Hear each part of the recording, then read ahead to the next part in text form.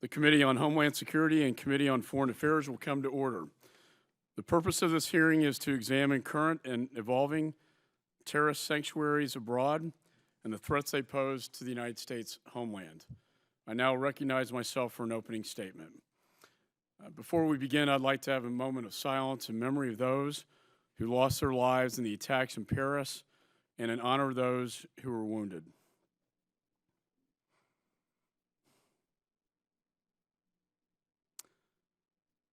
Today, we must make this much clearer.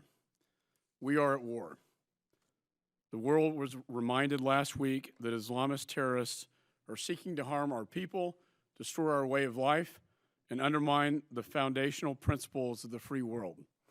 The Paris attacks also confirmed our worst fears, that of the thousands of foreign fighters who have gone to Syria and Iraq to join ISIS, some would be deployed to bring terror back to the West.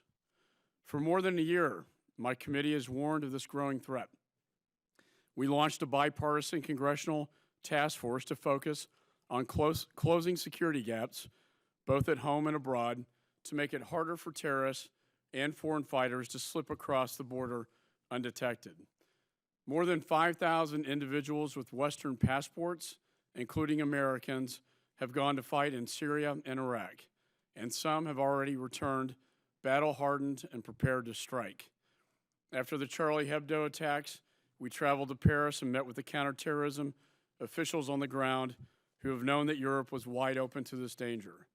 And we conducted site visits along the jihadi superhighway from Western Europe to Turkey and then into the conflict zone. Our findings were alarming. This September, the committee's final task force report concluded that we are losing the struggle to stop Americans from going overseas to join jihadist groups. And it announced that the gaping security weaknesses overseas are putting the U.S. homeland and our allies in danger. These worries have materialized. We know that jihadists exploited these gaps to plot and execute the worst terrorist attack on French soil since World War II. The world is now looking to America for leadership and for a clear-eyed understanding of the threat. ISIS is not contained, as the president says. ISIS is expanding globally and is plotting aggressively. In a matter of weeks, it executed major external terrorist plots on 3 continents, destroying a Russian airliner, conducting suicide bombings in Lebanon, and launching a mass attacks on the streets in Paris. ISIS is now responsible for more than 60 terrorist plots against Western targets, including 18 in the United States. Here at home, we have arrested more than 70 ISIS supporters over the last year. That's on average more than 1 per week. And the FBI says that it has nearly 1,000 ISIS-related investigations in all 50 states. If this is not a war, then I don't know what is. America cannot wait for terrorists to launch their next attack. The security of the free world depends on our response, and we must respond immediately. We can start by securing the homeland. Our task force report will not sit on the shelf. We are taking action to turn our recommendations into reality. Soon we will release legislation designed to help close security loopholes and keep terrorists from reaching our shores. We will also work to make sure terrorists do not infiltrate refugee flows to sneak into our country, as some apparently did to reach France. Today, we released a report laying out the preliminary findings of a nearly year-long investigation into counterterrorism challenges associated with Syrian refugee flows. The results of this review are sobering. While we are proud of our humanitarian tradition of welcoming refugees into our country, this is a special case. The President's own intelligence and law enforcement officials have warned this committee of the risk involved with the Syrian refugee program in the high-threat environment, and I have to take them at their word. I've called upon the President to temporarily suspend Syrian refugee admissions into the United States until we can improve the screening and vetting process. but we cannot wait for the President to take action. Congress will act immediately to make sure the system is more secure. Americans are worried about the terror threat level, and my promise to the American people is that we are working hard to strengthen this country's defenses. And my promise to our allies is that we stand ready to help you to do the same. But as we will discuss today, the rise of radicalism cannot be reversed without confronting the problem at its source. Terrorist sanctuaries where jihadists recruit, train, and plot against us. In Syria, we are witnessing the largest global convergence of jihadists in world history. Yet the President's plan is to contain rather than roll back the threat. And what we have seen as a policy of containment leads to a constant stream of terror. We need a strategy for victory in the war against Islamist terror, and that strategy must begin in Syria. Our enemies have said that the latest attack is just the beginning of a storm, and our message back to them must be clear.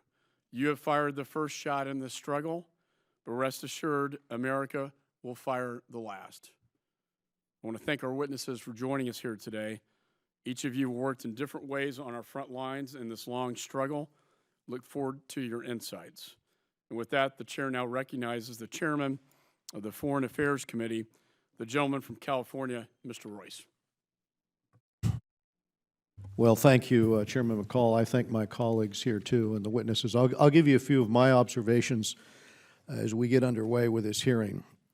But the first is, I think if we go back to the 9/11 Commission and we look at their core finding, what they warned us of in the future is that terrorists should be allowed no sanctuary. Because if we ever gave them sanctuary again, we would see the consequences of that in terms of attacks potentially on our homeland. Why did they say that? They said that if they have safe haven, if they have this time and space available to them where they're going to be able to go forward with their capabilities of making bombs or training with automatic weapons, we could see them attack the West again as a consequence of allowing them to have that safe haven. And in this particular case with ISIS, we have a terrorist organization that believes that anyone who does not share their worldview are apostates. In other words, when you saw their attack on civilians in Beirut, Lebanon, the argument was that those Shia in the marketplace, those women and children were apostates. The attacks on the young people in Paris, the argument there again, they're apostates. So when it comes to a philosophy like that, I think the administration is on the wrong track with this strategy of containment. You can't contain a terrorist organization like that intends to establish a state and use it to train and recruit in order to carry out its attacks overseas. You've got a second point that the 9/11 Commission, I think, would make. I think they would have been dismayed to have watched ISIS, who say in their playbook that their goal is to take over territory. I think they would have been dismayed to watch for 12 full months as ISIS took town after town, starting with Raqqa and going into Fallujah and Ramadi and all the way up to Mosul. 12 months when our air power was not allowed to take off and hit any of these ISIS targets. Over and over again, we in the Foreign Affairs Committee, members on both sides of the aisle, called for the use of our air power to stop ISIS from taking these cities and taking territory. We know that we had allies in the Pentagon, and we know that we had an ally in the ambassador in Baghdad. And yet the decision was made by the administration not to take action until finally Mosul itself had fallen. And the central bank itself of Iraq was in the hands of ISIS, close to $1 billion in the hands of this terrorist organization. So given that ISIS believed that a necessary step in undermining democracy and setting the stage for their ideology was to expand their territory. This containment strategy is a very flawed position. Now, the fighting force of ISIS itself is another issue here, because on balance, it has not shrunk, and it hasn't shrunk because of the virtual caliphate that they've set up on the internet. They have now attracted 30,000 foreign fighters into ISIS. And when you look at the more than 100 countries that they've recruited from, it's clear again that the containment strategy, far from being a disincentive, has actually allowed them to say that we are advancing in terms of our strategy and our recruitment. Young men are watching them on the advance. 4,500 hold Western passports of these ISIS fighters. 250 of them are Americans. In France's case, 1,800 of its citizens are entrenched now in jihadi networks, and this terrorist diaspora is not far from France and is a plane ride away from here. So now with this conundrum that we're in, we hear this argument from ISIS, as the FBI director so aptly summed it up: troubled soul, come to the caliphate, you will live a life of glory, and if you can't come, kill somebody where you are. Now that's the other aspect of what we're now dealing with, the ability to attack us here by recruitment through the internet. So, to hit ISIS from the air, this is a major conundrum, because we're here that 75% of the time pilots are returning without dropping ordnance. We're hearing from those pilots who tell us that they're not given the ability to target even when they have a clear sight. There won't be collateral damage. They still can't get clearance. We heard this last week. We haven't had an aircraft carrier in the region for 2 months. And frankly, now, a year after the UN Security Council acted to curb travel by foreign fighters, only 12 countries have databases allowing for quick risk assessments of travelers. So, given all of this, it is time for a broad, overarching strategy for Syria and beyond Syria. It was also the 9/11 Commission that criticized the U.S. government. They told us, you're too stovepiped. Congress isn't immune to poor communication and coordination.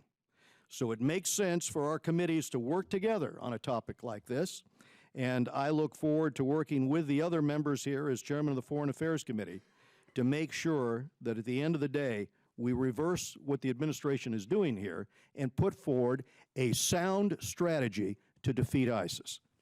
Thank you, Chairman. Thank the Chairman. The Chair now recognizes Ranking Member of the Homeland Security Committee, Mr. Thompson. Thank you very much. I thank you, Chairman McCall, and Chairman Ross for holding today's hearing. I also thank the witnesses for their testimony that they'll give during this hearing. I stand with my colleagues in expressing my condolence and support for the people of France. As Americans, we stand in solidarity with our French allies. The terrorist group ISIL has claimed responsibility for the attacks that were carried out last Friday in Paris. The attacks were a chilling manifestation of the reach of the ISIL terrorist network in Europe. On Monday, President Obama announced a new bilateral agreement with France to share intelligence and operational military information more quickly and more often. This move will close information gaps that have existed with our European partners. The bipartisan task force organized by Homeland Security cited this gap as a major finding of its recent report that examined the threat posed by foreign fighters. Consequently, we welcome enhanced information sharing with France. It has been reported that a fake Syrian passport was found with one of the terrorists who carried out the deadly Paris attack. Since 2011, Syria has been a country torn by civil war, with an estimated 4.2 million Syrians forced to flee from their homeland. While the United States is the largest donor of humanitarian aid to Syria, President Obama announced earlier this year that we do more and work with the UN to provide shelter to 10,000 refugees who are in refugee camps, primarily in Turkey, Jordan, and Lebanon. As we continue to discuss America's involvement with Syrian refugees, it is important that we as federal policymakers embrace fact, not fear. The Syrian people are the primary victims of the violent conflict in Syria and the brutal actions of ISIL. They are the most vulnerable to the violence and know firsthand the cruelty of terrorists have brought to their communities. Syrian refugees, like others who are given safe harbor in the United States, are fleeing dire, even life-threatening situations. The migrants who have fled and continue to flee to Western Europe will not be considered for protection in the United States, as they will seek protection in European countries. The United States has the benefit of an ocean and time to separate us from the flood of humanity that Europe is struggling to manage. In stark contrast to what is occurring with migrants arriving in Europe, our government has the time to thoroughly screen refugees before they are admitted. Our extensive and deliberative vetting process takes, on average, between 18 and 24 months. An individual seeking refugee status in the United States cannot step foot in the country until the Department of Homeland Security has made a determination of admissibility, having applied our federal prioritization criteria and subjected the applicant to extensive biometric and biographic checks, multiple in-person interviews, and medical screenings. While concern about the risk associated with unknown persons in refugee population is understandable, particularly in the wake of last week's heinous attacks in Paris, we must not lose sight of the fact that 3/4 of the refugee population are women and children, and the U.S. government will be highly selective on which applicant it approves. Providing safe harbor to individuals who no longer have a home because of war and violence is a humane and American thing to do.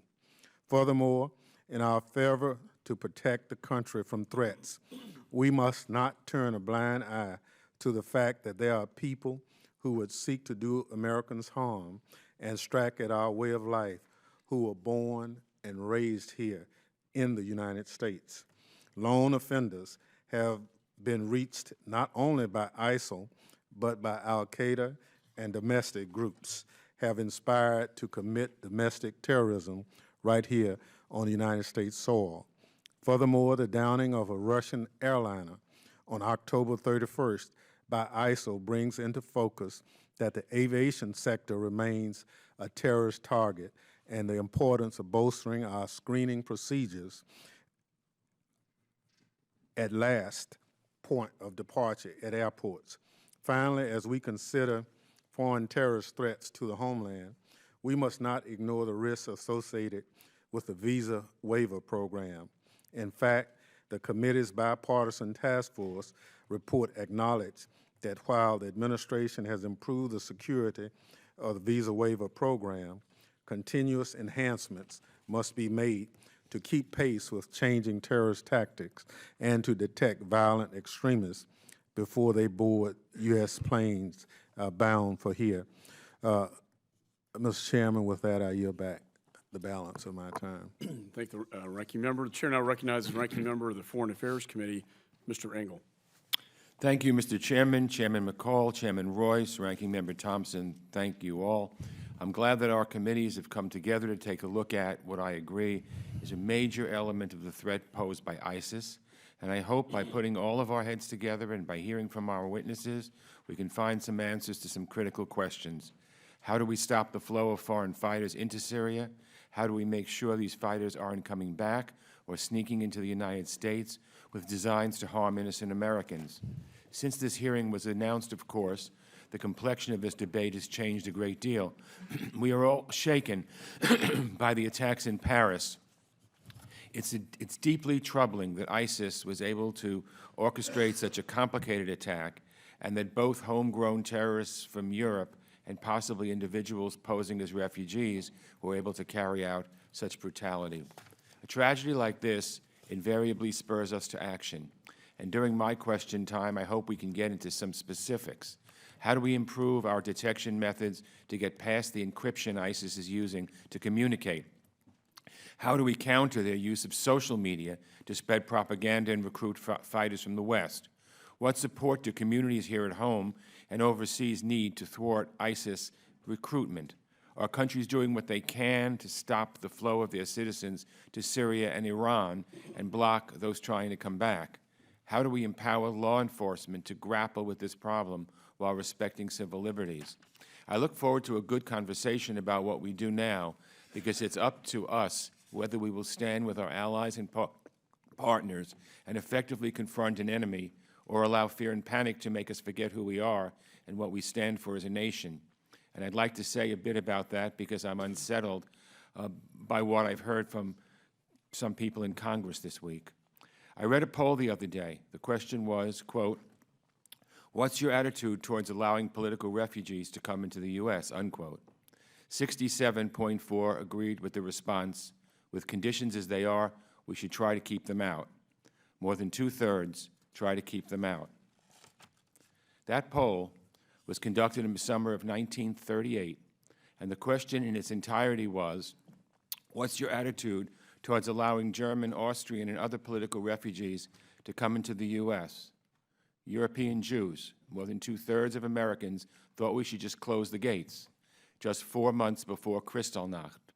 And so less than a year later, that attitude sealed the fate of the men, women, and children on board the ocean liner St. Louis. Nearly 1,000 refugees, most of them German Jews, boarded the ship with the hope of finding safety across the Atlantic. After being turned away in Cuba, those on board the St. Louis turned their sights towards the United States. They came so close to Miami they could see the lights. Their cables to the White House and State Department begging for safe haven went unanswered.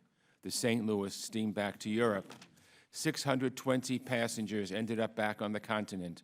254 of them died in the Holocaust. On board the St. Louis, they had passed close enough to Miami to see the city's lights. Syrians are fleeing their homes because life in Syria for the last 4 years has meant not knowing when Assad will drop the next barrel bombs or release poison gas. It has meant watching community after community fall under the merciless and medieval rule of ISIS. Often with just the clothes on their backs, men, women, and children are struggling to escape, not because they agree with terrorists, but because terrorists have destroyed their lives, and staying behind could very well ensure their deaths. Let's remember, these people are the victims of ISIS. They're fleeing from ISIS. They are not ISIS. So will we now slam the door in their faces? The process the United States uses to screen refugees is the most rigorous of any investigation of any individual trying to enter this country. Biometric screening to match their fingerprints and vital statistics against any known troublemakers, interviews with the Homeland Security Department, background checks by the State Department, the Defense Department, and the FBI, a medical screening and orientation program, and we all know there are other measures in place that we can't discuss in this open setting. It can take years. Do we need to ensure we're following these procedures to the letter? Absolutely. Do we need to enhance procedures? Absolutely. Can we abandon our values as a nation out of fear? Absolutely not. My grandparents, all 4 of them, were Jewish immigrants from Ukraine. Like millions of others a century ago, they arrived in New York before World War I, in New York Harbor, and saw our country's front doorstep the most enduring symbol of freedom the world has ever known. A mighty woman with a torch whose flame is the imprisoned lightning, with her name, Mother of Exiles, the Statue of Liberty. The words of Emma Lazarus on the Statue of Liberty, "Give me your tired, your poor, your huddled masses yearning to be free." The huddled masses we're talking about, Syrians, Yazidis, and Kurds who are desperate. And when I hear suggestions that maybe we should only take Christians or that all these orphans would be such a burden, or that state or another state wants nothing to do with these refugees whatsoever, I'm reminded of the St. Louis and what happened to her passengers, and I think of what we could have done differently. I hope that decades from now our successors don't look back to the year 2015 with the same regrets. So let me say in conclusion, we can do a smart thing and the right thing at the same time. We can stop the flow of foreign fighters to ISIS and safeguard against attacks here at home without succumbing to panic and xenophobia. Let's choose the path forward that protects the United States and that defeats our enemies without abandoning our values and repeating history's mistakes. Thank you, Mr. Chairman. I yield back. I thank the ranking member. Other members are reminded that opening statements may be submitted for the record. We're pleased to have a distinguished panel of witnesses before us here today. Our first witness is General Jack Keane, who's a retired four-star general of the United States Army and current chairman of the board at the Institute for the Study of War. Previously, he served as Vice Chief of Staff of the United States Army. Thank you, sir, for being here. Our Chairman. second witness. Oh, I'm sorry. I'll get to you in a minute. Second witness is the Honorable Matthew Olson, who currently serves as President of Business Development at IronNet Cybersecurity. Previously, he served as the Director of the National Counterterrorism Center. And our third witness is Mr. Peter Bergen, who is the current Director of the National Security Studies Program at the New America Foundation. Mr. Bergen also serves as the National Security Analyst for CNN and Fellow at Fordham University Center on National Security. Thank you, sir, for being here as well. The witnesses' full statements will appear in the record. The chair now recognizes General Keane for his opening statement. Chairman McCall, Chairman Royce, ranking members Thompson and Engel, distinguished members of this joint committee, thank you for inviting me to testify today. I'm honored to be here with Matt Olson and Peter Bergen, both who I've known for years and have great respect for. Listen, please refer to the map that's provided at your seat. Looks like this, provided by the Institute for the Study of War, which I will reference in my remarks. I'll confine my remarks to ISIS in the interest of time. ISIS is the most successful terrorist organization in modern history. It is driven by a religious-based ideology with significant geopolitical objectives to establish an extensive caliphate that touches the Middle East, Africa, Asia, and Europe by dominating all Muslim lands, and an apocalyptic event in Europe that carves out an ISIS enclave. ISIS has three major thrusts. The first is to defend Syria and Iraq. While ISIS has lost some territory, it views operations in Syria and Iraq as largely successful because it controls large swaths of territory, is recruiting successfully, maintaining tactical and operational initiative, and is able to logistically sustain its forces. The second thrust is to use its headquarters in Syria to expand what it terms the near abroad. On your map, see the areas with the black stars or crosses. By establishing affiliate organizations they term wilayats, which is a formal relationship in 9 countries and regions.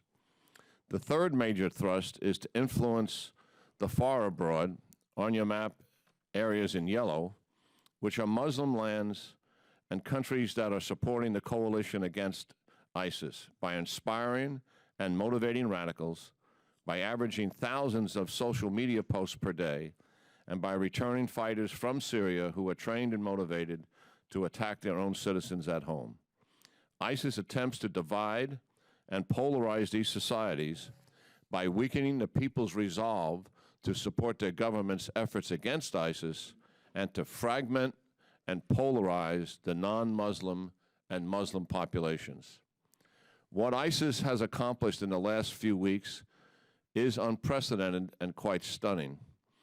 While conducting a conventional war in Iraq and Syria, ISIS has staged terrorist attacks on a global scale against the people from the countries who are fighting ISIS. The result is almost 900 casualties in 12 days, both killed and wounded, who are Russian, Lebanese, and mostly French in Paris. Can you imagine the impact if the Nazis were conducting terrorist activities in major American cities while the United States was fighting the Nazis in Europe? So what can we do about ISIS? Clearly, ISIS is not contained and is far from defeated. The United States and our allied partners need to wake up. ISIS is at war with us and civilization. But in my judgment, America is not truly at war with ISIS, not the President, nor the Congress, and certainly not the American people. We need to throw out the policy of, quote, strategic patience, which is an excuse for a lack of an aggressive, coherent strategy. Recognize that dragging out the war provides ISIS with a degree of invincibility, a sense of destiny and purpose, shrouded in the aura of success.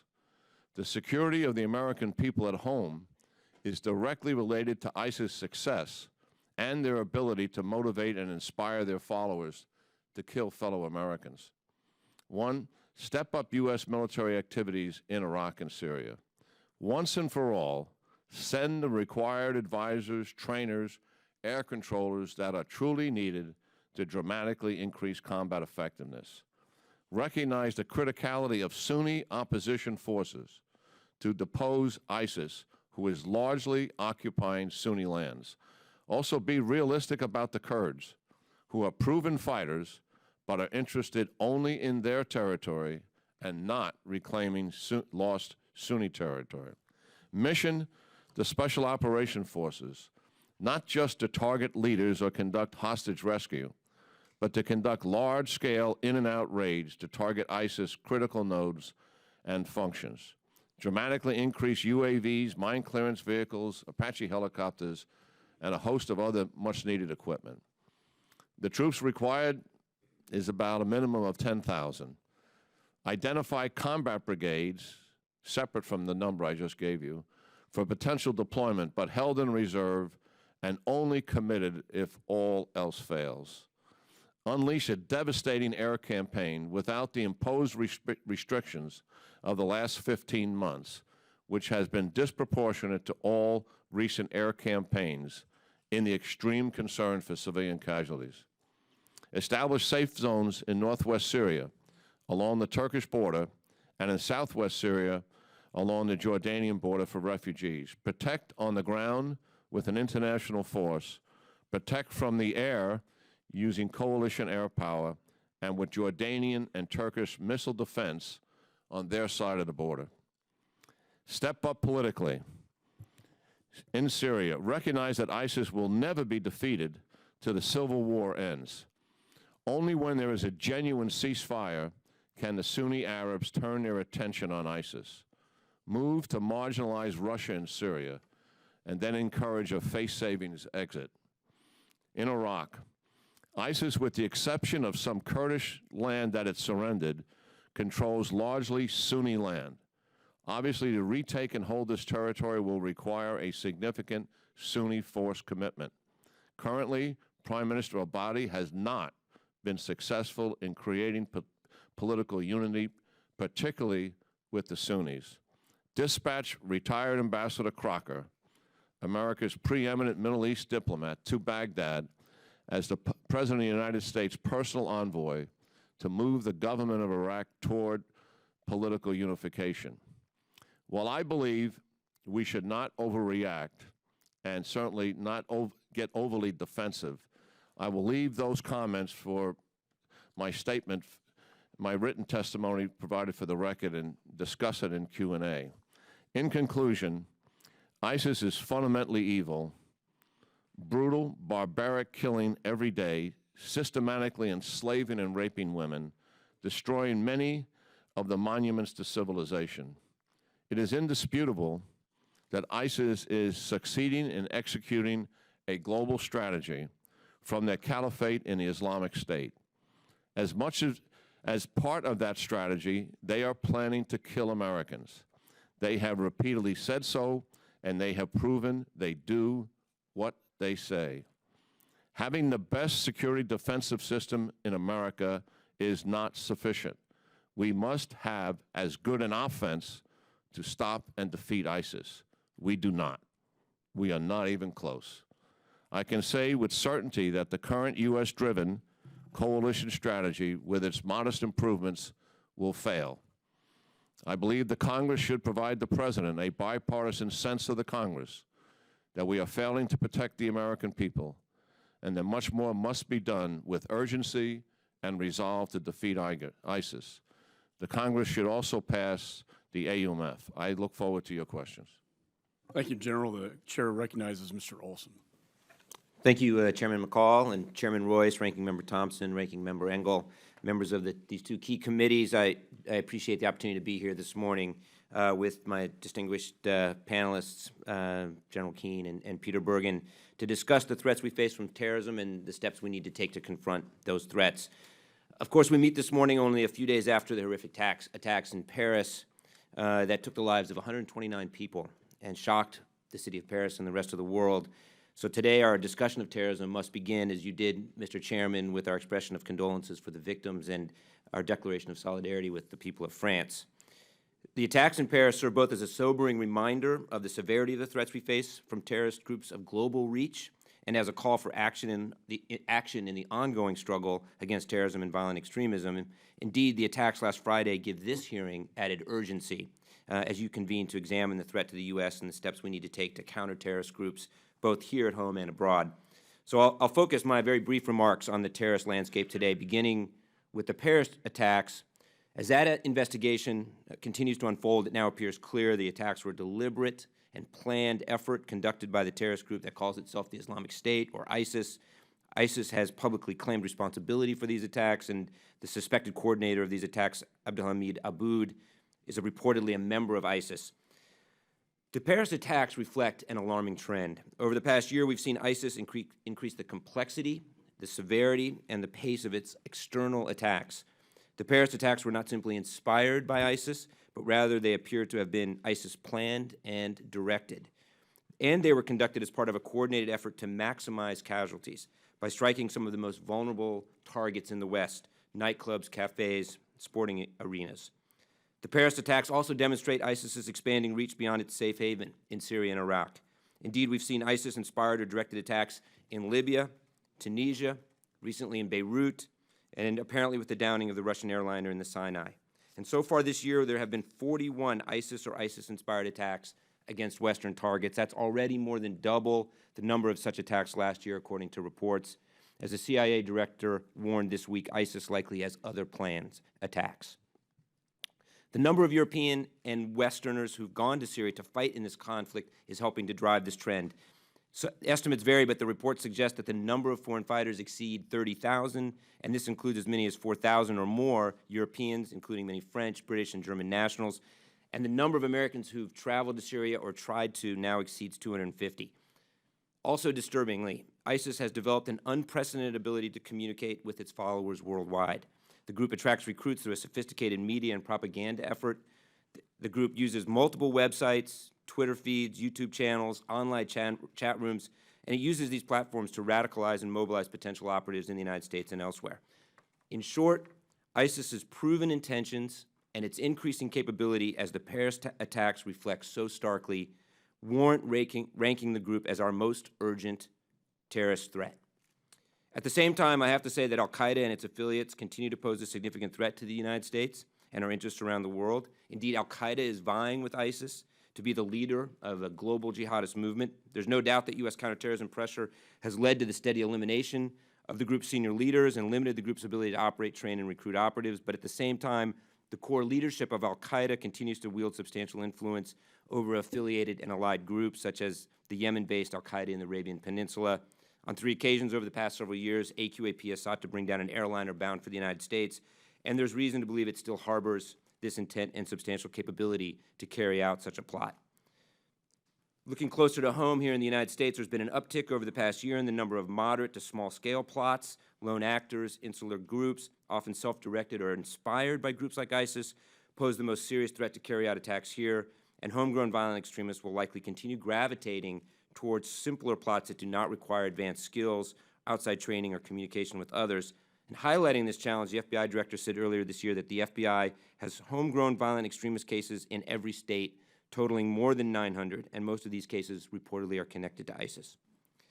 Finally, 3 broad trends that I want to identify make it much more difficult for our counterterrorism professionals to prevent attacks here in the United States. First, it is increasingly difficult for the intelligence community to collect specific intelligence on terrorist intentions and the status of developing plots. The illegal disclosure of our intelligence collection methods and techniques gave terrorists a roadmap on how to evade our intelligence, and they're taking advantage of this.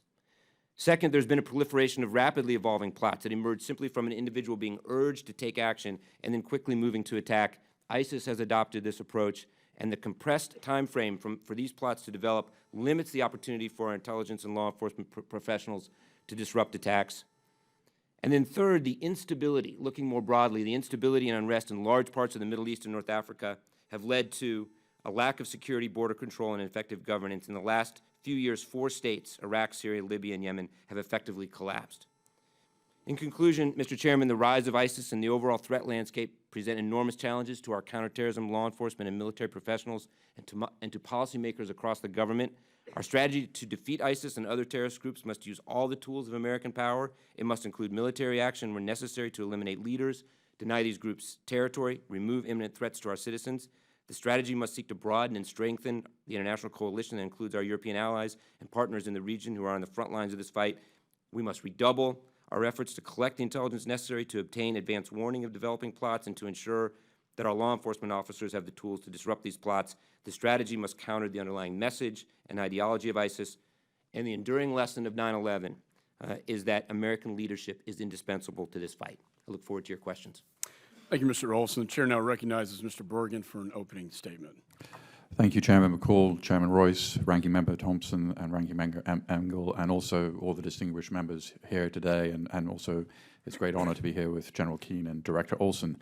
I work at a foundation called New America. This week, we released a report of 474 named individuals, Western foreign fighters, from reliable press accounts and also from court records, in order to bring some light to the question, who are these Western recruits signing up for ISIS? And we found the following interesting findings. For a start, the demographic profile of the militants drawn to the Syrian war is very different from previous jihads. Most notably, 1 in 7 of the militants is female. We just found out last night that one of the people who was killed in the raid in Saint-Denis in Paris was a female who blew herself up. They're also very young. The average age is 24. For the females, it's even younger. It's 21. They're very active online, unsurprising given their age. In the United States, we found that 9 out of 10 were active online, by which I mean not just sending emails, but posting regularly on jihadi websites, active on social media. Many have familial ties to jihadism. We found 1/3 of the Western fighters have a family member in some way involved in the jihad. For instance, in Paris, we found 2 brothers who were involved in the plot, one of whom is still being sought by police. We've seen people getting married in Syria. Part of the attraction for people going to Syria is that they in their own minds may find a perfect marriage partner. ISIS presents itself as creating the perfect society, and you can come and marry the man or woman of your dreams. The American profile of these militants is very similar to the Western foreign fighter in general. They're young. 1 in 6 are women. Their average age is 25. A lot of these Western foreign fighters are dying in Syria. Syria is obviously a very dangerous conflict. Half the males in our data set are dead. 6% of the females, even though they're not fighting on the front lines, the war is very dangerous. The threat to the United States from returning foreign fighters is low. We've only seen so far 1 returnee who is plotting some kind of act of violence in the United States. The threat really in the United States is much more from people inspired by ISIS, and we've seen Garland, Texas, and other cases where there were serious plots. Of course, the threat to the United States comes as the ranking member indicated from countries with a visa waiver program, and making sure that that program works as successfully as possible, of course, is vital. The threat from returning fighters to Europe is much greater than it is in the United States. The facts in what Paris speaks for itself. Few of the Western fighters who have traveled to Syria and Iraq are in government custody. Only 1/6 in our data set are in government custody. The most popular route to Syria is through Turkey. In the cases of militants, very few militants are going via any other route other than Turkey. We could find only 1 case of a fighter who went via Lebanon. And the majority are joining ISIS. Director Olson mentioned Al-Qaeda, the Nusra Front. We found only 1/10 of the foreign fighters are joining Nusra, and only 6% are joining other jihadi groups. So in the brief time I have left, what can be done? I think, reading the House report from 2015, which is obviously very thorough, I think the key recommendation is the fact that we simply don't know who these foreign fighters are. creating a global database of exactly who the foreign fighters are is absolutely key. If we don't know who they are, how can we prevent them coming into this country or anywhere else? Interpol has a list of about 4,500 fighters. As Director Olson pointed out, there are 30,000 foreign fighters. So we only know a very small percentage of the people who've gone. We should also enlist defectors to tell the real story about ISIS. There's nothing more effective than a former member of ISIS explaining that ISIS is not creating utopia here on earth, but instead hell on earth. Amplify voices such as the Syrian opposition group, Raqqa is being silently slaughtered, which is by far the most effective of the opposition groups in terms of the information coming out of Raqqa. Support the works of clerics such as Imam Muhammad Majid of Northern Virginia, who has personally persuaded at least 5 American citizens not to go to join ISIS. Nothing is more credible than a serious cleric explaining that ISIS is not an Islamic group. Keep up pressure on social media companies such as Twitter and ISIS to bring down material which is, after all, against their own terms of use. Earlier this year, Twitter quietly took down 2,000 accounts used by ISIS supporters, and we should continue to make sure these social media companies keep doing that. And as General Keane indicated, ISIS's main selling point is it's victorious. And so if we can damage that claim significantly, and he has outlined a number of ideas about how to do that, the caliphate shrinks as a physical entity. It will also shrink as an entity that is appealing to people around the Muslim world. And by the way, just one quick other thought. The Turks have actually done quite a good job on foreign fighters, having been very lackadaisical initially. If you look at ISIS's own propaganda, since early 2015, the Turks are saying, do not be aware that Turkish intelligence agents are not your friends, and don't go across the border as you used to in the past. This is a whole new ballgame. So we basically encourage the Turks to continue doing the work they're doing, help them with, if they're border patrol, people need more assets. I think that's the most important thing that can be done in terms of the Western foreign fighter flow to ISIS. Thank you, Mr. Bergen. Chair now recognizes himself for 5 minutes for questions. This was a foreign fighter event, the Paris attacks. ISIS now has demonstrated great capability beyond the caliphate. Before they were focused on the caliphate itself, now we've seen 3 external operations in just a matter of weeks. To me, it's very disturbing. The mastermind of the Paris attacks, Mr. Aboud, recently bragged about traveling to and from the conflict zone without getting caught. And recently he was quoted in Dabiq magazine, which is the ISIS publication, basically saying, quote, "I was able to leave and come despite being chased by so many intelligence agencies. My name and picture were all over the news, yet I was able to stay in their homeland, plan operations against them, and leave safely when doing so became necessary." ISIS is blatantly seeking to exploit security gaps into the West. They are also looking at refugee routes as a pathway for the jihadists. And in fact, ISIS, in their own words, stated that they will exploit the refugee process to infiltrate the West.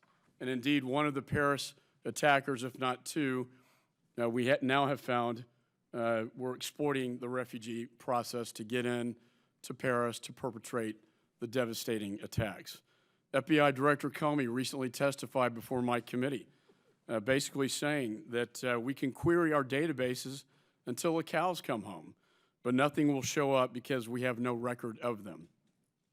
Yesterday, I introduced a bill that will put the brakes on this Syrian refugee program until the FBI Director, the DNI, and Secretary of Homeland Security can demonstrate to us that these individuals can be properly vetted and that they do not pose a threat to this country.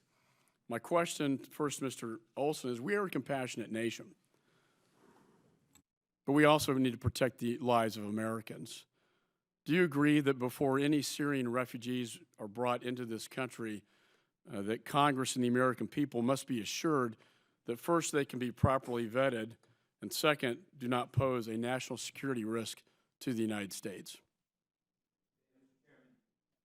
Mr. Chairman, certainly that proposition is accurate and true, and I agree with it. In other words, that the vetting process that is in place for any individual coming here through the refugee program needs to be as stringent as possible, and all possible assurances need to be in place that the person doesn't pose a threat.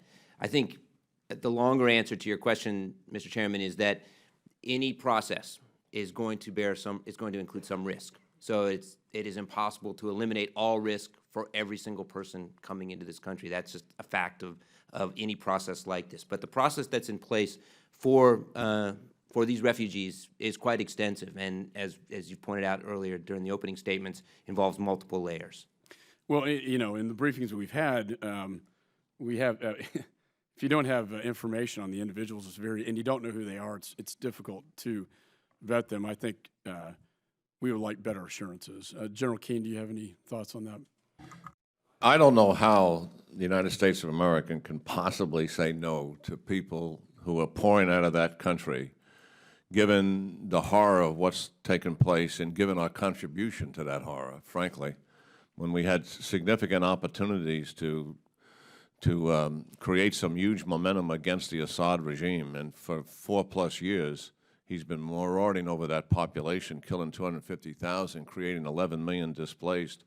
And some of those obviously have the opportunity to come here. I'm absolutely convinced that you're doing the right thing by pausing and making certain that the Congress takes a look at the executive branch's plans and make certain that it's reasonable what we're doing in terms of the vetting process.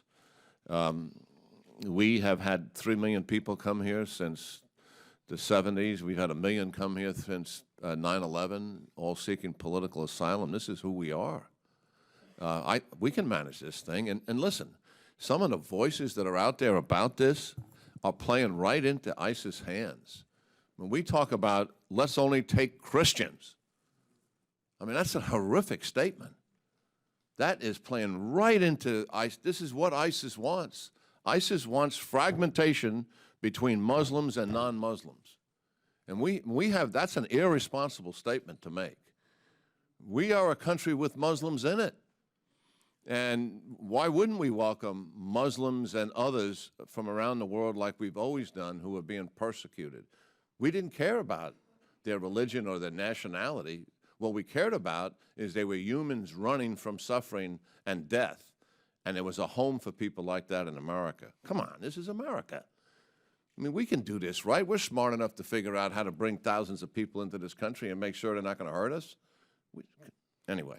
Let me, and we will continue to have this refugee crisis until the root problem is resolved, and that is a conflict in Syria. What are your thoughts, General, on the Article 5 invocation potential with France, what the role of NATO could be with respect to Syria, and now with Russia in the region further complicating the issue? How do you see the path forward? You asked that of me, Chairman? Yes, sir. Okay. I think the NATO issue is largely France's decision. I don't think we should have an advocacy for it except to support it if they make the case for it. I mean, clearly, what we have looked at terrorism in the past, and particularly in NATO countries in Europe, it has grown out of their own countries by their own citizens largely. What makes this different is that there is the Islamic State, which is motivating, inspiring, and in this particular case, as Director Olson said, may in fact have been directing it. That does change it, I believe, in terms of Article 5, and they certainly have the right to invoke it. I don't expect much from the Europeans, to be quite frankly, about this. I mean, I think the Europeans have lost national will, even to fight for themselves, much less for somebody else. And I think the French will stand up and do what they need to do. Just our British friends, for example, just think about this. The Islamic State has declared itself, and the border between Syria and Iraq does not exist anymore. And the Brits are attacking in Iraq but not attacking in Syria. I mean, what an absurdity that is. And not going after the enemy that's declared itself the Islamic State. I'm not hopeful that NATO will do much of anything here, frankly. Quick question and a short answer. The administration seems to be taking its eye off the ball in Syria, and now we're in a mess right now. To what extent do you think the Iran negotiations had any influence on our inability to deal with Assad and the Syrian situation? I think they have everything to deal with perpetuating the civil war in Syria. I think it has always been the elephant in the room. When many of the moderate rebels came here in 2011, that's when they began, when the war began, and they were seeking assistance, and the administration was saying no. They met, probably some of you, they may even met with me. That's how desperate they were. And then in 2012, remember this, Clinton, Panetta, Petraeus, and Dempsey recommend to the administration that we need to arm the Syrian moderate rebels robustly and train them. The president said no. And that is a competent security team making that recommendation, in my judgment. In 2013, as a result of crossing the chemical line, the chemical red line, we did not take the action which if we had taken it, we would have shut down Assad's air power. And what did we get for that? Syria still has chemical production capability. Syria still has chemical weapons. Admittedly, nothing on the scale that they did have, but we said they would never get rid of all of that. I believe those decisions were largely driven by the Iranian nuclear deal, that we did not want to disrupt it.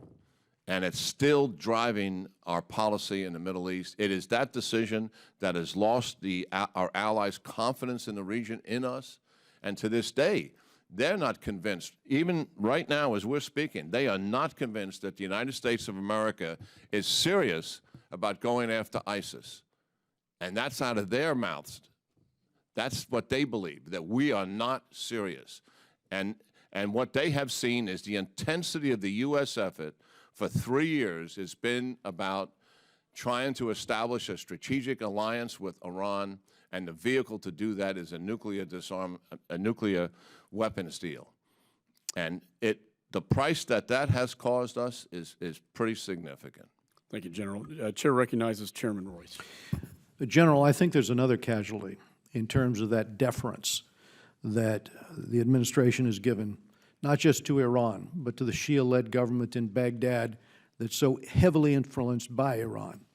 One of the great conundrums here has been our failure to arm our allies, and whether that's the Sunni tribal leaders who meet with us and ask for that support from us, or whether it's the Kurdish leaders who had an opportunity on a 650-mile front. 30% of their battalions are female, as you know, fighting against ISIS. And we've had their foreign minister here 3 times to request some modicum of ammunition and weaponry that would allow them in this face-off against ISIS to have the advantage, whether it's artillery, long-range mortars, anti-tank weapons. You've got women out there on the line in these Peshmerga units. You've got young Yazidis without weapons, young men. We had a Yazidi girl testify before our committee that she was taken in combat. All the men were killed. They didn't have weapons. She said, why can't you arm some of the Kurds, some of the Yazidi men? She said she herself was taken captive and sold to an American who was recruited, he told her, 4 years ago to ISIS. He thought ISIS was invincible. He was watching ISIS on the internet. He was converted to ISIS's philosophy. He came there, and now he subjects her as a Yazidi because he tells her, you're an apostate. It's my responsibility under my code to have you submit to me. So this is the life they're living in a situation where, as I said before, you went 12 full months while ISIS was on the march without the United States using that air power. And now as the pilots come back to talk to us, they say 3/4 of our ordnance we can't drop, we can't get clearance even when we have a clear target in front of us. I do not understand this strategy at all, because this is what has allowed ISIS the advantage and the ability to recruit. So I wanted to ask you about that subject, arming the Sunni tribesmen, giving the Kurds the ability on the ground. They have 180,000 Peshmerga forces. They're good fighters. Yeah. Well, I obviously have strong feelings about all of that. It was in my statement. But, I mean, here's what was so fundamentally flawed. in the strategy. I think the president's decision and his national security team to work through local indigenous forces in Iraq and what is in Syria as the main ground force to go after ISIS and take their caliphate in Iraq and Syria away from is sound. That's a sound strategy. And most of us do not want U.S. combat brigades taking on that role. Then why not arm them and why not give them the effective air support? That's what I'm trying to answer. And so if you believe that's the strategy and you're trying to avoid the very thing that you don't want to do, and that is eventually have to commit U.S. combat brigades, that's what you don't want to do. But yet you know you got to defeat ISIS for the sake of the security of American people and our interests, then why are we not all in on supporting that weak hand, that we know they have a weak hand? We got to strengthen that hand, and whatever it takes to strengthen that hand should have been the policy. In other words, all the equipment it takes, and the best equipment that we can have to support them, all the weapons and ammunition they need, not 300 trainers, thousands of trainers to get the kind of output you want. So we get not a few hundred trained, but tens of thousands trained is what we need as an effective ground force to deal with these guys. And certainly the whole bureaucratic nonsense of taking care of the Kurds and buying into this business of, well, you're going to have to pass it all through the Baghdad government. Just muscle a Baghdad government to get out of the way. And that's what we should have done. The Iranians muscle them every day, and we should certainly have done that. Now, I have talked to two Kurdish officials recently, one KDP and one PUK, all within the last 10 days, and there has been some improvement in this area. But believe me, it's still not where it should be. That's your point. And the other thing is, on the air power, this has been an absurdity from the beginning.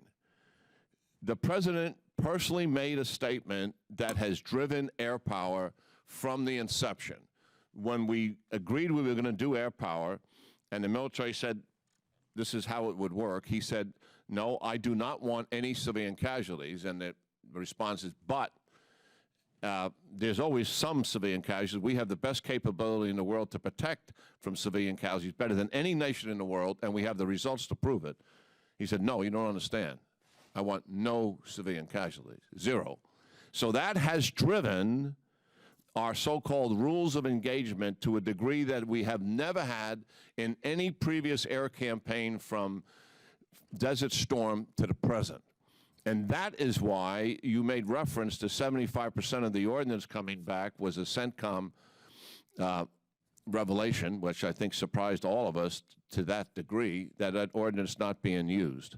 Now, we have a new chairman of the Joint Chiefs of Staff, smart, and he's got some spine.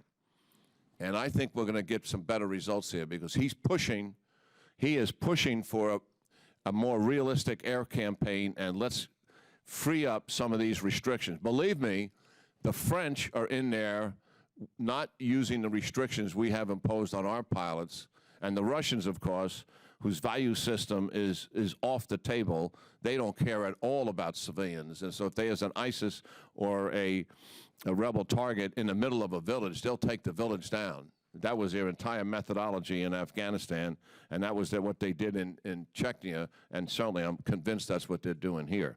But we can do this, Mr. Chairman. We know how to do this. We can have a very effective, devastating air campaign that would get us results. It will not win the war, but it can certainly keep ISIS in its holes, take away their tactical initiative, and put them on the defense and get them off the offense, put so much pressure on them that they're not sending out, they're not hitting 20,000 media sites per day with 15 to 20 new pitches per day. Why? Because they're worried about being bombed. General, if I could just respond to your one observation about the Kurds finally getting some of the weaponry. I think that's because we got the amendment that I worked on into the NDAA Act so that the administration's feeling the pressure on that, but it is still obviously not being done to the extent that would turn the tide of battle decisively. And second, I would just point out this point on the air campaign. To have gone 12 months without any ordinance being dropped on Fallujah, on Ramadi. Now, I'm talking about open columns on the open desert in pickup trucks with black flags flying. And the concern about not having collateral damage, that we cannot hit those columns, as they took 12 major cities across Syria and Iraq before we even began, after the fall of Mosul, to do anything. This does not send the message from the administration that they intend to do anything except contain this problem. And that has to be reversed. ISIS has to be defeated. Listen, I agree with you, Mr. Chairman, but that's a slight exaggeration, what you just said. And I just want to make a statement here for a second. Listen, months into this campaign, we were not permitting convoys of ISIS with flags rolling down roads. We took those guys off the roads a long time before that. That was not happening. The attack on Ramadi, they came into Ramadi largely in civilian vehicles, not even in convoy. They came down the Euphrates River Valley outside from Syria. Ramadi is in the Iraq version of the Euphrates River Valley, obviously. And they infiltrated, is the military term we would use, to create the kind of combat power that they needed. There are no convoys of ISIS running around the battlefield today. Not today, but remember, until the Yazidis were on the mountainside and until they were attacked on that mountainside, that was the first effective use of air power or commitment to use air power that I saw in this entire endeavor, despite our efforts continuously to deploy it. But my time's expired, but thank you very, very much, General. Chair recognizes Mr. Thompson. Thank you very much. Mr. Olson, in response to the chairman's question, you made a statement that it's virtually impossible to eliminate all the risk in a refugee program. Can you talk a little bit about that? Sure, absolutely. I mean, first of all, I think the critical point here is that when it comes to the refugee program, the ones we've used in the past, and certainly what we're applying with regard to Syrian refugees, there's really no program in the world as extensive as what the United States does in terms of looking at the background information, the intelligence, the biographic information. It includes interviews of each potential refugee. It includes gathering biometric information. The process itself takes 18 to 24 months, all told. And then finally a decision will be made at that time before anyone's let in. And in terms of the populations that are being considered, remember that it's the most vulnerable populations in Syria. It's the women, children, families. And from what I've seen in terms of the individuals let in so far, it's only a very, very small percentage, a small fraction that are middle-aged, military-aged men. So I would fully endorse the remarks of General Keane in terms of who we are as a people and that we can do this in terms of managing this problem. But to answer your question directly, no process can eliminate 100% every bit of risk associated with it. Well, that's the point I'm trying to get to. So if I said that we would require the FBI director and the director of national intelligence to certify to Congress that each individual refugee to be admitted is not a threat to security of the United States, what would your response to that be? Well, I think that any process needs to include, it needs to be reasonable. In other words, there needs to be some way of looking at any individual as policymakers and understand that the process must be reasonable in order to work. So it can't be unequivocal or absolute, it seems to me, to be an effective process. Yeah. General, you raised a point that I had actually made note of. You said that if we stop the opportunity of refugees from coming to this country, that would potentially play into the hands of ISIL. Can you talk a little bit about that? Yes. ISIS in all their writings, I mean, this has grown into be a fairly sophisticated organization.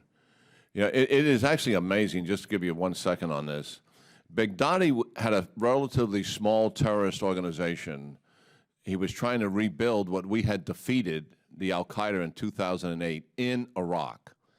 And because of the Syrian civil war stalemate, he made the most significant strategic decision of his movement, and that was to take his Iraqi-based, relatively small terrorist organization and go to northeast Syria because of the stalemated civil war and build a terrorist army and be able to recruit and train in the accomplishment of that, build up supplies, etc., have the time and introspection, not hiding in the shadows in Iraq trying to avoid government troops and police, operating openly in a vast swath of territory and building a degree of sophistication and publishing articles and eventually something like an annual report that we've seen. It's about that thick, in color, with pictures and the rest of it. And what he advocates is for them to be successful, they must fragment and polarize Muslim and non-Muslims. It is a key objective for their success, to grow the movement and also to isolate Muslims in the world from non-Muslims. They believe that will leverage them so they can actually grow an enclave in Europe, as an example, out of that struggle that's taking place. So yes, if we had a policy here now that would shut down, obviously, Muslims who are running from the horror of what's taking place in Syria, and shut them down because they're Muslims or because there may actually be a threat there, that plays right into his hands. That they will use that. They're already, I guarantee you that they have picked up on some of the statements that have been made in this town in the last few days, and those things are running all over their social media nets because it is exactly what they want, the polarization and fragmentation between Muslims and non-Muslims. Mr. Bergen, do you agree with the General's analysis of that? Yes. Thank you very much. Chair recognizes Mr. Engel. Thank you, Mr. Chairman. General, I have long advocated years ago helping the Free Syria Army when that proposal was put forward. I supported it. I put in a bill 3 years ago to do it, and I think the fact that we didn't do it was a major mistake. So I do agree with your analysis. But I wanted to ask you. You know, reports have shown that that ISIS wants to try to lure the United States into a ground war, into a war that they can fight. After our experience in Iraq, I'm not sure that we are ready to get bogged down into another ground war. It seems that every time we intervene, things seem to wind up worse than they were before. I never thought we would long for the good old days of Saddam Hussein, and he was certainly a bad player, but you look at what's happening now and you wonder if this is any better, and I would think it's not. And you can say the same thing about intervention in Libya and other places as well. So how can we be sure that we just don't get sucked in again and bogged down in another ground war like Iraq, which I don't think the American people really want or are ready for? Well, I totally agree with you, and I think most people do that I'm aware of, even those who are even critical of the administration. There are some, but most analysts are not calling for significant ground combat units to go back into Syria and go back into Iraq. Yes, you're right. That would be a plus in terms of what ISIS would make out of that, and they would probably move the remnants of their organization, to Libya or someplace else.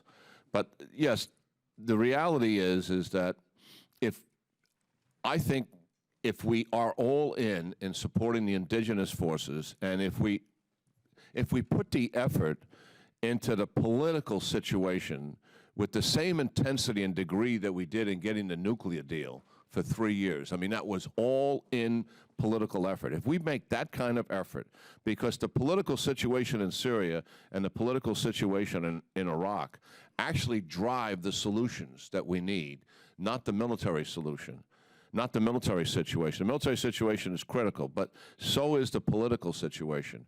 And we need to have that level of intensity and that level of effort to get the kind of political stability we need for the Sunnis to be able to step up in this fight. The second thing is, as I suggested in my testimony, our efforts to support these local indigenous forces has been, in my judgment, very inadequate. To avoid those ground combat brigades ever having been used, that is the answer. At least we have to try what that result gets. And then if we ever had to put combat brigades in there, as I said in my statement, I didn't ignore it, we would only do that in conjunction with an Arab and if NATO's involved, coalition. And we would not be I don't think we should be the majority of the force if that took place. It certainly would be largely an Arab Sunni force to be able to take back these Sunni lands, not the United States combat forces. They would probably like us to be there if it came to that situation with them. And if there was no other alternative, if this was the only way we can do it, then I would agree to doing that as a recommendation. But that's the thing that we truly want to avoid for all the reasons that you suggested. We want to avoid that. And these other options are still available to us to help us avoid that reality. Thank you. I want to get back to the question about refugees, and I'd like to make a statement and didn't ask anyone to comment on it. I think it's important to point out that Syrian refugees are fleeing precisely the type of senseless violence that occurred in Paris.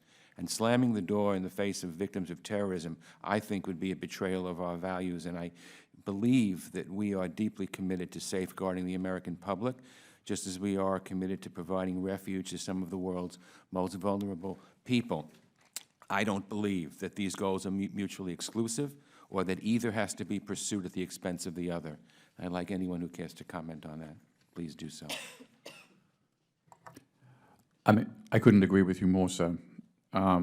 We've looked at every jihadi terrorism case in the United States since 9/11, of which there were 330. And in only 2 cases is it clear that refugees were involved, and they were Iraqi refugees who slipped through a process which is nothing like the process that has been described by Director Olson and Ranking Member Thompson, which is much, much more rigorous. And of course, we can't say we're going to just eliminate all risk because we don't live in that kind of world. On the other hand, you know, imagine the argument when the great wave of Italian immigration came to this country, of which there were millions of people, that we would take no Italians because there was a tiny, tiny chance that one of them was a member of the mafia. You know, this country would be substantially different. So I endorse everything you've had to say. I think your analogy about the St. Louis is right on point. Thank you. Thank you, Mr. Chairman. Chair recognizes Mr. King. Thank you, Mr. Chairman. I would just like to say, though, on the refugee issue, and I'm saying this as somebody who in 1993 visited Muslim refugee camps in the Balkans, and I strongly supported the admission of Muslim refugees to this country at the time. This was not something we as a committee went looking for. We had the professionals in the field tell us the concern that they had, that they did not feel that the vetting was being done sufficient. And that, I think, is the issue the Chairman is raising, which I have raised, is that this was not something we went looking for. We were told by high-ranking people that they believed that the vetting process was not sufficient. And even though, for instance, it's more rigorous as regards Iraq, it's more rigorous in method, but there was far more materials to work with as far as the refugees coming from Iraq. There's virtually no database or materials dealing with Syria. So, and I think in the last 2 years of vetting, there's been a total of 2,000 refugees have been vetted, with the President calling for that number to be increased to 10,000 in a compressed period of time. If it took that long to vet 2,000, how can we get 10,000 or more done in a brief period of time? That's the concern we have. No one wants to shut the door on anyone. I understand the gentleman from New York, his concern specifically with the USS St. Louis, what happened, which was a stain on America's image and legacy. But having said that, I think there are real issues here. How they're raised is significant, but I will say that this is certainly, from my perspective, is not in any anti-Muslim or any anti-refugee issue. It's the question of the extent of the vetting and the fact that it appears that there's a rush to judgment by the administration to step up and advance the vetting process. And again, it was people, even just the public comments of Director Comey, for instance, I think are significant enough. But what I'd like to do, again, unless somebody wants to comment on that, I'd just like to ask General Keane, and well, let me thank all of you for service. It's great to see Matt Olson back. When he was director of NCTC, it was an absolute privilege. I was chairman of the committee at the time, and be able to work with you, the cooperation was absolutely tremendous, and I want to thank you for that. Peter Bergen, we always read and listen to what you have to say, and General Keane, I just wish you were running the whole operation. But in any event, the day after the French became involved, I guess it was Saturday, Sunday, when they carried out the first bombing mission. They took out a command and control center and a training camp. Why, after 15 months of U.S. bombing, were those two sites still available for the French to take out on day one? Yeah, that's a fascinating comment. I can only speculate. I haven't seen the targets themselves, but I would speculate that don't think of the training camp being out someplace in the open desert, or don't think of the headquarters being a major facility with antennas that are on it. Those things are long gone. And while I am critical of an air campaign, we cannot compare this air campaign to what we did with Saddam Hussein, who was a nation state with all the infrastructure that supports a nation state, or what we did against Milosevic in the late 90s, because that was also a nation state with all that infrastructure. Islamic State, while they claim to be a nation state, they do not have the physical infrastructure of a nation state. So what they have done, and what makes targeting more challenging, but still doable, is every major node and critical function that they have, to include the training function, is all done in and around people, because they know, based on our rules of engagement, that we will not engage. And while I've not seen the target, I would speculate that both of those functions, the critical command and control node, as well as the so-called training camp, quote unquote, was in and around a fabric of civilian population. And I know for a fact that the headquarters of this organization is decentralized and is living in and among civilian populations. Okay, accepting those facts, you mentioned before the CENTCOM reported that 75% of the planes return with their ordnance. If you could set the policy, what percentage would be coming back with ordnance? Well, I think it would be a small percentage in my mind, and this is an area that gets so much scrutiny in terms of battle damage assessments. We've got very good people that do this, got years of experience at it. Just so everyone can understand, I mean, we have routinely taken out a target that may be in a facility someplace, and we don't want the windows to shatter across the street because of what's taking place in that function. We actually have the ability to do that. So we're excellent at this, but this frustration that we have, we also, not only the concern about civilian casualties has driven us to unrealistic targeting, is that we lose targets because the process of getting approval is so layered. Usually the commanders who are in control of the targeting and planning, they have total release authority, and they delegate that down to the guys who are actually fighting the mission. Now we have to request approval. So we've got a target on a road that's moving. We got to request approval, and it goes up a couple of layers to shoot at it. If the guy who's driving this vehicle or a couple of vehicles recognizes that there's a fighter or a drone in the area, he's just going to drive next to a building someplace, and we're not going to shoot him. It's that simple. So we lose targets all the time because of the bureaucratic process to grant approval for those targets. This is all the stuff that's buried in a level of detail that appears somewhat bureaucratic, and it is to a certain degree, but it also produces the results that we're talking about and why 75% return with their ordinance and not striking the targets. I know that General Dunford is pressing hard on this, and I think there's probably going to be some changes. At least I hope so. Thank you, General. Thank you, Mr. Chairman. Chair recognizes Mr. Sherman. Thank you. Terrorists create fear. They seek a wild reaction. It's time for us to take a deep breath and evaluate all the threats, not just based on the last 24 hours, but looking at the last decade. ISIS is not the most dangerous threat, nor the most evil. I would argue that the Iran-led Shiite alliance is at least as evil and is more dangerous. That alliance of Iran, Assad, Hezbollah, and the Houthi, they've killed far more Americans than ISIS, whether it be the Beirut bombing of our Marines decades ago or the IEDs that were used against us in Iraq and Afghanistan.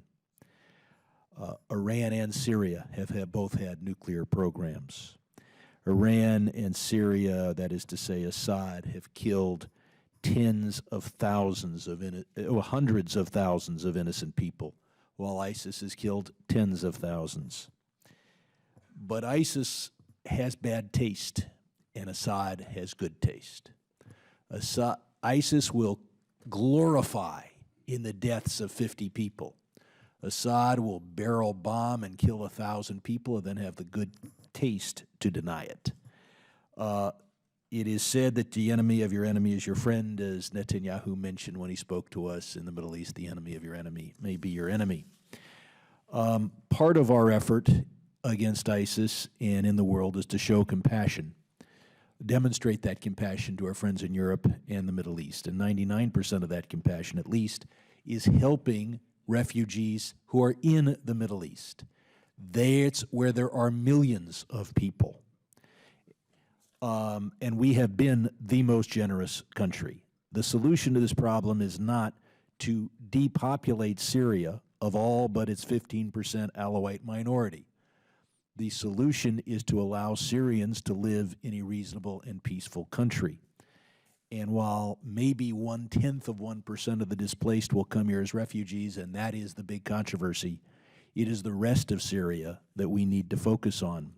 Many of us in the Foreign Affairs Committee have tried to help those Syrian moderates.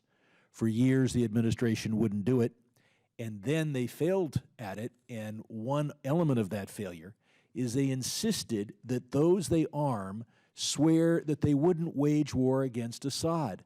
What reasonable Syrian wouldn't wage war against Assad? If I was a Syrian, I would be waging war against Assad. So this vetting process has gone crazy and has failed. Of course, we focus on the refugees. We may take a few hundred a month. Let's look at the risks and compare it to the other risks that we do take. Refugees, yes, have Syrian passports. Let's look at other passports. On 9/11, over 3,000 Americans were killed by people with Saudi passports. And governors around this country are recruiting Saudi businessmen to come visit and invest in their states.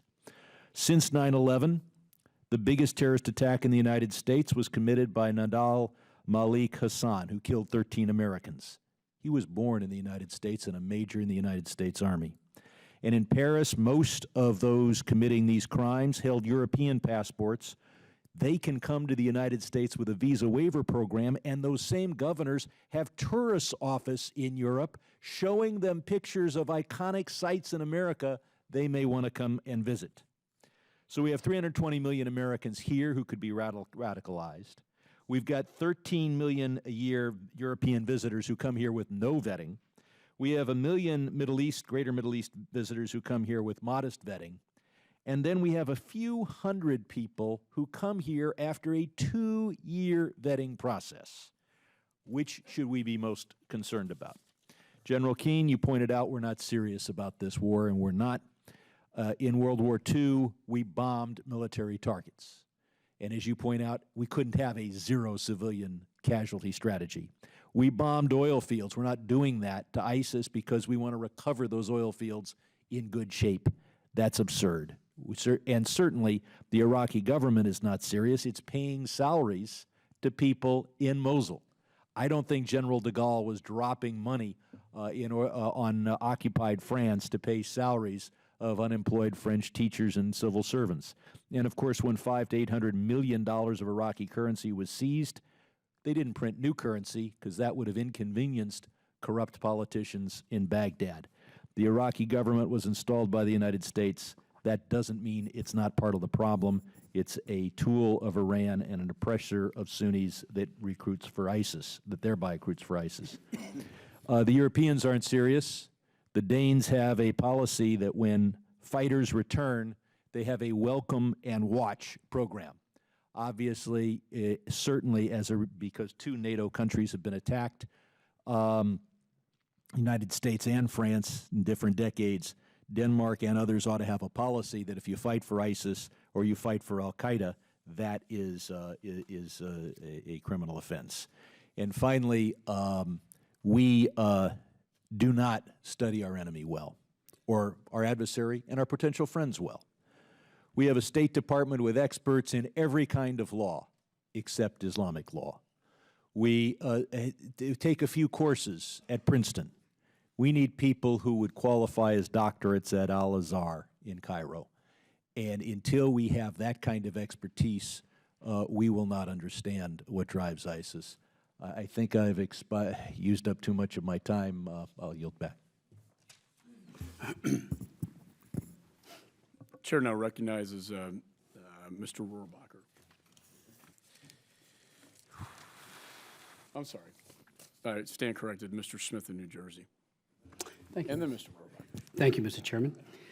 Thank you for your testimony and for your leadership, all 3 of our distinguished witnesses. During the conflict in Kosovo, I traveled to Stankovic refugee camp in Macedonia and then was at McGuire Air Force Base to welcome some of the 4,400 people brought there from the United States as refugees.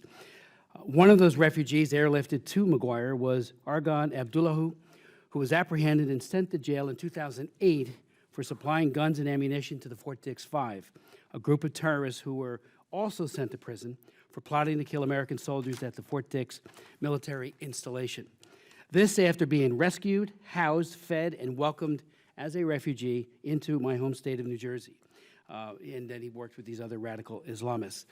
The 9/11 report, last year's report, so ably and expertly run by Tom Kane and Lee Hamilton, noted, and I've read it, today's rising terrorist threat and the danger to the United States points out that the United States remains unappreciative of emerging threats and talks about how those threats have proliferated.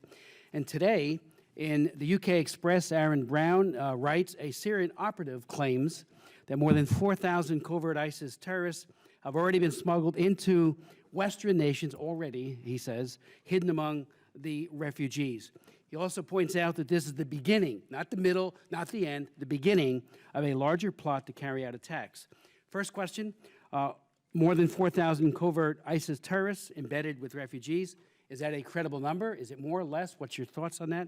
Secondly, on October 20th, I chaired a hearing on the crisis. I chaired the Helsinki Commission. We had a very good hearing, heard from experts, including the High Commissioner's regional representative for the UNHCR, who said the spike of Syrian refugees coming to Europe this year is mainly due to 3 factors: the long-term trends and then the trigger. One of the long-term trends, loss of hope that there will ever be an end to the war. Secondly, the fact that so many refugees' resources have dwindled to next to nothing. But the trigger, he said, was the lack of humanitarian aid provided by the international community, and pointed out that the World Food Program had experienced a 30% cut, and the people then said, we give up, they've abandoned us, we're going into flight. And of course, most of those are young men, predominantly young men, that have left. In your opinion, is the trigger, was the trigger, does it continue to be, the lack of humanitarian response, and has that been rectified, and what do you think ought to be done to ensure that those resources are available? I yield.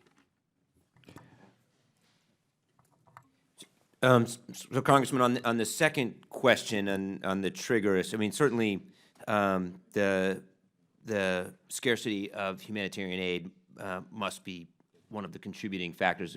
Consider the numbers that we're talking about. 9 million displaced persons in Syria, 4 million refugees leaving that country. So the numbers are staggering. The scale of the humanitarian crisis is staggering. On your first question, the number that you cited of 4,000 potentially embedded, I don't really have a sense of whether that is a credible number or not. What I would say is, that as a general proposition, as much as we're focusing on the refugee issue, to me, from my vantage point, having served at the National Counterterrorism Center, the more important question is the foreign fighter one, especially when it comes to the United States. So again, we're talking about refugees that would come to the United States of being an 18-month to 2-year proposition, when right now we know that there are in excess of 4,000 Europeans or Westerners who've traveled to Syria and who have Western passports, have the ability to travel within Europe, have a capability to travel to the United States.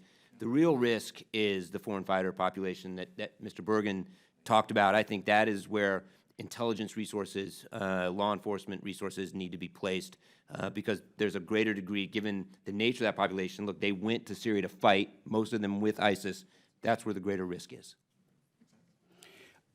I would add, on the vetting issue, I'm not sure how a database can be created for people that are coming from places, villages, towns throughout Syria, that we have no way of checking their arguments, their statements. We know consular affairs people all over the world, they've honed that skill to a remarkable degree of expertise, but it's still, we're talking about people that may be very well adept at lying, deceiving, and making their way here. And the 4,000 number ought to put an exclamation point about the pause to make sure that if we are going to accept these individuals, it is done in a way that is absolutely, you never can say absolute, but to the greatest extent practicable, ensuring that these people are not allowed into this country. And I say that, Mr. Chairman, as an unabashed believer in refugee programs. I've written 2 laws to facilitate refugee protection, including my law created the T visa for trafficking victims. I do believe strongly, as do members of my side of the aisle and both sides of the aisle, in refugee protection. The Lautenberg Amendment was a great effort to ensure that Southeast Asians, Vietnamese in particular, Soviet Jewry was the first issue I worked on going back to the year 1981 when I first got elected. So my point is, the pause is prudent, and I do hope that we can get it right because, again, our first priority is to protect Americans. Yield back. Chair recognizes Mr. Meeks. Thank you, Mr. Chairman. First, let me just say, as a member of Congress, my greatest concern is for the safety of Americans at home and abroad. The recent attacks in Paris have tragically highlighted the need for all free nations to not just be wary of attackers from outside our borders, but of course we need to be wary of attackers within our borders, those homegrown. And somehow, in some of this debate, it seems as though individuals, because of the failure of intelligence in France, by the French, by the way, but that is then put on as it is a failure in intelligence by the President of the United States. For surely, thus far, knock on wood, the President of the United States have protected the people of the United States of America because we have not had that kind of an attack here.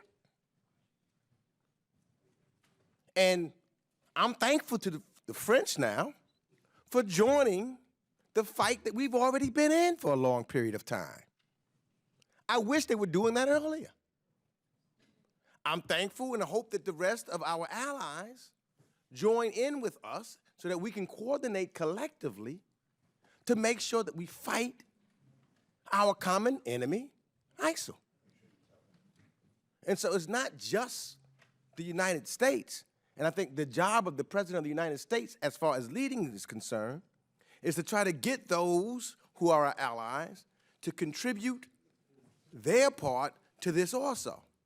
One of the things that we know that shock and awe or getting something done and ending a war in 2 to 3 days as we thought we could do in Iraq does not work. So there's no short-term anything that we can do. Now, I've been pleased, to be quite honest with you, with I think the wisdom of the witnesses that we've had before us, and I've learned a lot just listening to you this morning. So I want to thank our witnesses for your testimony.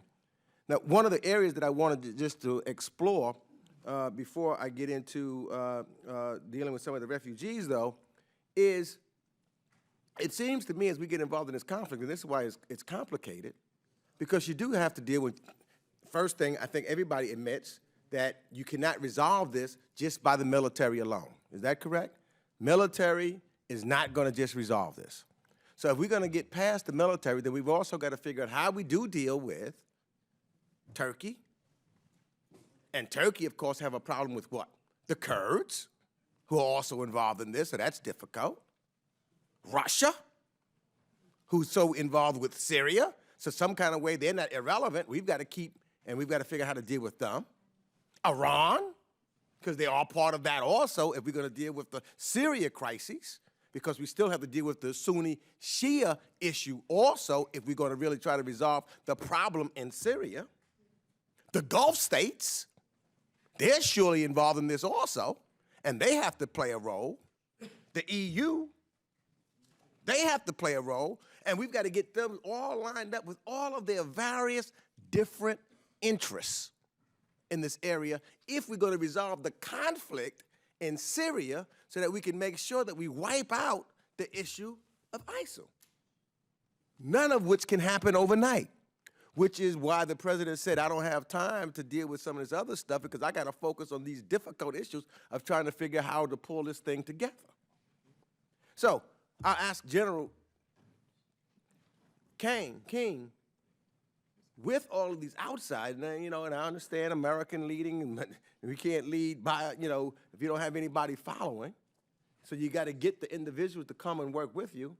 What roles and how do you see the Turks playing in this, and the Russians playing in this, and the Syrians playing in this, and the Gulf states playing in this, as well as our EU partners, who are all in the area and all where there is this immediate threat of ISIL.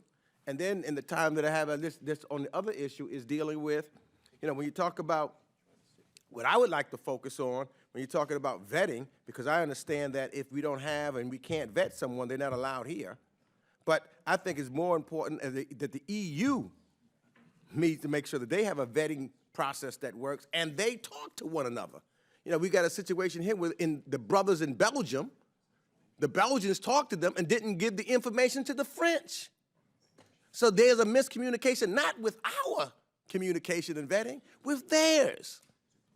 So if you're talking about how we can help them do theirs, then we can talk about it.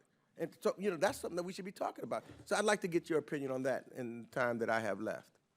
Well, you know, when you look at the problems we're facing with ISIS in Syria and Iraq, and particularly in Syria, I mean, there can be very thoughtful arguments made on both sides of what to deal with this thing. And when you look at the whole spectrum of it, I mean, it makes your head hurt, frankly.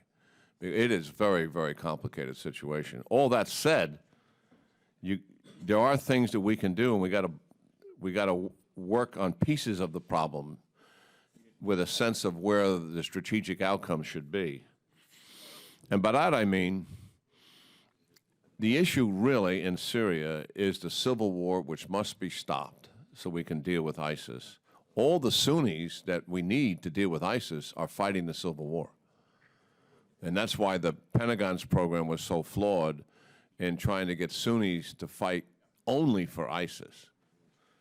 The CIA program of arming and training the Syrian moderates, which the president can't talk about because it is classified, is a very successful program.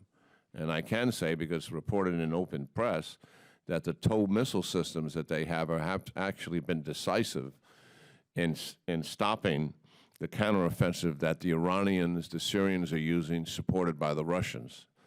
Just as an editorial comment for everybody here, despite Russian air power, despite Russian fighters, 34 fighters, 16 helicopters, Russian artillery, Russian rocket artillery, Syrian regime on the ground, 2,000 to 3,000 Iranians actually in the fight and planning and leading the fight, that offensive has stalled. And the reason they came to Syria is because they believed the regime was in a precarious situation. So what has to take place here is this civil war has got to stop. And the leaders in the region have been telling us this for a long time. Turkey, Jordan, Saudi Arabia, UAE, they're all the players. They know that they cannot go after ISIS as long as that civil war is taking place. And that's how we pull Turkey in. They're going to be all in if we get this civil war to stop. And they've been telling us that for 3+ years. And that is our frustration in, I think, going back to the point we've made before that was brought up by a question, that our preoccupation with the nuclear deal actually prevented us from helping to bring this civil war in Syria to a conclusion. That's behind us now. But the fact is, that's still the issue. So yes, that's crucial to what we are doing here. Russia. I mean, we're about to make a strategic mistake. And Putin is a master at this. Think of this. The only reason why this civil war has been able to go on for 4 years is because of the Iranian support for it and the Russian support for it. In the very beginning, many people in this town was predicting that the Assad regime was going to fall. Remember that? We were saying just a matter of weeks and months. What stopped that from happening? 2 things. One, we didn't help the moderates with the weapons that they wanted so they can continue the momentum. But even more critical than that was that the Iranians were all in with their IRGC, the Revolutionary Guards Force, or Quds Force. Qasem Soleimani on the ground, brought his generals in there. One of them got killed. Brought thousands of fighters in there, brought Iraqi Shia militia in there, 3,000 to 5,000, 5,000 Hezbollah. They were all in on that. And that perpetuated the war. It continued the war. The Russians all in perpetuating that war. So this killing that we're talking about, this horror that's been inflicted of 250,000 dead and 11 million people displaced and refugees running around the world trying to find some escape, no longer waiting in refugee camps because of a sense of hopelessness that they have. The Russians have all that blood on their hands. They contributed to perpetuating this regime. We're about to get trapped by Putin. He's a smart guy. He's a thug and he's a killer, but he's savvy. And he's about to trap us. And he's trapping us because of the offer of helping with ISIS. Yet he's responsible for this civil war. I told you why ISIS is in Syria. They're in Syria because of the strategic opportunity that the stalemated civil war gave them to move from a small terrorist organization to this modern evil thing that we're dealing with, is a terrorist army. Putin made a direct contribution to that. And now, cleverly, he's trying to say to us, well, look, I'll help you with your ISIS problem. And what he wants to do is have the pressure taken off of him so that the Alawite regime stays in power. That's his goal. And if I can help you with ISIS and you get off my back about that, that's the direction he's moving. We're about to get trapped by it. And it's a moral absurdity to work with Putin over ISIS, given that he and the Iranians provided a denominator for this war to be extended into its 5th year. And we should not do it, and we should not fall prey to that trap. So those are some of the things that have to be considered in this complicated situation. Chair recognizes Mr. Rohrabacher. Thank you very much. And General, while I have deep respect for you, and we've known each other for over the years, and I've paid attention to your testimony here on various issues, I couldn't disagree with you more in the number of points that you've made today. But first, let me just note, if ISIL is not being hit by the administration. I was in Erbil a week ago, and I talked to people on the front lines, and there are truckloads of military supplies on the freeway and are not being hit by the United States military, by our drones or by military aircraft. I don't know where you get your information, but I can tell you that information came straight from people on the front lines. Also, we haven't been helping. This administration also hasn't been even helping our friends. We haven't been directly supplying the Kurds. We've been hearing over and over again for the last year, we got to help the Kurds, and this administration's been dragging its feet, just like it dragged its feet trying even to give any type of help to General Sisi, who saved his country from being taken over by the Muslim Brotherhood. And then this administration was angry with him for that and actually made Egypt vulnerable to being taken over by the radical Islamic forces that now threaten the entire region. So I don't believe that, no, we are not doing militarily what needs to be done. But where do we go in terms of what the issue is today? American citizens, first of all, we say we want to handle. There's a problem at home. There are some American citizens who have been engaged in terrorist activity, joining these people. That's the number one issue that we've heard about today. Let us declare that any American citizen who joins any Islamic terrorist organization, that when that person is arrested, of course they should be arrested immediately when we find that out, that person should be tried for treason for joining that organization. Treason is when you join a company that is out to kill Americans. We need to arrest and try any American who joins a terrorist organization as a traitor, and thus he should be found guilty or not guilty, but if found guilty, he should be executed as a traitor. In terms of people that we want to bring into our country, in terms of refugee camps, here again, General, I totally disagree with what you have to say. The bottom line is our policy should be based on what will make America the most secure from any type of terrorist attack. Our fellow Americans' lives are the number one priority, not whether it's going to be sensitive or not to whether how Islamic people or radicals or whoever they are in other parts of the world are going to think about the United States. Yes, right now Christians, for example, are being targeted throughout the Middle East. They're targets of genocide, and for us not to prioritize would put us in the same spot that Mr. Elliot Engel was talking about in pushing away Jews because it might upset the Germans or somebody else if we let Jews in at a time when they were being targeted by Adolf Hitler. What your policy is well, no, let's not prioritize these Christians because it might upset some Muslims someplace, is very equivalent of pushing those Jews right into those death camps that Elliot Engel just talked about.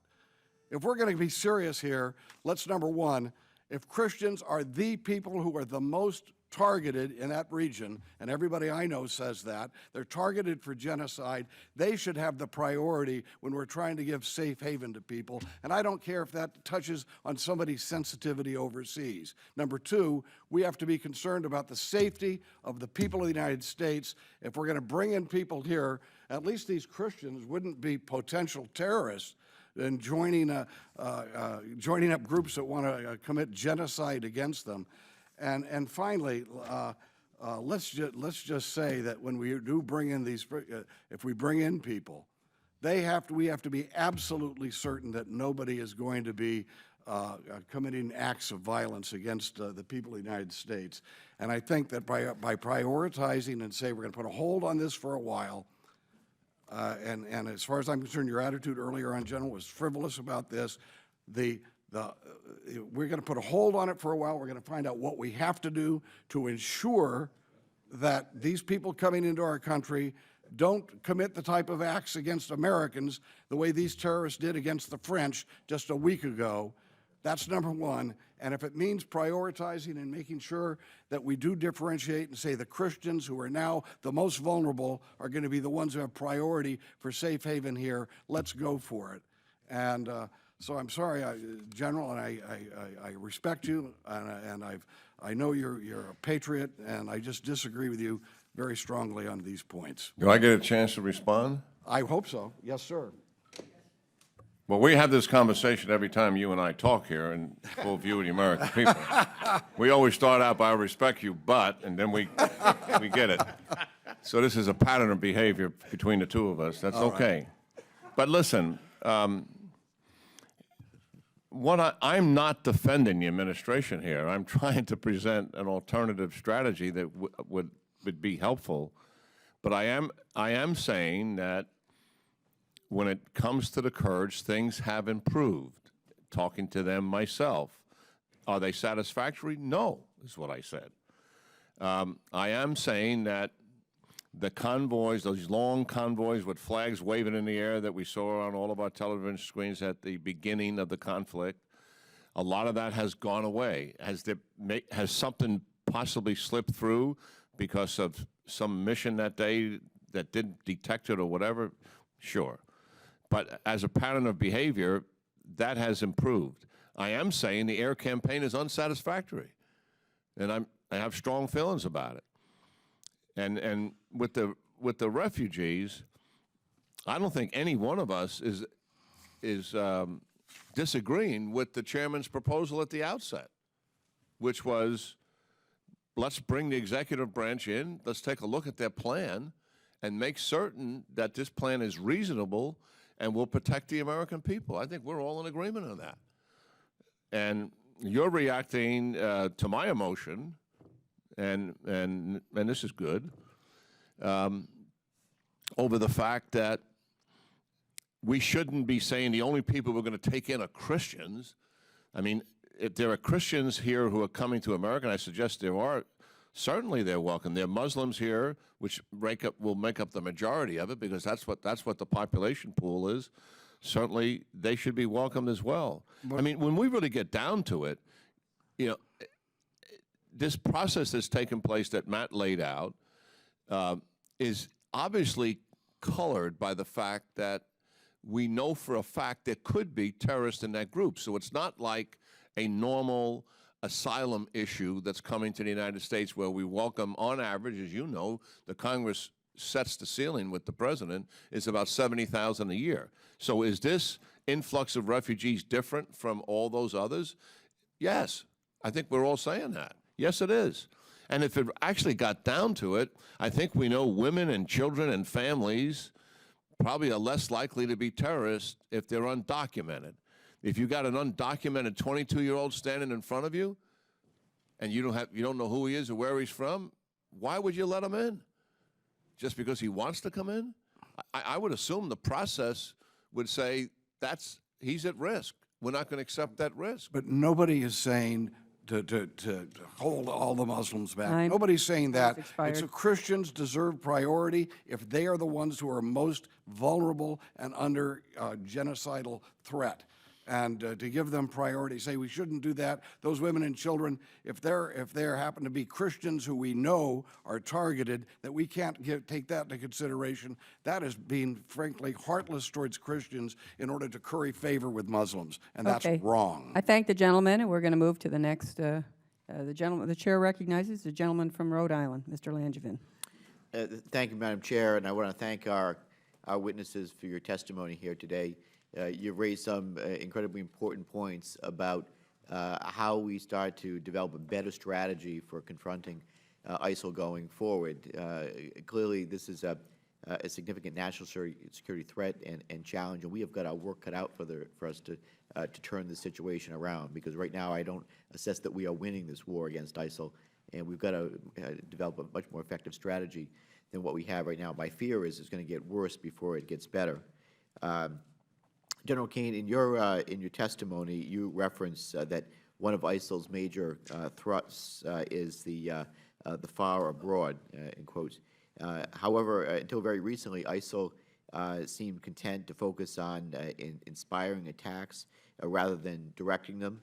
So for the panel, why the change? And is this the result of the maturing of ISIL, the end of the beginning, as Mr. Bergen has described it? Or is it a response to external pressures like ISIL's stalled efforts at expansion in the Levant? All of this they've written about from the beginning in terms of their intent in the far abroad to fragment and polarize the population there by acts of terror, acts of violence. They actually welcome an overreaction by police forces that would certainly aggravate and alienate the Muslim population even more. As you know, in some of these countries, Muslims live in enclaves, and they're not assimilated into society the way they are in the United States of America, just based on meritocracy. This has always been part of the plan.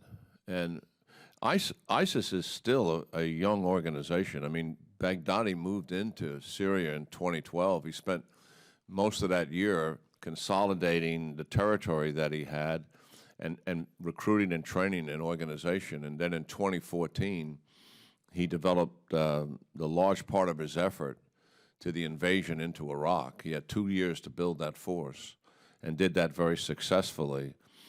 And he's consolidated that territory in Iraq and also in Syria, largely on the Sunni lands. He's surrendered the territory that the Kurds own, mainly because the Kurds had the wherewithal to take it back from him. And he's not making any moves to retake that territory, because the territory that he does have in both of those countries gives him the base that he needs to grow the organization in these affiliates that he has. And in some of these countries, he's providing direct resources, he's providing training assistance in those countries, something that he couldn't do given the invasion in Iraq and the other activities that it was surrounded building his organization. So I think yes, it has to do, as you suggested, with the maturing of the organization. And and I think it should be revealing to all of us, despite the fact that we may have taken a town in Iraq, like a Tikrit, or like Baji, or Sinjar, or we took a town in Syria like Kobani. It's not that strategically important to ISIS for them to be able to do what? To expand into that orange area and to be very disruptive in that yellow area, which is where we are now with this organization. So they are defending in Iraq and Syria, and I believe successfully, although they have surrendered territory. But now they are making an expansion of ISIS, and it's growing. And that's done because they're comfortable.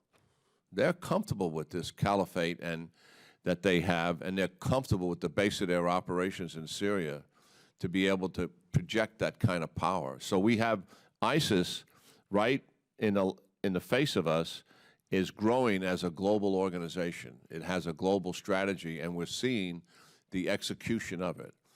And they have a lot more plans than what we're seeing.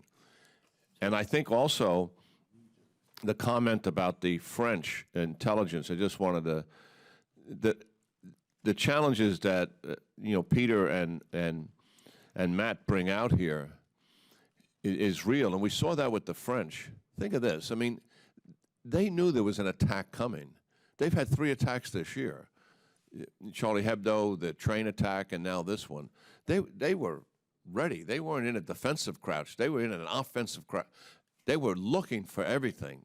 And they have intelligence reach that many of our intelligence agencies do not have in terms of trampling on civil liberties a bit. They have a more aggressive policies in doing that. So even with that, even with knowing something else was coming, ISIS was able to maintain what we call in the military operational security. They were able to plan that operation, put the logistics in place to support it, do the reconnaissance necessary to put that operation together. Not a large organization, to be sure, but build a cell that had the capability to do that and execute the operation. I mean, they did fail. Their 2 primary targets were, 1, the concert, 2, the stadium. They wanted to get in the stadium with 3 bombers, and the security system did not let that happen, so they blew themselves up outside. Thank God that didn't happen. That was the only failure I think they had. But it just shows you how difficult this is when there's not a lot of communication from Al-Qaeda Central to a decentralized organization like we have had in the past. I don't believe we're going to find when the French unravels all of this, that there was a lot of communication with ISIS Central in Raqqa and this network cell. And they were able to maintain that kind of operational security. And I don't think when we unravel it, probably the French did about as well as they could under the circumstances. They were all in watching for this thing and still could not detect it. We should learn something from that. And I'm sure Director Comey is taking notes on all of it, and he obviously has a lot of concerns about it. You know, that operational security is very troubling, and I hope as we peel back the onion in doing the investigation that we're going to find out how we missed this or they missed that, and how we can learn from that going forward. I'm troubled, of course, by the technological challenges of going dark that Director Comey has spoken about with encryption technology. We have clearly got to get that right, balancing privacy and civil liberties. But when you have probable cause with a court order, how do we gain access to those communications so that we can better protect ourselves going forward? I know my time's expired. I'll yield. Thank the gentleman.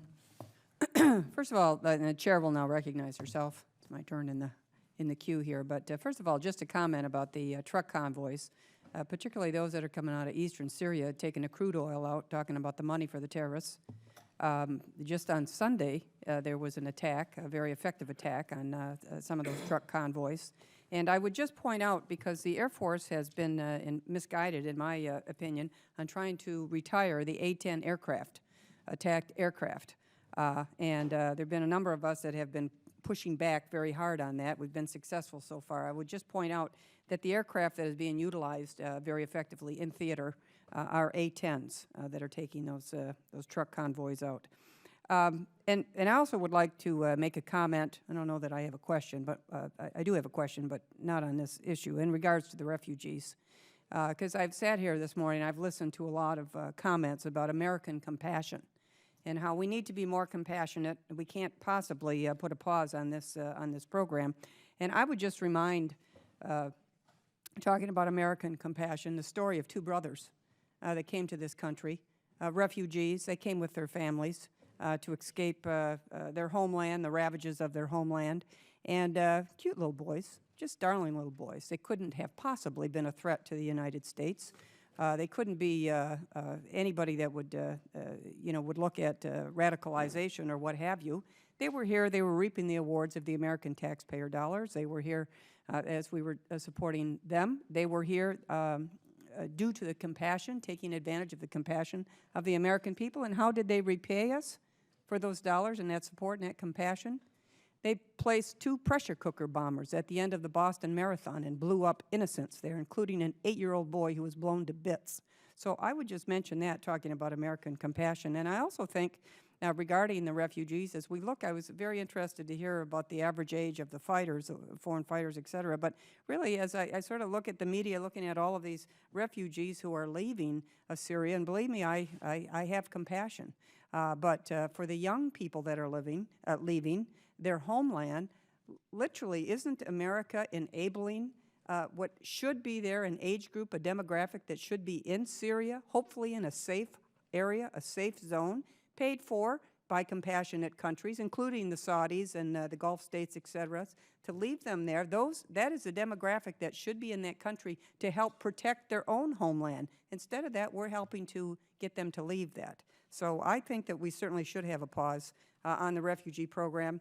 And I also will just make one other note on that. Back in January, myself, Chairman McCall, and Peter King sent a letter to Susan Rice in which we said, I'll just read one, we said, the resettlement of such a high number of Syrian refugees raises serious national security concerns. We said we're concerned about the possibility of groups like ISIS and ISIL exploiting the refugee resettlement process to mass the deployment of operatives into the West. Then we got a response in February from the administration, basically patting us on the head, saying, don't worry about that. We've got it covered. We have a very extensive, rigorous system that they said, multi-layered biometric and biographic screening, which is obviously impossible. I don't know how you are going to have biographic and biometric screening available to do. And without objection, I will place those 2 letters into the record. My question to the witnesses is regarding the visa waiver program. of which I have a bill, and I'm hopeful that we're going to take that up as soon as we can. I actually chair the subcommittee on borders and maritime. We've had numerous hearings about the visa waiver program and whether or not, with the 38 countries that are currently participating, and if they are not to our comfort zone and our degree of confidence, really giving us through the information protocols, the information, the traveler information that we think we need. And if we can think about who these countries are, we set it up in 1986 because we wanted to expedite tourism. Well, this is not 1986, and as you think really about the outer ring of border security now and the kinds of things we should be doing, whether that's pre-clearance or certainly with the visa waiver, 38 countries, France, Germany, Belgium, etc. I mean, that, in my mind, is even a bigger concern, way bigger concern than the refugees, really, because you see that you have a huge, a much higher proportion of foreign fighters that are coming back into these countries in Europe before they come into America. So I just would like to ask witnesses what they think about our current visa waiver program and what we need to secure America. So absolutely, this is an area for congressional oversight. How does this program work? Is the information being shared under the program as it was intended to be? And I agree with you wholeheartedly, as I said earlier. The issue from the perspective, I think, of U.S. national security and homeland security should be more focused on the foreign fighter population than on the refugee. I mean, the foreign fighter population, they've already demonstrated a commitment, right, to go to Syria and fight.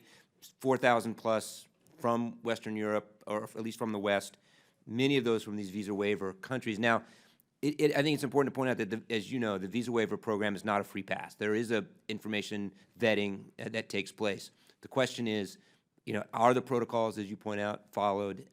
Is that information being shared between the United States and these countries? It is a potential vulnerability, and I think an appropriate area for the oversight of your committee.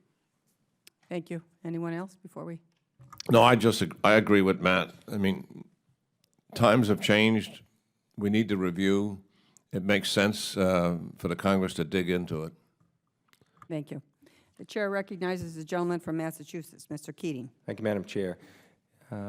I'm a member of the co-chair of the French caucus, and I want to use this opportunity to again underscore the heartbreak all of us have with their losses. And it's just made us more resolute in these committees to move forward, and also say that the spirit of Boston, Boston strong, is Paris strong right here in this Congress. I'm also members of both of these. I'm a member of both of these committees, and have seen that the work we do, the bipartisan work that we do in both committees, has been constructive in the past and will be constructive in the future. I saw in the wake of the Boston Marathon bombing that the work this committee did resulted in changes that have made our country more secure. And along those lines, a small group of us did go to look at the issue of foreign terrorist fighters and their travel just a few months ago. We went to France. We met with the officials there, who are indeed very well skilled and aggressive. But we met with Belgian officials. We met with NATO officials. We met with people from Berlin, and we met with officials from the Istanbul airport, as well as going to Iraq. And we released a report today along those lines that I think is very important. But I'm going to focus on one area of that report because of the time limits of this hearing. You know, we're looking at so many issues that are daunting, seemingly overwhelming in this fight against terrorism and ISIS. But there's one area that I think that we can move on immediately and have immediate safeguards, not just globally, but here in the United States as well. And that's the issue that's highlighted in the report, the series of issues. I'll just name a few of them. But one of them clearly is the delay in dealing with the issue of air safety and air travel. There's the passenger name records. This has been languishing in the European Union now for a couple of years. What we do routinely to cross-reference lists of passengers against potential terrorists, they're not doing in a comprehensive way at all in Europe, where there's such an open portal. And the report even states it's most alarming failure of European states is to screen their own citizens against the terrorist watch list. Another area is their lack of information sharing that we saw that really is another weakness, not just globally, but back here at home. It was termed as ad hoc, intermittent, incomplete. It detailed a weak and patchwork system that exists, dealing with Interpol and sharing that information that's so vital.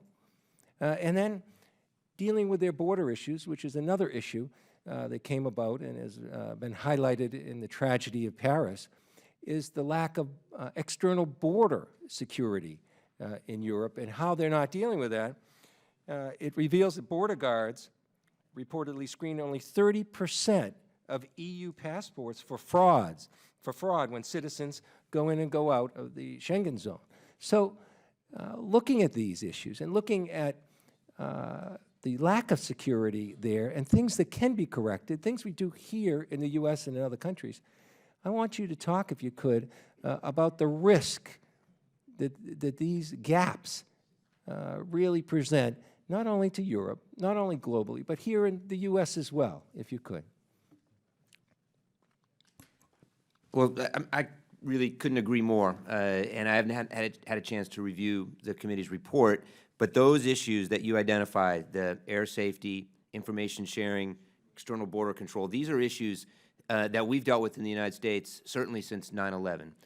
Huge investment in all of these areas, coming from the National Counterterrorism Center. Our job largely revolved around pulling data together, sharing that information, enabling the watch listing to take place with regard to transportation safety and airline safety. We've worked closely, I know, over the last several years with our European partners to try to instill the importance of adopting some of these best practices. I think they're still lagging behind, as you suggest, and I also would suggest that this does create a vulnerability, not just obviously in Europe, but also here in the United States because of the ease of travel between Europe and the United States. So it's something that we need to redouble our efforts on in working with our European allies. Yeah, Mr. Bergen. Another gap is what happened at Sharm el-Sheikh. I mean, clearly it was an airport worker who got the bomb on the plane, and there are 200 airports around the world where there are U.S.-bound flights. And, you know, the people working these airports are not being screened appropriately. I'll give you one concrete example. A British Airways employee was in touch with Anwar al-Awlaki, the leader of al-Qaeda in Yemen, in 2011, was planning to get a bomb on an American plane. Luckily, he was arrested. But you can assume that there are other cases out there of airport employees in some of these 200 airports who have some animus against the United States or could be bribed or in some way induced to put a bomb on a plane. So Sharm el-Sheikh demonstrates a huge gap that needs to be closed. Jenna? It's really beyond my expertise, Mr. Congress. I'm not dodging the question. All I'd be giving you is opinion. Yeah, I think honestly I'll close on just saying, I don't think you need a great deal of expertise on these series of issues. It's common sense. And these delays and lack of moving forward present great risks here at home as well. And if we are going to work as a coalition, we have to work together. And there are, to be fair, there are European countries like France that are sharing information, dealing with this. But we're only as strong as our weakest link. I yield back. Chair recognizes the gentleman from Pennsylvania, Mr. Marino. Thank you. Mr. Olson, in 2011, Chairman King held a series of hearings on the radicalization of Muslim Americans. The committee released several findings, including there is a need to confront the Islamist ideology driving radicalization. There is not enough Muslim American community cooperation with law enforcement. The terrorist threat to military is on the rise, and political correctness continues to stifle the military's ability to counter the threat. What steps, if any, has the administration taken in regards to these findings, and in your opinion, are these issues still evident today in the radicalization of Americans? The challenge that we faced with ISIS now in terms of its propaganda and its really unprecedented use of social media platforms to mobilize, recruit, radicalize young people in the United States really highlights the challenge that you identify in your question. how does the United States, what has the United States been able to do to help counter that message in order to really What has the administration? Absolutely. So over the last several years, and we were part of this effort at the National Counterterrorism Center, working closely with the FBI, working with the Department of Homeland Security, the State Department, taking a number of steps to counter this message. But one of the key parts of it is to work closely with neighborhoods and communities to make sure that they have the information to inform their own families about the dangers of online radicalization. Training police officers to identify the signs of radicalization. So when they see an individual who may be moving in that direction, these local police departments, remember, in the United States, the vast majority of our people on the front line are not the FBI agents, but the local police departments and firefighters are going to be the first to see someone going down this path. So putting money into training these individuals. But the problem, to get more to your question, is one that ultimately is going to require neighborhoods, communities to solve, right? We're talking about working with Muslim communities, not making them part of the problem. That has to be a big part of this solution. I agree with you on all that, but is the administration doing that?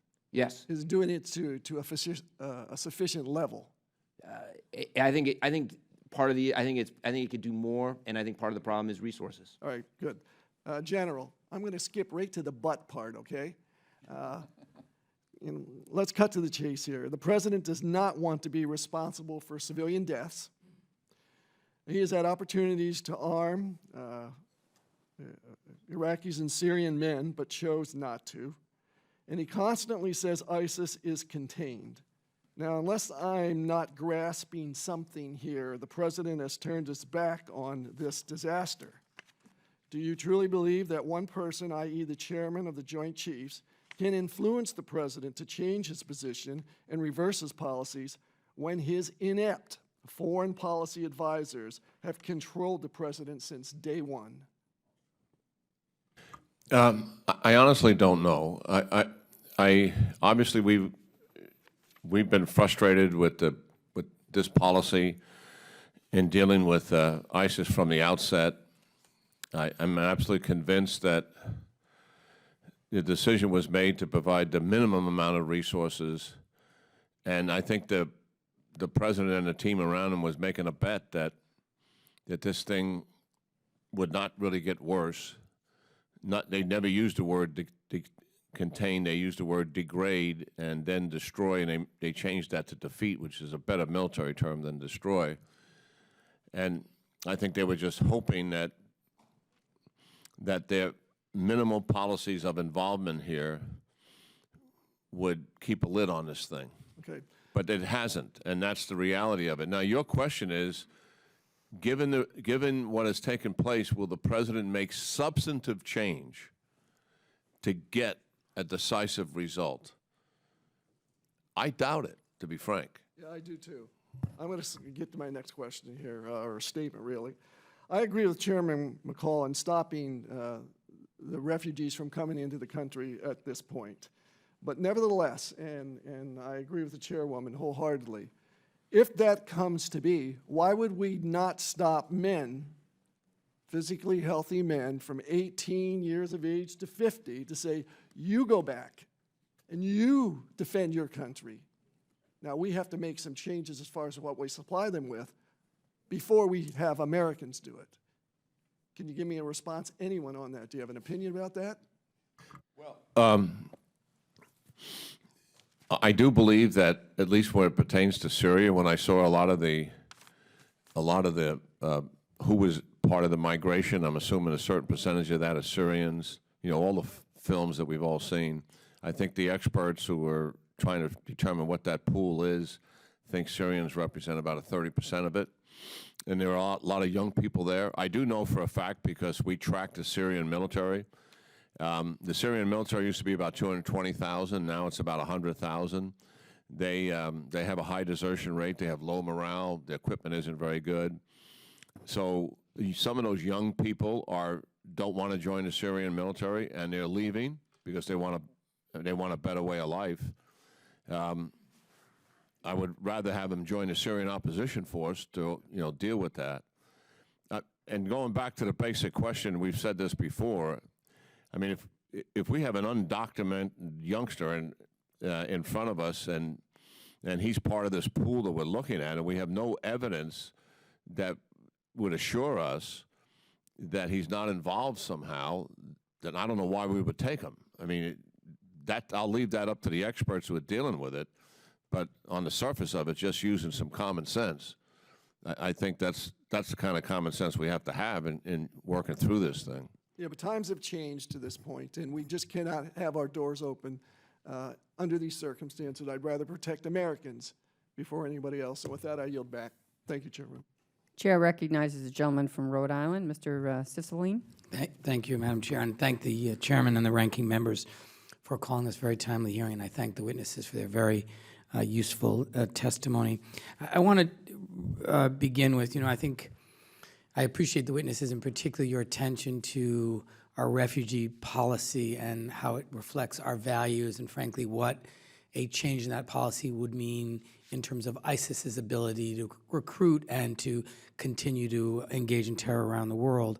So I want to first ask whether or not any of the witnesses think that there are improvements or adjustments that should be made to the existing sort of new policy that you mentioned, Mr. Olson. Are there things that we should do in addition to this very comprehensive vetting, multi-agency, multi-layered process that you think are worth considering at this point? I don't know of anything offhand, to be perfectly frank. I assume that the professionals that are responsible for this program are doing everything that they think is prudent. The one issue, and this has been highlighted before, and it actually cuts against the program, which is the lack of intelligence in some cases about these individuals, and that's an issue. As you look at somebody, if you don't have good intelligence coming out of Syria, it's going to be harder to make some of these judgments. So the one thing I would say in response to your question is, the more we can do to collect intelligence, the better our vetting process is going to be. Anyone else? Yeah, I mean, an observation here. We've taken 2,200 refugees. I've seen reports that 2% of them were military-age males, so that's 44 people. Given how desperate these people are, could you imagine a situation where you gave people who did come in some form of probationary release and some sort of supervised level of supervision that most refugees don't have? I mean, I think people are desperate to come here, and they would basically agree to that if that was something that was seen as desirable. But the point is that very few military-age males are being let in under this program. And by the way, when there's been a deadly jihadist terrorist attack in the United States, it's by an American citizen or resident. The Sarnia brothers came to this country as refugees 14 years before they did the attack, and one was an American citizen and one was an American resident. So we should keep that in perspective. Thank you. I don't have anything to add to that. Thank you, General. In part of the briefing materials we received from the committee, it reveals that there are 40 Americans that have returned home to the United States after traveling to Syria and engaging with or pledging allegiance to jihadist groups, but that only 5 have been arrested. And I'm curious to hear if you can give us an assessment as to why that is simply engaging with a jihadist group. Shouldn't that, if it's not already, be a crime? Is it sufficient? Does DOJ need additional authority? Does Congress need to take some action? Why is it that those individuals who have gone to Syria, returned after engaging or pledging allegiance to jihadist groups are not?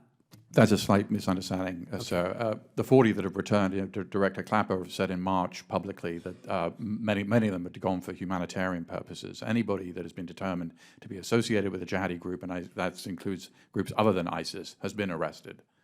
All of them? Except in one exception. There was Floridian a guy called Mona Abu Salah. He worked for Al-Qaeda. He came here. He lived in this country. He went back to Syria, conducted a suicide attack. And there's one other person associated with ISIS who had some plot potentially to attack a military base in Texas. He has also been arrested. So the 40 number is people who came back, most of whom were just there for humanitarian purposes. I think people would be very interested to hear, as we learn that these individuals in France were at least identified, or some of them were known or identified to authorities there, but either were lost or were not tracked. Can you, in this sort of a setting, provide some assurance as to what individuals who come back from Syria that are of interest to the U.S. government are either tracked or closely monitored in a way that maybe did not occur in France? So my understanding is that the FBI, and I've seen this firsthand, devotes an enormous amount of resources to tracking any individual they can identify who's traveled, tracking them through surveillance, through electronic surveillance, through other means. What I think is, and the French are quite good at counterterrorism. The difference really is numbers. The European services are essentially overwhelmed by the numbers.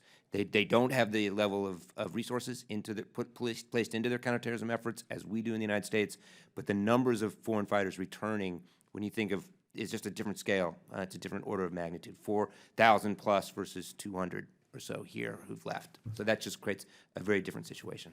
In general, I just have a couple of seconds left. If you could just expand a little bit upon the argument you made about our refusal or our change in policy with respect to refugees fleeing the violence in the Syrian civil war, how that might actually advance the cause of ISIS and provide them with an opportunity to recruit and to use that on social media. Could you explain a little bit of that? Yes, you mean, I mean, if we just summarily rejected them? Yes. Yeah. Yes, certainly.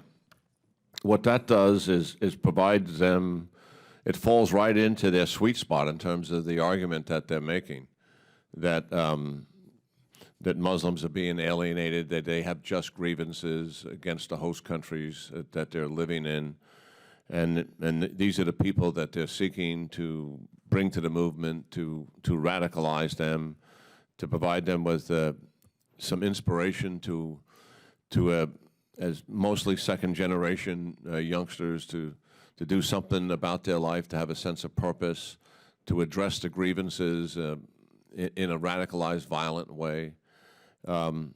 These things will happen, without whether we say yes or no to this policy change or not. But all it would do, in my mind, because it is America, and everything we say and do gets known pretty quickly around the world, that they would exploit it, and they would say even America, they have this problem, with Muslims, and I'm pretty confident that that's not what we're going to do, and the people in this room I think are on the right path, to let's take a look and make sure, given we have a change in the circumstance, that we do believe that people may in fact be infiltrating refugees. Let's put together a program that is prudent and reasonable to safeguard the American people. I think we can do that. I thank the gentleman. General, you're back. And the chair now recognizes the gentleman from Arizona, Mr. Salmon. Thank you. Mr. Olson, in your opinion, why is Saudi Arabia not taking any of these refugees? Yeah, I don't have a view on that. I don't know what the status is. Have a view on that? I think it's just quite odd, given the fact that they have so much vested interest in the outcome of this conflict, that they're refusing to take any refugees. Does anybody have any opinion on that? Yeah, I agree with you. I mean, just in asking the question, you're troubled by it. I think all of us are troubled by it. And here's one of the things that's happened. I mean, the 4 million refugees that currently exist in the region, they're in Lebanon, they're in Turkey, and they're in Jordan. And those countries are all burdened by this. Agree. And one of the things we can do is leverage Saudi Arabia and other countries to, at a minimum, to help increase the support, the financial support for that. What has happened, and I think you can appreciate this, I mean, many here have been to refugee camps, and you understand the challenge of living in a refugee camp. When it gets to be 4+ years and you don't see an end to the conflict that's in your country, there's this sense of hopelessness. And I think once it was established that there really was an alternative life someplace else, not a temporary one, a complete life reversal, and they realized that when some exfiltrated into Europe, then this floodgates opened. We have lost a lot of our influence with our Sunni allies in the region over this nuclear deal. And we have two issues. One, what that did, and two, in terms of losing leverage with them. And secondly, they don't believe that we're prosecuting this war properly, and that's the second reason. And let me give you another example of how far this has gone. There are 4 countries that are buying arms from Russia now, and I've talked to 2 of the officials in those 4 countries. And this is Saudi Arabia, Kuwait, the UAE, and Egypt.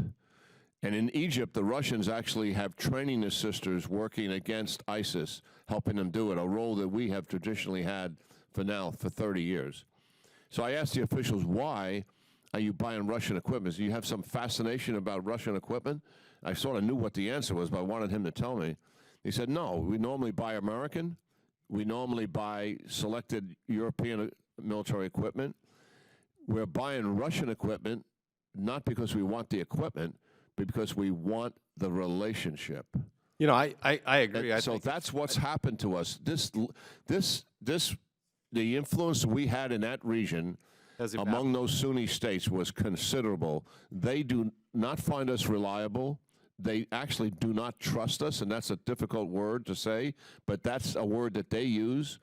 And we don't have the leverage to do some of the things that we want them to do humanitarian-wise. Well, I agree that I think a lot of it is because we bungled this, this thing from the get-go in the region with ISIS. And I have 3 questions, General. I'm going to address them all to you, and I'm going to get them out there.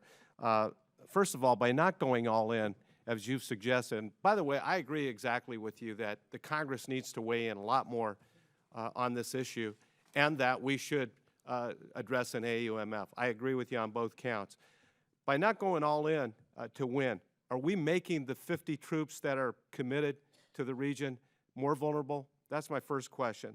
The second one, are you convinced that the administration is utilizing senior military leaders' best advice on this strategy? And then finally, are we losing a valuable asset by bombing ISIS individuals and targets instead of capturing ISIS leadership in order to gain intelligence? Those are my 3 questions. Yeah. In terms of our soft guys that you're talking about in Syria, no, I think they'll be fine. Not that there's not a risk associated with that. I don't know what's happening and why we made this announcement. These guys have been there doing this kind of work for some time. Maybe we just want to take credit for something that in the past had been classified, but obviously it's no longer. And they've had some impact on the Syrian Kurds and on the small group of Sunni Arabs that are in that area, and they were instrumental in helping to take back that territory. If I had a map here, if you look at the border from the Euphrates River Valley where it enters from Turkey into Syria all the way to the Iraq border, that border is now cleaned of ISIS, and that's obviously Kurdish territory. And our people that were there helped to facilitate that in the planning and how to do that, and also facilitated the use of air power. And that air power was much more effective. They're very good at taking care of themselves, and I'm confident they'll be okay. What we need is a lot more, and obviously that number is a very small number, regardless of what the mission is. In terms of capturing, this is something we did routinely in Iraq and Afghanistan. You know, the night bin Laden went down in Pakistan, I think we had 8 to 9 hits that night in Pakistan, which were usually routine, to go in and first and foremost always in Afghanistan, and we did the same thing in Iraq, was to try to capture. And if we couldn't capture, then because there was a threat, you know, to the people that were conducting the attack, then they had to kill. But in most of those operations, we got so good at it that on 85% of those operations in the last couple of years of it, no shots were ever fired because we were able to achieve so much surprise. And what that does for us, it was an explosion of intelligence value, because you're talking about leaders, and they have huge value, what they have on them, but more importantly, what we can get from their head when we start talking to them. It was incredibly valuable to us, and largely we're not doing that here. And I think I think they have some of the, we got to take the gloves off of it. I think they're shackled because of the increased risk of the operation, et cetera. But that's a very important part of what our what we should be dealing with. High-value targets is the term that we use to describe that, and we should get back to capturing more than we kill. The problem we have here, and I think you know it, is the administration has held back our special operation forces from doing operations where they're on the ground, routinely doing these kind of missions. So to capture somebody, you got to be in the building to capture them. If you know there's bad guys in a building, you can use a drone to kill them. That's what we're doing. Or if they're in a car, we're hitting them with a drone. That has become the preferable way to deal with a high-value target in Syria or Iraq. That was not the preferable way we dealt with it in Afghanistan or Iraq when we were there the first time. The way we dealt with it is to try to capture them. That Thank you. should change. The chair recognizes the gentleman from California, Mr. Barra. Thank you, Madam Chairwoman. As with everyone on this committee and throughout the country, our thoughts and prayers go to the victims of these heinous attacks in Paris. But it is that reminder that we are in this long conflict and war against terror. And this is, make no underestimation, this is a long haul fighting against these terrorists who want to hurt us and want to kill us. My question is going to be directed to Mr. Bergen. This is much more than just a traditional ground war or ground operation. This is counterintelligence, counterterrorism. We can and have been successful killing ISIS fighters in Syria. I believe the number is we've killed over 10,000 fighters, but the problem is we're losing the recruitment war. We're losing the propaganda war. It is my belief, and I brought this up in committee previously, that they are using the tools of the internet, social media, et cetera, to recruit foreigners to continue to replace these individuals. And if we don't win that battle on the front end, we can kill them in Syria, but if they can continue to replace these fighters, that is a bigger threat. Because once they're there, if they're U.S. citizens, if they're European citizens, it is a very time-consuming, difficult task to prevent them from coming back. Mr. Bergen, what would your recommendations be, your assessment on that propaganda war, on whether we are doing enough on the front end to prevent these recruits, and so we don't have to fight them on the back end? I agree with that assessment, because if CENTCOM's figures are correct of 10,000 fighters being killed and the estimates of 1,000 foreign fighters coming in every month, I mean, it's sort of a stalemate in terms of recruitment. I think, one thing that's useful is social pressure on social media companies. So, every social media company, a lot of these are immature companies, they're recently formed. They tend to have, they don't want the government, telling them what to do as kind of their ideological frame. And we've seen that Facebook, was quite effective in enforcing its own terms of use. The terms of use of these companies are, you can't put material on your site that solicits acts of violence. And so all they have to do is enforce their own terms of use. And we saw Twitter was initially reluctant and now is beginning to do that. And so, it's not just the government by fiat saying you've got to do that, it's also just sort of social pressure. And that would be pretty effective, because if the violent and jihadi content doesn't exist, then it's not going to incite people to be recruited. And so I think there's just something to be said for the hearings like this, just to make this kind of clear that this is something that these companies should be doing. And then, then it becomes a harder issue with this question. I mean, ISIS is telling people to use Tor, which is the dark net. It is instructing people to use Android phones, which are the most secure phones. It's instructing them to use Kik and WhatsApp and these other encrypted, anonymized applications. And how do you deal with that? I just don't know. I mean, it's just an observation that it's happening. Once we've identified the problem, then we can start having a conversation about what to do with it. But even if the United States government said all these companies should basically allow a back door, that doesn't. There's an application called Telegram, which is based in Germany. ISIS is using that very heavily. So even if we do say to all tech companies, you have to put a back door in, that doesn't prevent other companies around the world from just going ahead and doing their own thing. Well, Mr. Bergen, you've identified some of the challenges that we have. So we know what we're facing. We know the challenges, and we know places where we are losing and they are winning this recruitment war. We have to double down, and there is an urgency of now, because we can fight them over there, and we should fight them over there and kill them over there and defeat them over there in Syria.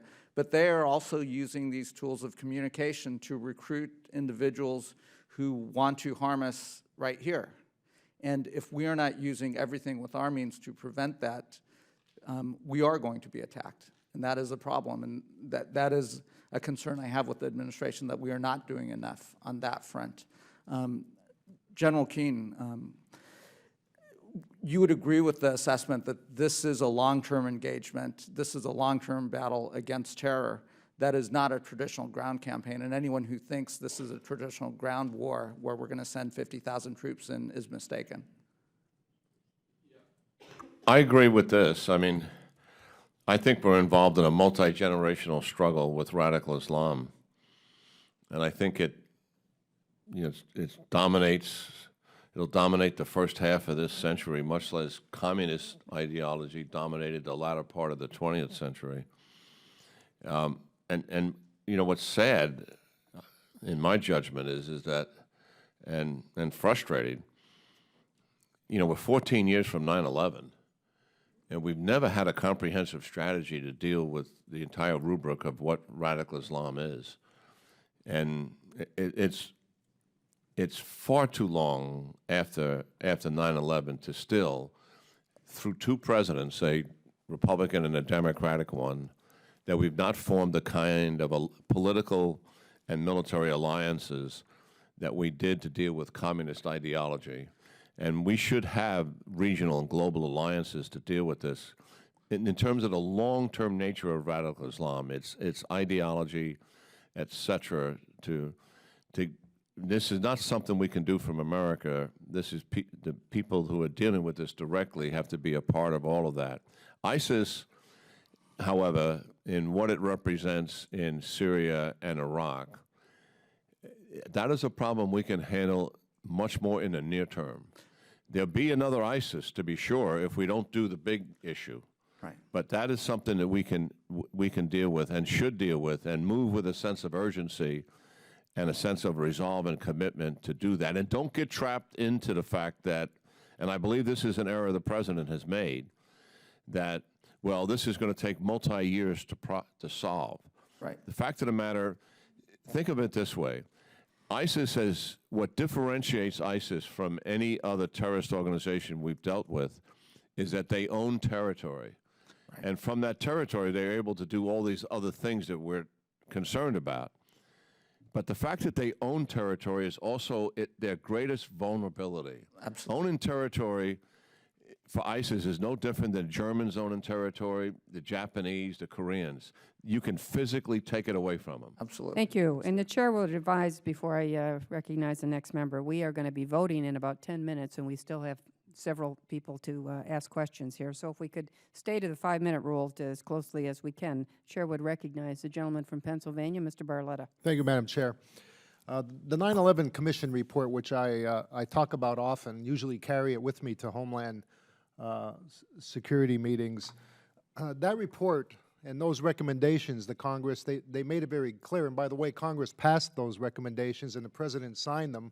And I think we've ignored a lot of those recommendations that were in there. But it made it very clear that terrorists want two things. They want to enter the United States, and they want to be able to remain there until they carry out their mission. And they're not going to hesitate to take advantage of any distinct weaknesses that we have in our immigration system to get here, which is why I've always called for a full implementation of the biometric entry and exit, which was a recommendation in that report, so that we know not only who came into the country, but we know whether or not they've left or not. This committee in Homeland, we've heard from national security experts who have testified that we have no ability to screen individuals in Syria. We have no credible partners. There's no system in place to gather credible evidence.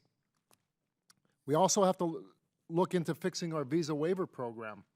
There's 38 countries that are members of the visa waiver program. Citizens of those 38 countries can visit for up to 90 days. They don't have to obtain a visa. They don't have to undergo an in-person interview. Again, remembering that terrorists want to enter and then they want to be able to stay. Couple this with the visa overstay situation, I see that we have a real problem. Nearly 50% of people who are in the country illegally, they didn't cross a border illegally, they come on a visa and disappear. We can't find them.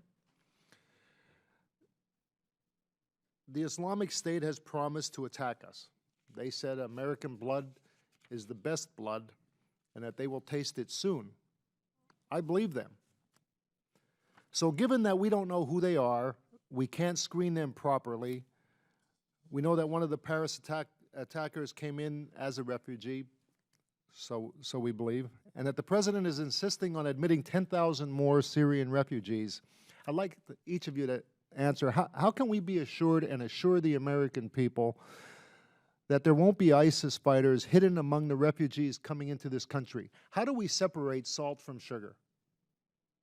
I understand the refugee program is a great program to bring people here, but how do we separate the salt from the sugar, and how do we reassure the American people without a screening process in place in Syria?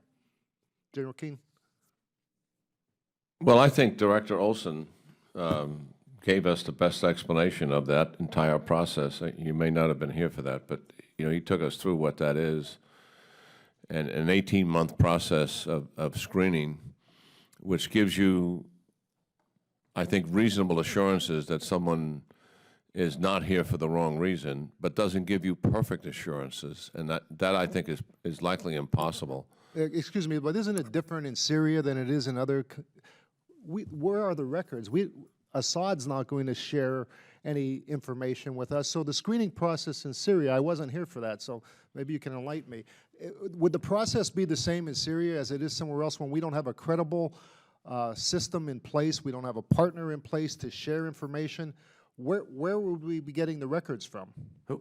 Yes, well, the process is the same. In fact, the process has been augmented since over the last several years, and we learned a lot from the process of vetting Iraqi refugees. So the process now does include all the database checks from the intelligence community, the FBI, the Department of Defense.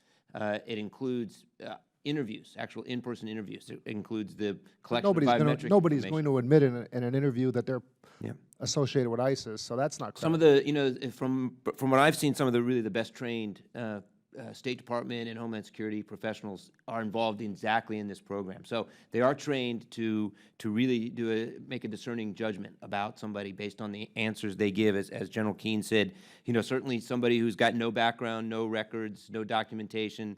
But if they've committed a crime, committed a crime there in Syria, where would we get the records from? Yeah, so there is the one. I mean, obviously, you do raise a point about the challenge of underlying information. So there isn't as much information, for example, about someone seeking refugee status out of Syria than from many other countries. So it's much risky. It's much more. There's much more risk because we've had 4 national security experts, 2 from the FBI, tell us that we don't have a system in place there. It's very difficult to get information, records, and to really know who these people are. So my question goes back to, how do you separate the salt from the sugar? I don't doubt that many of the people that we're going to let in are going to be good people, but I'm worried about the salt part.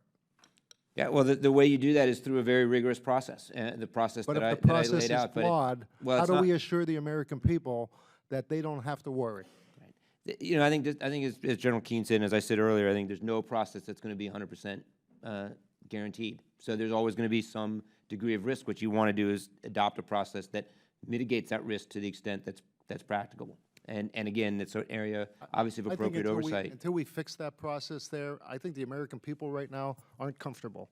They're not comfortable with hearing, well, we're pretty good, but we don't have all the information. We're asking them to trust us. That we're not going to see here in America what they saw in Paris. And quite honestly, I don't feel good myself. Thank you. I thank the gentleman. The chair now recognizes the gentleman from Pennsylvania, Mr. Boyle. Thank you, Madam Chair. And I had 3 questions, and I think that would make most sense to direct these to Peter Bergen, since some of it is drawn from his testimony or having read his written statement.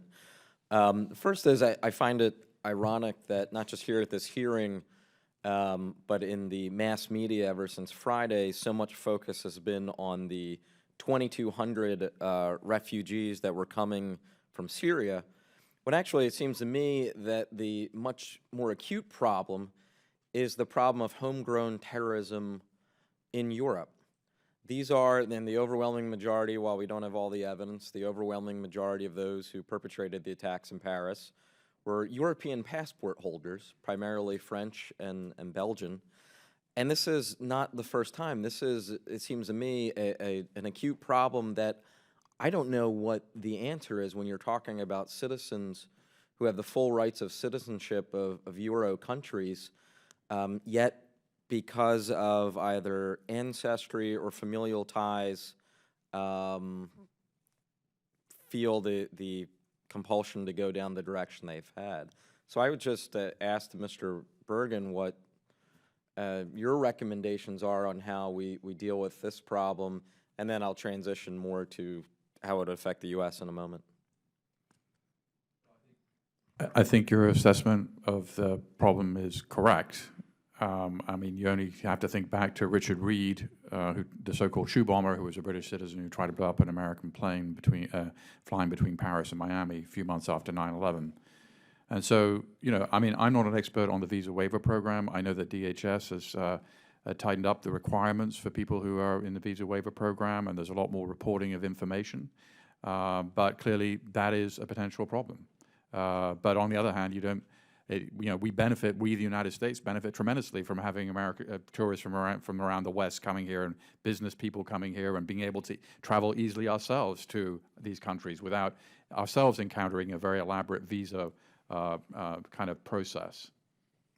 Yeah, your answer reflects the same sort of tension and challenge that I find within myself in trying to deal with this enormous problem. The second is, and it's related to this, we've also focused, and I say we, not just Congress, but as a society, we focused a great deal on the challenge of those who have left America, become radicalized, gone to Syria to fight, and might come back to our shores. Again, I find that the much more challenging issue, and I think the FBI Director Comey even has talked about this, I think the much more, again, acute problem is those who are loosely affiliated with jihadi groups who become self-radicalized here in the U.S. and then go about and act. I read, to quote specifically from your testimony, acts of violence by Americans inspired by, but with no direct connection to, the terrorist groups in Syria pose a more immediate challenge than attacks by returning fighters from Syria. So I was wondering if you could expand upon that. I'm not going to abjure my own testimony, but you know, I mean, it's useful to look at the Somali Americans who went to Somalia. They were mostly from Minnesota. There was great concern they would come back and they would do something in the United States, and none of them did. And the reason for that is half of them got killed over there because it's a very dangerous war, and some of them committed suicide and suicide attacks.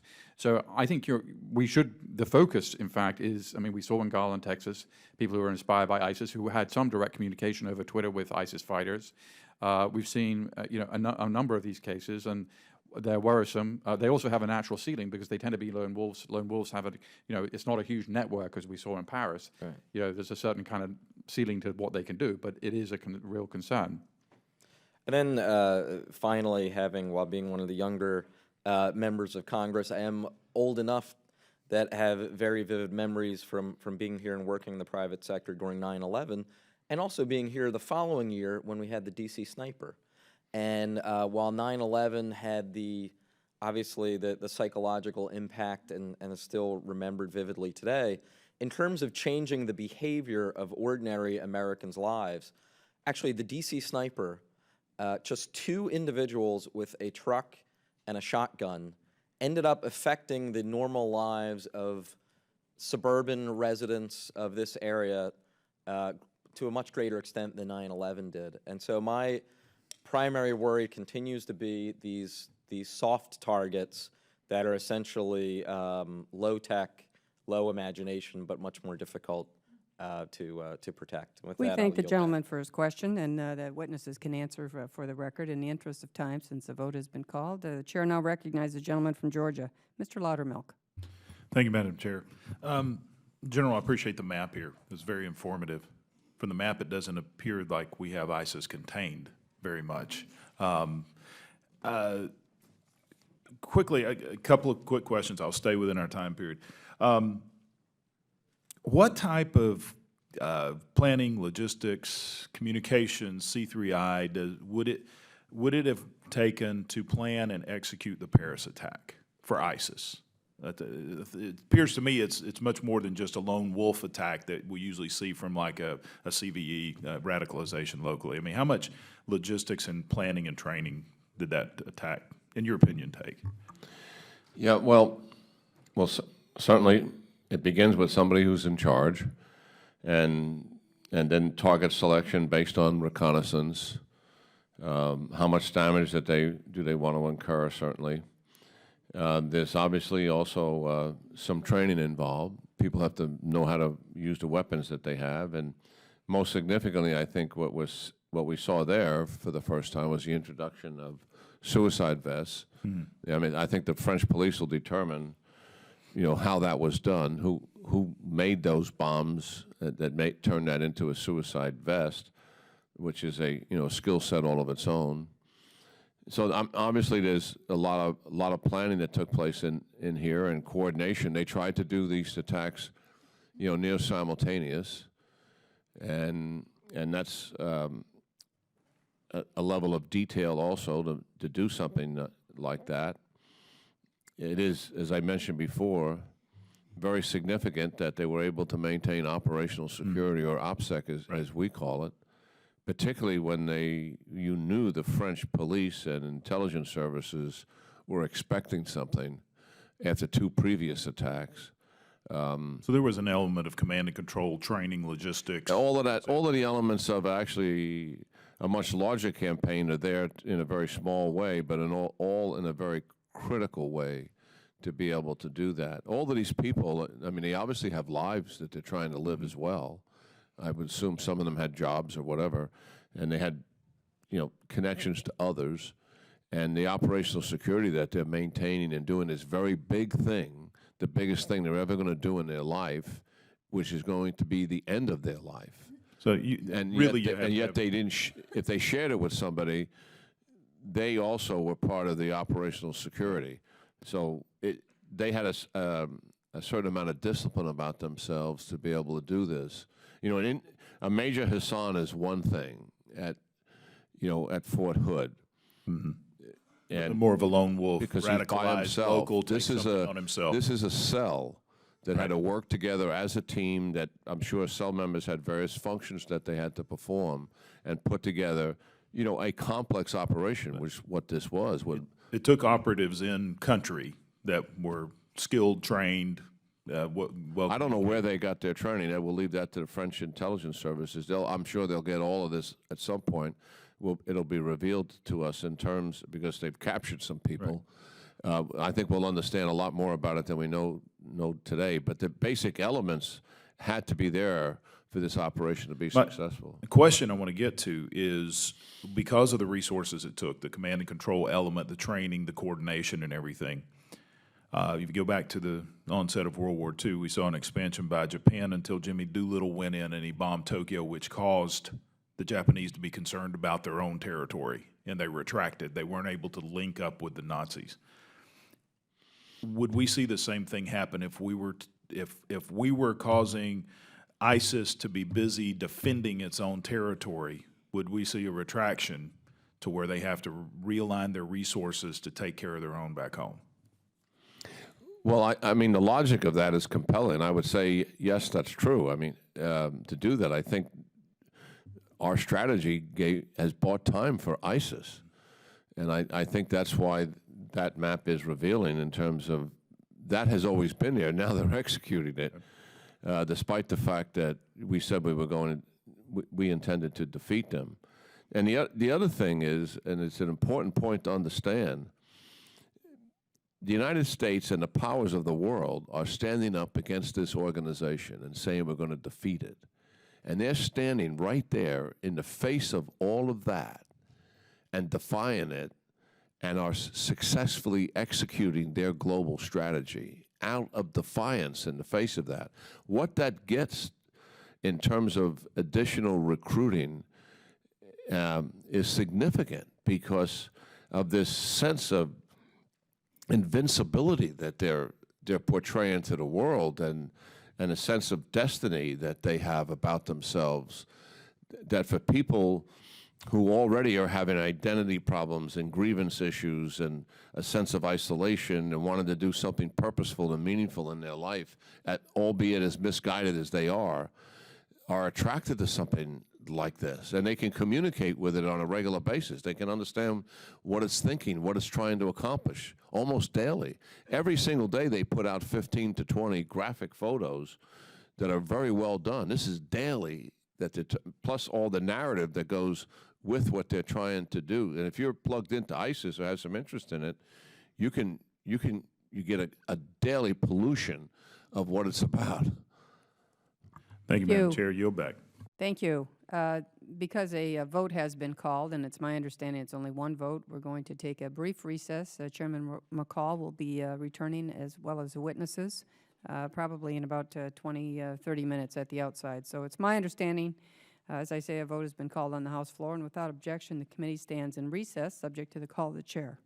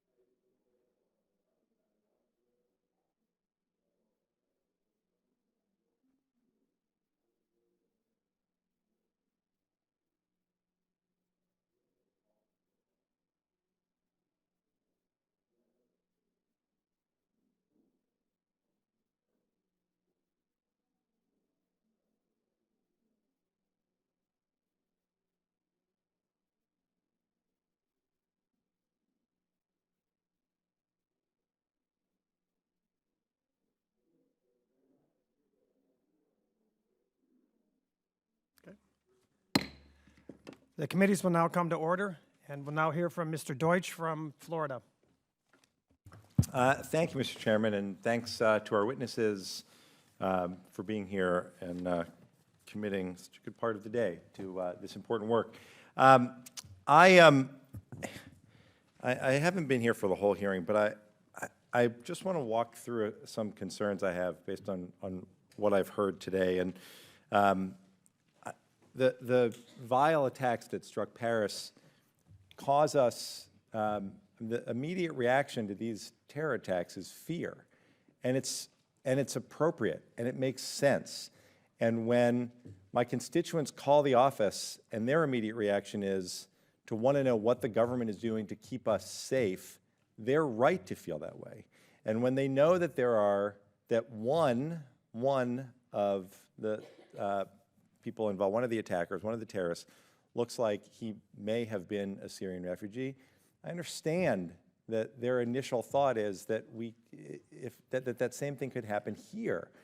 And I understand why there would be a need to want to reevaluate the program, and we should. But we have to be thoughtful about this. And so much of what's gone on in this debate, I think, is not up to what Congress should be doing. The fact is, when we're trying to look at a program, a refugee program, that I know some of this we've gone through already, where the UN High Commission for Refugees refers people to the U.S., and if it's in the U.S., then they're vetted by the Counterterrorism Center and the FBI's Terrorist Screening Center and State and Defense and Homeland Security and fingerprints and biometrics and all the rest. It's a very extensive process, but people are right if they're concerned that they want to be sure that it's perfect. And so, yes, I think it's appropriate for us to pause. But here's what we should remember. Here's what's seemingly missing from this whole debate. The fact is, we've heard it takes 18 to 24 months. So what is it that we should be looking at? The U.S. has admitted 1,800 Syrian refugees. The administration says that half of those are children, a quarter are adults over 60, 2% are single males of combat age. So instead of it's trying to score political points and filing bills that would shut down our country to refugees, which is inconsistent with the values of the nation that we live in, and we've heard that from both sides. Instead of moving forward and engaging in a big political debate about legislation and how to do this, let's acknowledge that there is a system in place. Let's acknowledge that it's exhaustive. Let's also acknowledge that it deserves to be reviewed. And so let's start by taking the 2% of the single males of combat age and look at every one of those cases. And let us have the benefit of the input from all the people who have done the screening to determine whether it's been done correctly. Instead of saying that some of the things that have been said that are so inconsistent with who we are. Look, the fact is, it doesn't matter for the Syrians in Syria who are fleeing their country because they're either the victims of, or they fear being the victims of barrel bombs or chlorine gas from Assad, or they fear being raped or murdered by ISIS. In either case, they're refugees. And we've always opened our country to people who are fleeing. So let's figure out how to do this in a rational way. Let's acknowledge that people are afraid, but then let's not make this a political point. Let's figure out how to do something that's actually consistent with who we are as Americans. All we keep hearing is there's no database, there's no database. That's true. And there's not going to be a database in Syria. So does that mean that we stop taking refugees forever if they're fleeing Syria? Because that seems to be the only solution that I've heard from so many of my friends on the other side. One of my colleagues said that these are people, excuse me, that the interviews are fine, except these are people who are adept at lying and deceiving. Well, you know what? Let's start again by looking at single males that we're worried about. But let's acknowledge that a 5-year-old kid and his mother who are fleeing, perhaps having lost their father, that we're not going to go into that thinking, well, unless there's a database that can show that this innocent child isn't somehow involved with terrorism, they can't come into our country. That's absurd. Let's figure out what we can do together, and let's stop making this the huge political battle that's been developing since Paris. We owe more than that, I think, to the American people. And I would just ask our witnesses, since we've already heard, I think all three of you have talked about what happens when fear wins. There was a quote in my local newspaper that when we allow ourselves to be frightened to the point of wanting to seal our borders, rejecting compassion, turning away vulnerable children whose homes have been destroyed, then the terrorists are succeeding because we're letting them. So what steps should we be taking now to both acknowledge that people are afraid, understandably, but that the answer is not to shut down our borders? And finally, when we talk about focusing on Syrian refugees, let's remember that if we really want to shut down our borders, the only way to do that, if we're going to go after the same people who committed these attacks in Paris, then that means stopping flights from Brussels and Paris and London and other places where foreign nationals have gone off to Syria and returned. And of course we're not going to do that. And I'm almost out of time, but can someone speak to the problem that Congress seems to have, where this has become this huge partisan fight when it's really about keeping us safe and being true to our values, both of which we're able to do simultaneously? Well, I'll take a stab. I mean, I clearly think, obviously, most of us believe we are facing a crisis dealing with ISIS, and I've always found dealing with any kind of crisis that you need people around you that have good judgment, they're tempered, they're measured, but they also have a sense of trying to get the best results in that crisis. And when you're dealing with something like this, there's such a tendency to overreact to it. A huge overreaction would be start sending combat brigades into Syria or Iraq. That's a significant overreaction, but some people will reach for that because they're confident that will truly make a difference. So you try to find something that's going to make a difference, and ISIS actually wants an overreaction. That's another thing. They want it in Europe, and they'll take it any place they can get it. Particularly anything that will fragment the Muslim and non-Muslim population and polarize it. And then the other thing is, you have a tendency to get defensive. See, we close in. We don't want to over-police and trample people's civil liberties. We don't want to all of a sudden start shutting down our borders in ways that don't make any sense for America. And we certainly want to continue a refugee program that's made sense to us for decades. But given the circumstances here, I think the Congress appears, in my judgment, to be taking prudent measures to look at that and to put in place a process that sort of makes some sense. And at the end of the day, I think you got it about right. I mean, we got a 19, 22-year-old youngster standing in front of us in that process, and we have no evidence one way or the other to support anybody's conclusion. It's likely that youngster probably doesn't get in. Thank you, Mr. That's Deutsch. the reality of it. Thank you. Ms. McSally? Thank you, Mr. Chairman, and thank you, gentlemen, for your endurance today as we're addressing this really important topic. I was in the military for 26 years, flew the A-10, and been on all ends of the targeting process.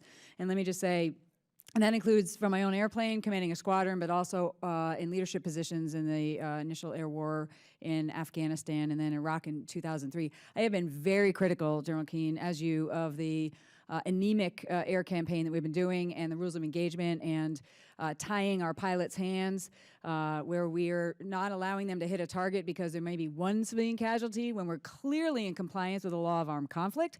And then we go back with our bombs, and then we allow ISIS to rain terror on tens of thousands of civilians. That doesn't make any sense. We're just now starting to hit the fuel trucks, with A-10s, by the way, the airplane that the administration was trying to mothball.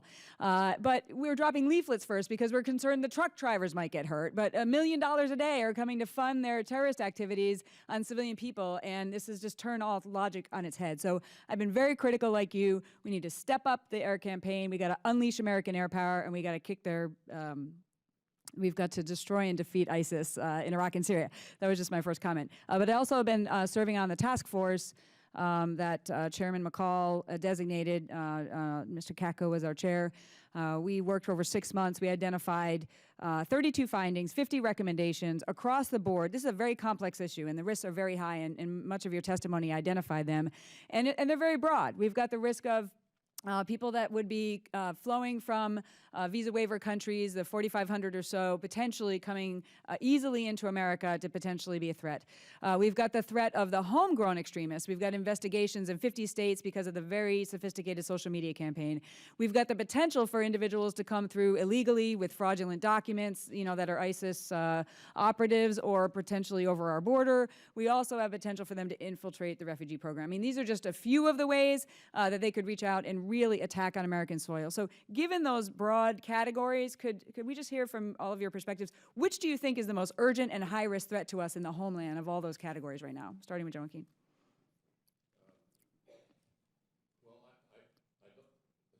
I don't think it's the infiltration of the refugee program. I clearly believe it's ISIS motivating and inspiring people in our country to take action against our country, and I think the evidence of what has happened in the past already supports that.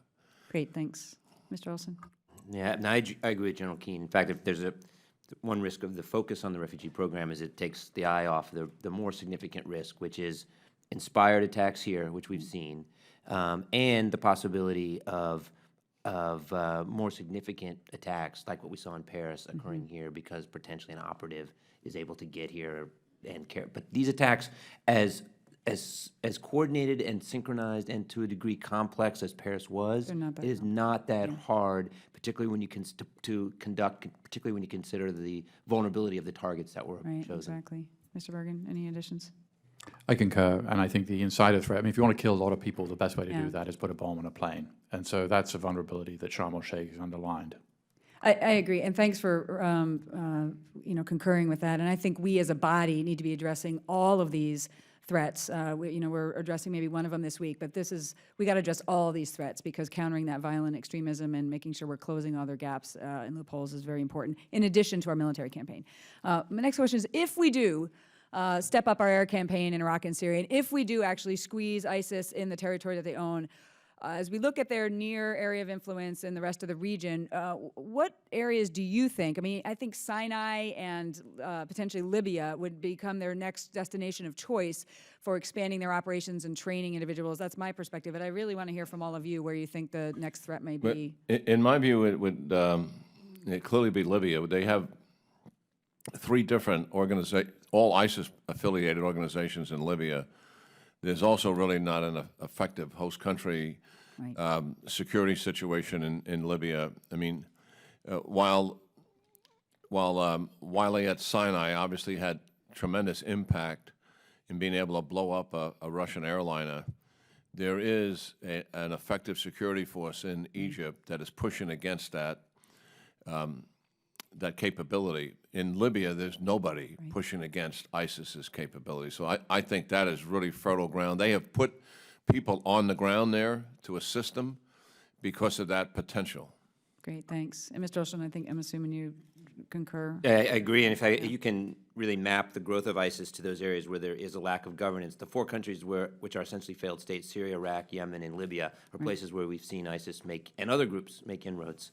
Great, thanks. And my time is over, but I do want to say, Mr. Bergen, I look forward to talking to you offline about the recruitment of girls and women. And I appreciate the statistics in your report related to this unprecedented phenomena where you have young girls and women that somehow think they're going to go find the man of their dreams, and instead they're subjected to 7th century Sharia law, sexual slavery, gang rape, and everything that goes with that. And this is very much something I want to continue to figure out how we can try and stop here. So I appreciate your comments on that, and we'll talk more offline. Thanks, Mr. Chairman.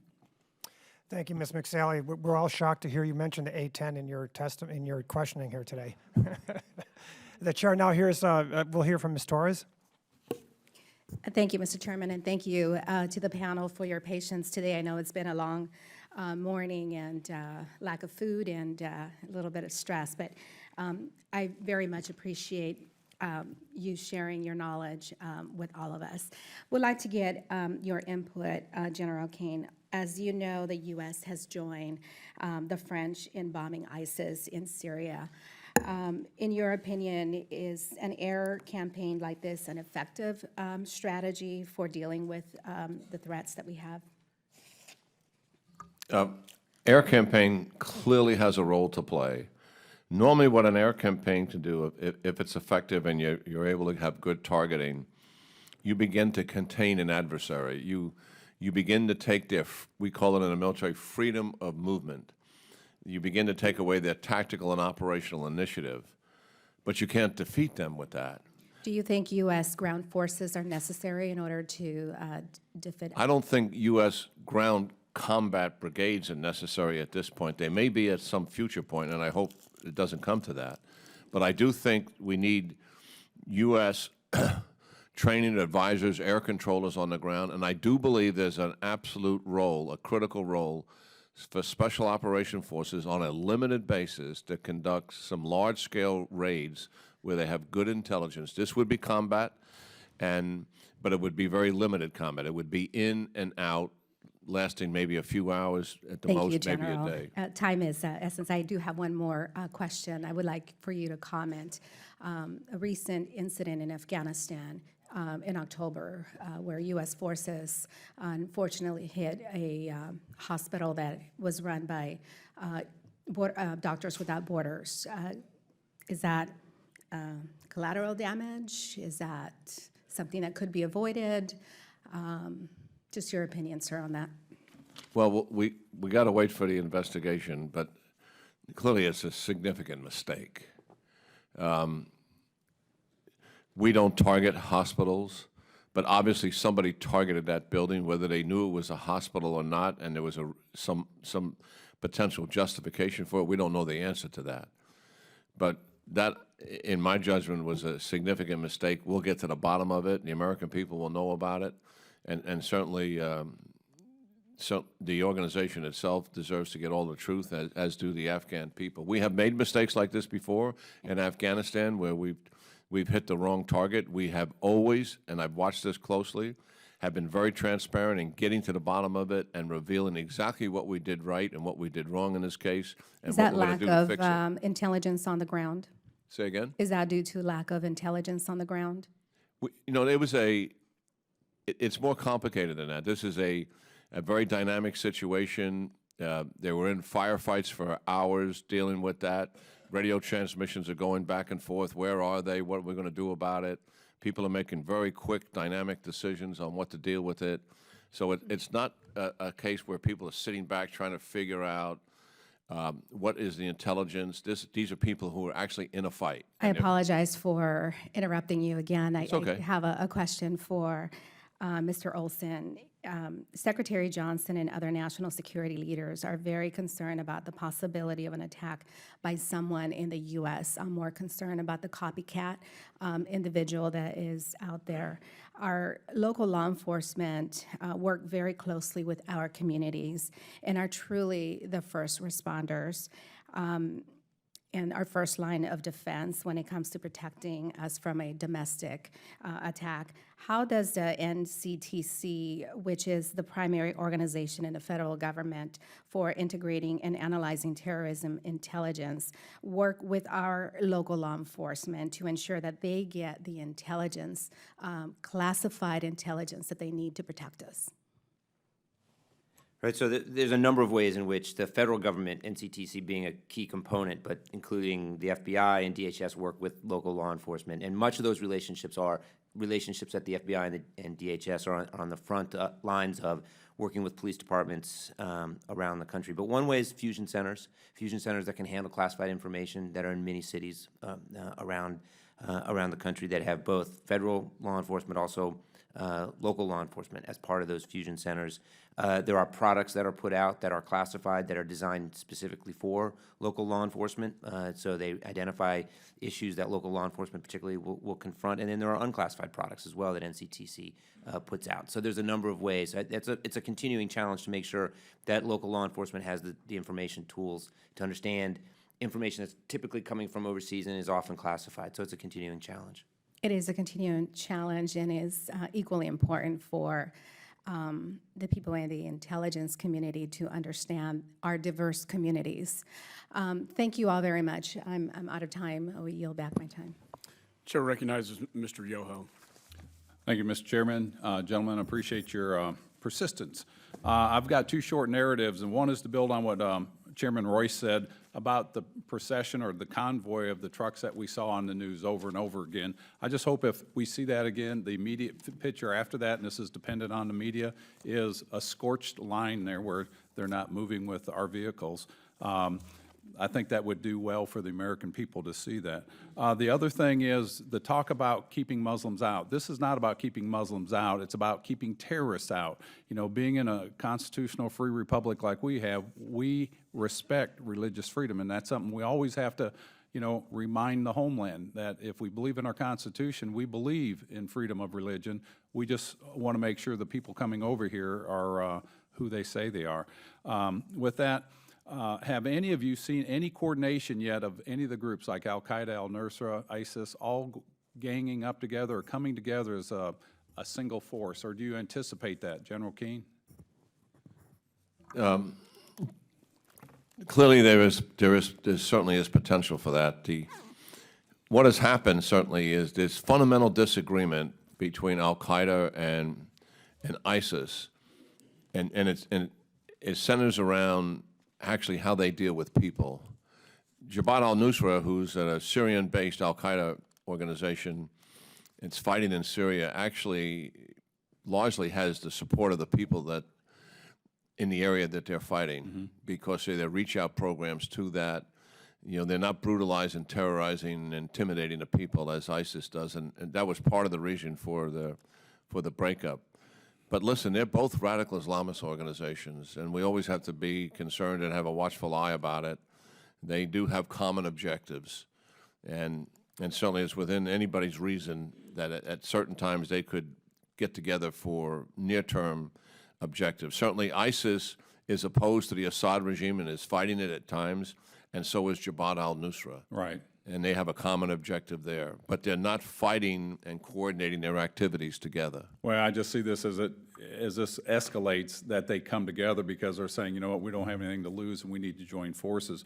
Mr. Olson, you were saying how that so many of the recruiting tools are over the internet. What can be done to shut down their social media in those areas? I mean, if we know they're doing that, can we shut it down? Can we pinpoint where it's coming from and just say, all right, if we shut this down, I know they're going to go around it and find somewhere else, but if we can keep pinpointing stuff like that, is that a possibility? I think there's probably two things to consider. One is really going after the source of the information, so going after the communication centers that are in places like Syria, in Raqqa, for example, where the media is produced. So airstrikes, military action to take out those locations, take out the individuals who are responsible for the media. That's probably the most direct way. The other mechanism Mr. Bergen talked about of going to the companies that are these platforms and asking them to enforce their terms of service. Do you need any assistance from us in that to where we can put more pressure on them? I think that's largely a matter of just the outreach that needs to take place. Now, I would say that what we've seen over the last couple of years since the Snowden leaks is that we've seen we've seen less cooperation and less dialogue and collaboration between the federal government and our technology community. And I suspect, from what I'm hearing, that inhibits some of that sort of interaction that would lead to a more effective response. Okay, thank you. General Keane, you were talking about marginalizing Russia and Syria. Without going to war, how do we do that? Through diplomacy, or, you know, how would you marginalize them? Well, the reality is, first of all, don't get trapped by them in terms of the negotiations that they're making right now. Two,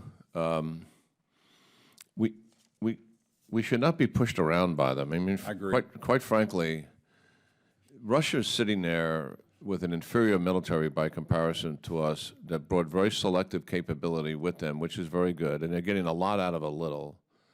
But right from the beginning, we should have told them, look, we're going to fly wherever we want, when we want.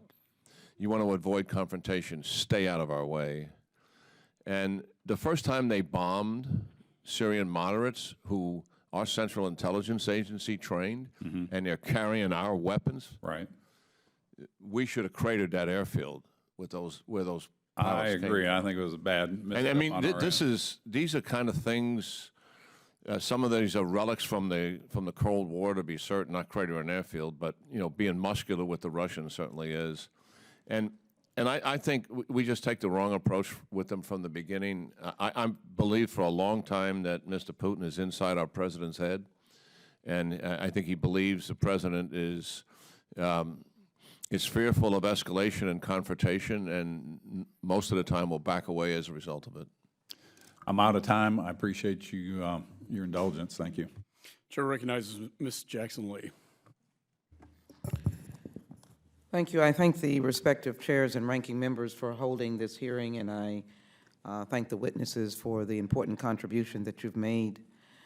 I'm reminded of a long ago phrase used by Franklin Delano Roosevelt, that the only thing we have to fear is fear itself. Without taking that in a strictly interpretive view for the 21st century, recognizing and being empathetic to where we are today for many Americans and others around the world who are frightened by this phenomenon called Daesh or ISIL or ISIS. I do think that we have a responsibility to act swiftly and forcibly without fear that garners recklessness in our determination. So I'd like to pose a series of questions, and I'd like to make this statement. All of the witnesses I have great respect for.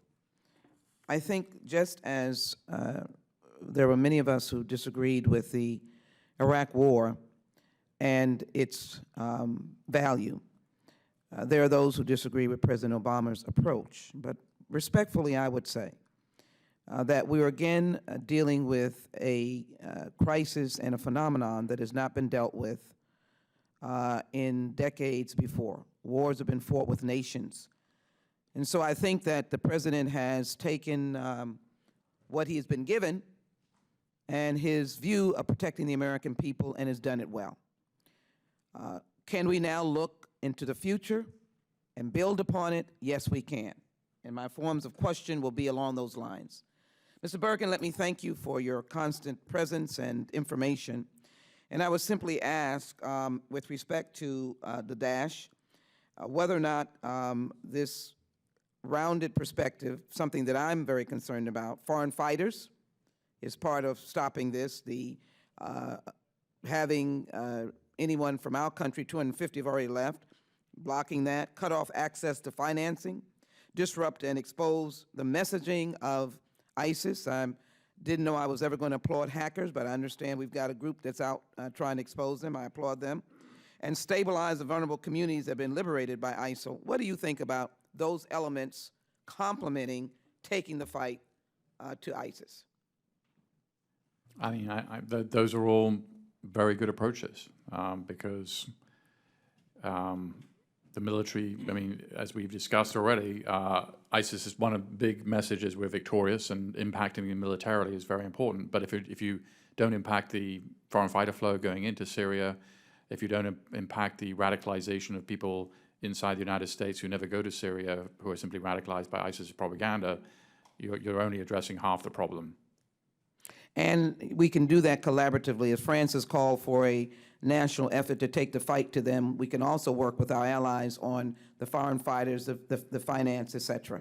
Let me ask General Kane, if you would. I think I heard that you offered a commentary on this question of refugees. Frankly, we've got 55 million, or 55, the number that was here that I just saw. We have a horrific global refugee crisis, 60 million people displaced across the globe. What does it say about America if we begin to precipitously, without thought, block refugees, in particular Syria, that mostly are women and children and the vulnerable? Does that give ISIS another message about the United States and counters our own values of being strong, taking a fight to them, and maybe daring them to do as they're doing?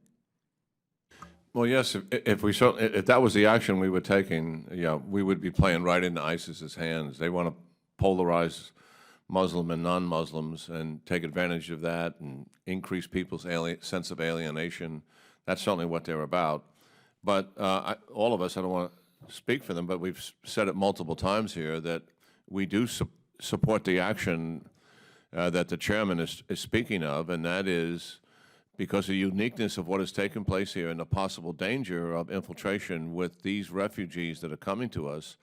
We're not saying they shouldn't come. We're saying we should make certain that we put in place a process that will ensure us as best we can that there is no legitimate infiltration there, knowing full well that the best process we put in place could never be perfect. We also know that it takes 18 to 24 months before they come in under the present process, and it's certainly something we should review. Can I just ask you this question? Can ISIS be destroyed? Oh, yes, most definitely. Radical Islam as a movement is probably going to be generational, but we don't have a comprehensive strategy to deal with that or an appropriate alliance, I think, to meet the challenge. But in the near term, dealing with ISIS, yes, most definitely. Their greatest vulnerability that they have is the fact that they own territory. And when you start taking that territory away from them, you start to break down these other things that they're doing in terms of their affiliations and also what they're doing in Europe and their desire to come to the United States to undermine the governments that are supporting the effort against them and also to polarize the populations. That you start to take all that capability and the messaging away from them by taking away the territory, which in a sense is destroying them. Militarily, we prefer the term defeat. It's a better term than destroy because ISIS likely will never go away in the sense that they started from a relatively small terrorist organization inside Iraq operating in the shadows.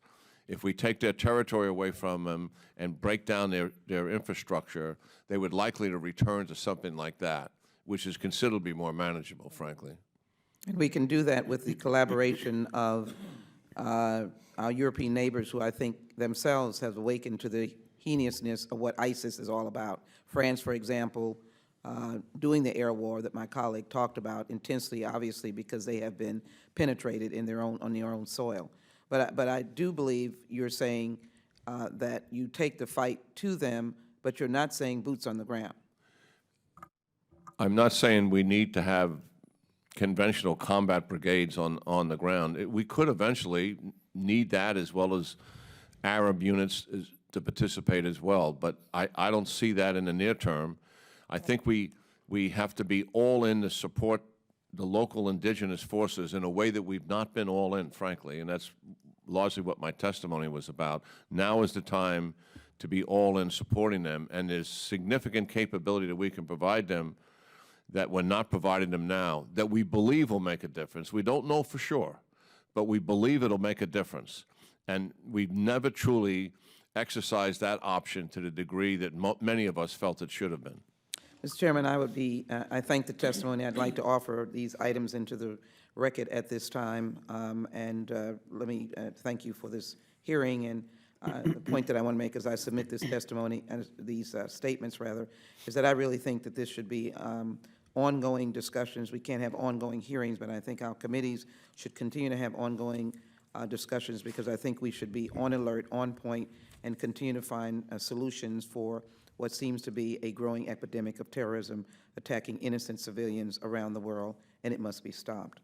Let me submit to the record, resettling refugees and maintaining security are not mutually exclusive, and this includes the statement about 60 million displaced persons, and then the statement from the Syrian American Council, and I'm asking unanimous consent, and a statement from the Coalition of Syrian American Humanitarian Organizations, and a statement from the RAND Corporation. Ask unanimous consent to put these in the record. Thank you. So ordered. I yield back.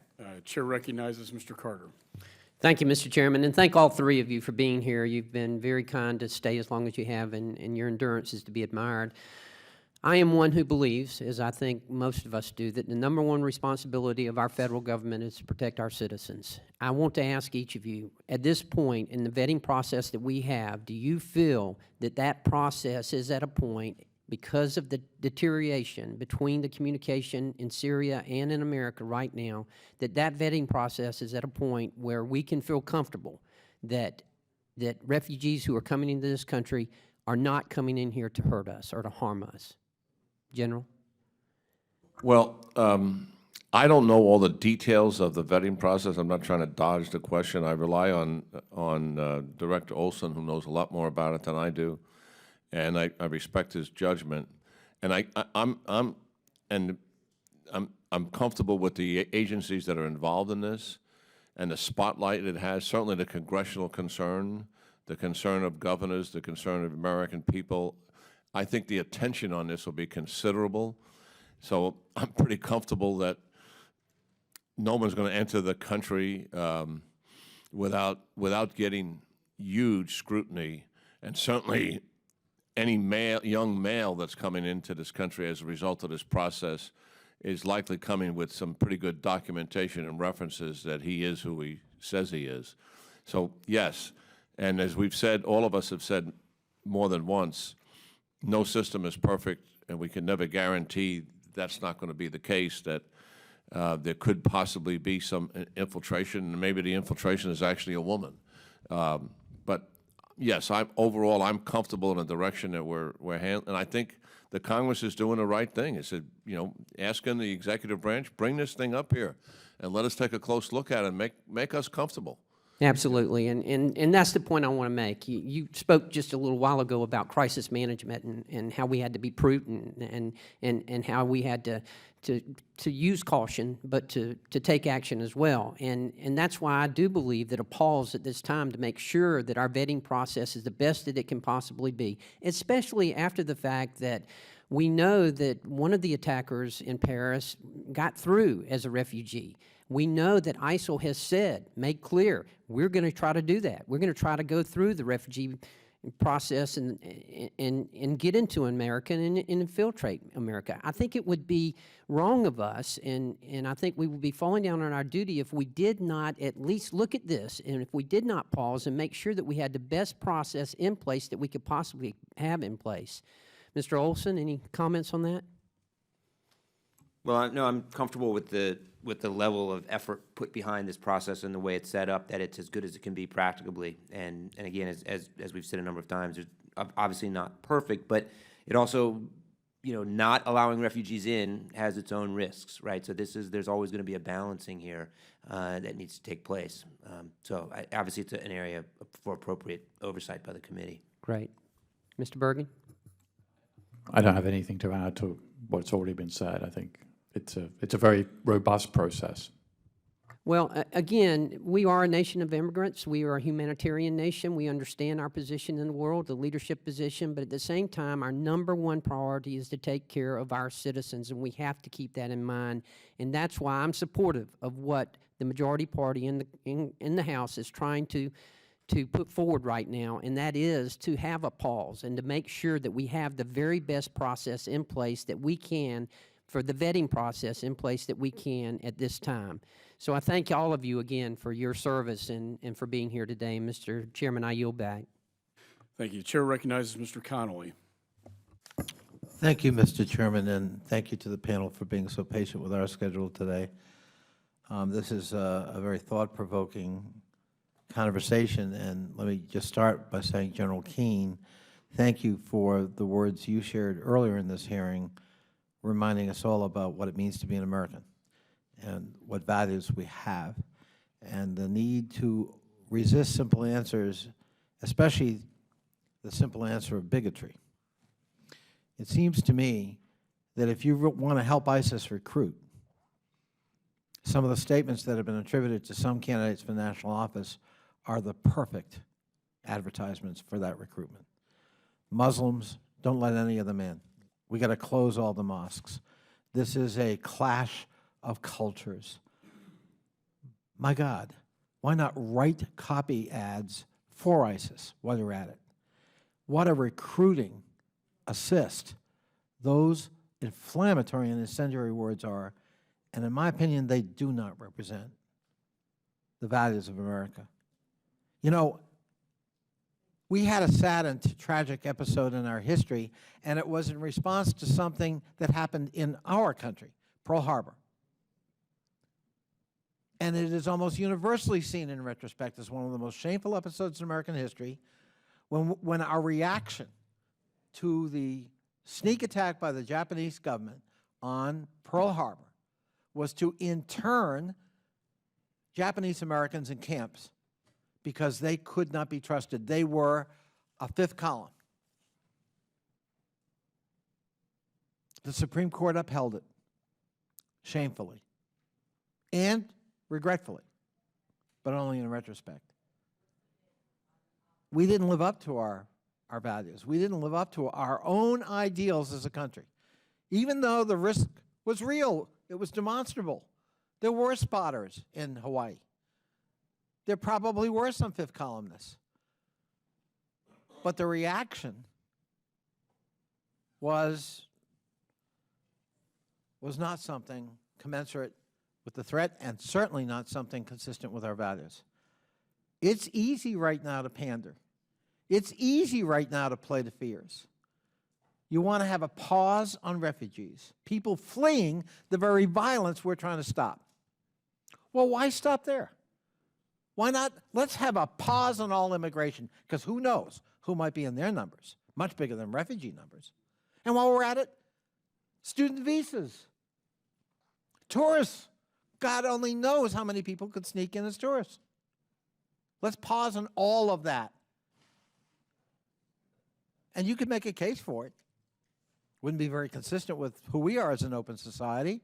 And I'm not sure it's a practical solution to a very real problem and a set of real concerns and fears. We as elected officials, it seems to me, have a responsibility to calm fears, to call Americans to confidence and to the values General Keane referred to earlier in this hearing, not to exploit those fears, not to build upon them, not to demonize any group of human beings, however popular it might be at the moment to do so. I wanted to say that, Mr. Chairman, because we all look for easy answers, and all of us, I guess, are open to the temptation to exploit something at the moment, but it doesn't serve us well. And that's not our finest moment. And that's not, as Lincoln said, appealing to the better angels of our nation. Any of you are welcome to comment.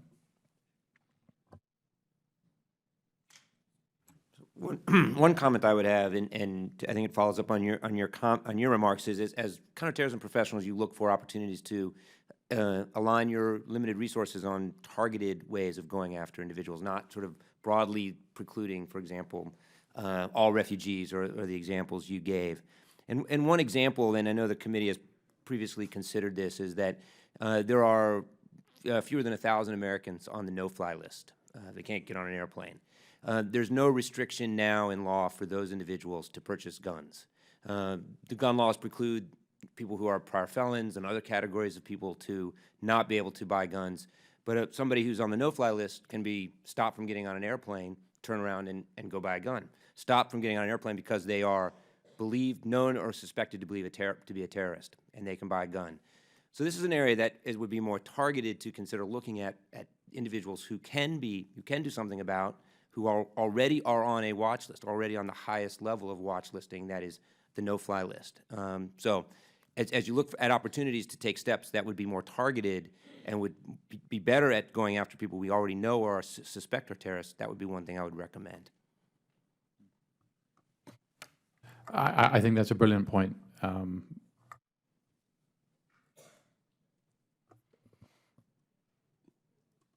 Well, I agree with the sentiments that are here. I mean, I always said to myself, after what happened to the French, if I was running a meeting in the White House, I would have said, listen, I want us to look through the prism of this is 127 dead Americans and 300 wounded, and then how do we approach this crisis and do what's necessary to fix our strategy in terms of what's working and what's not working.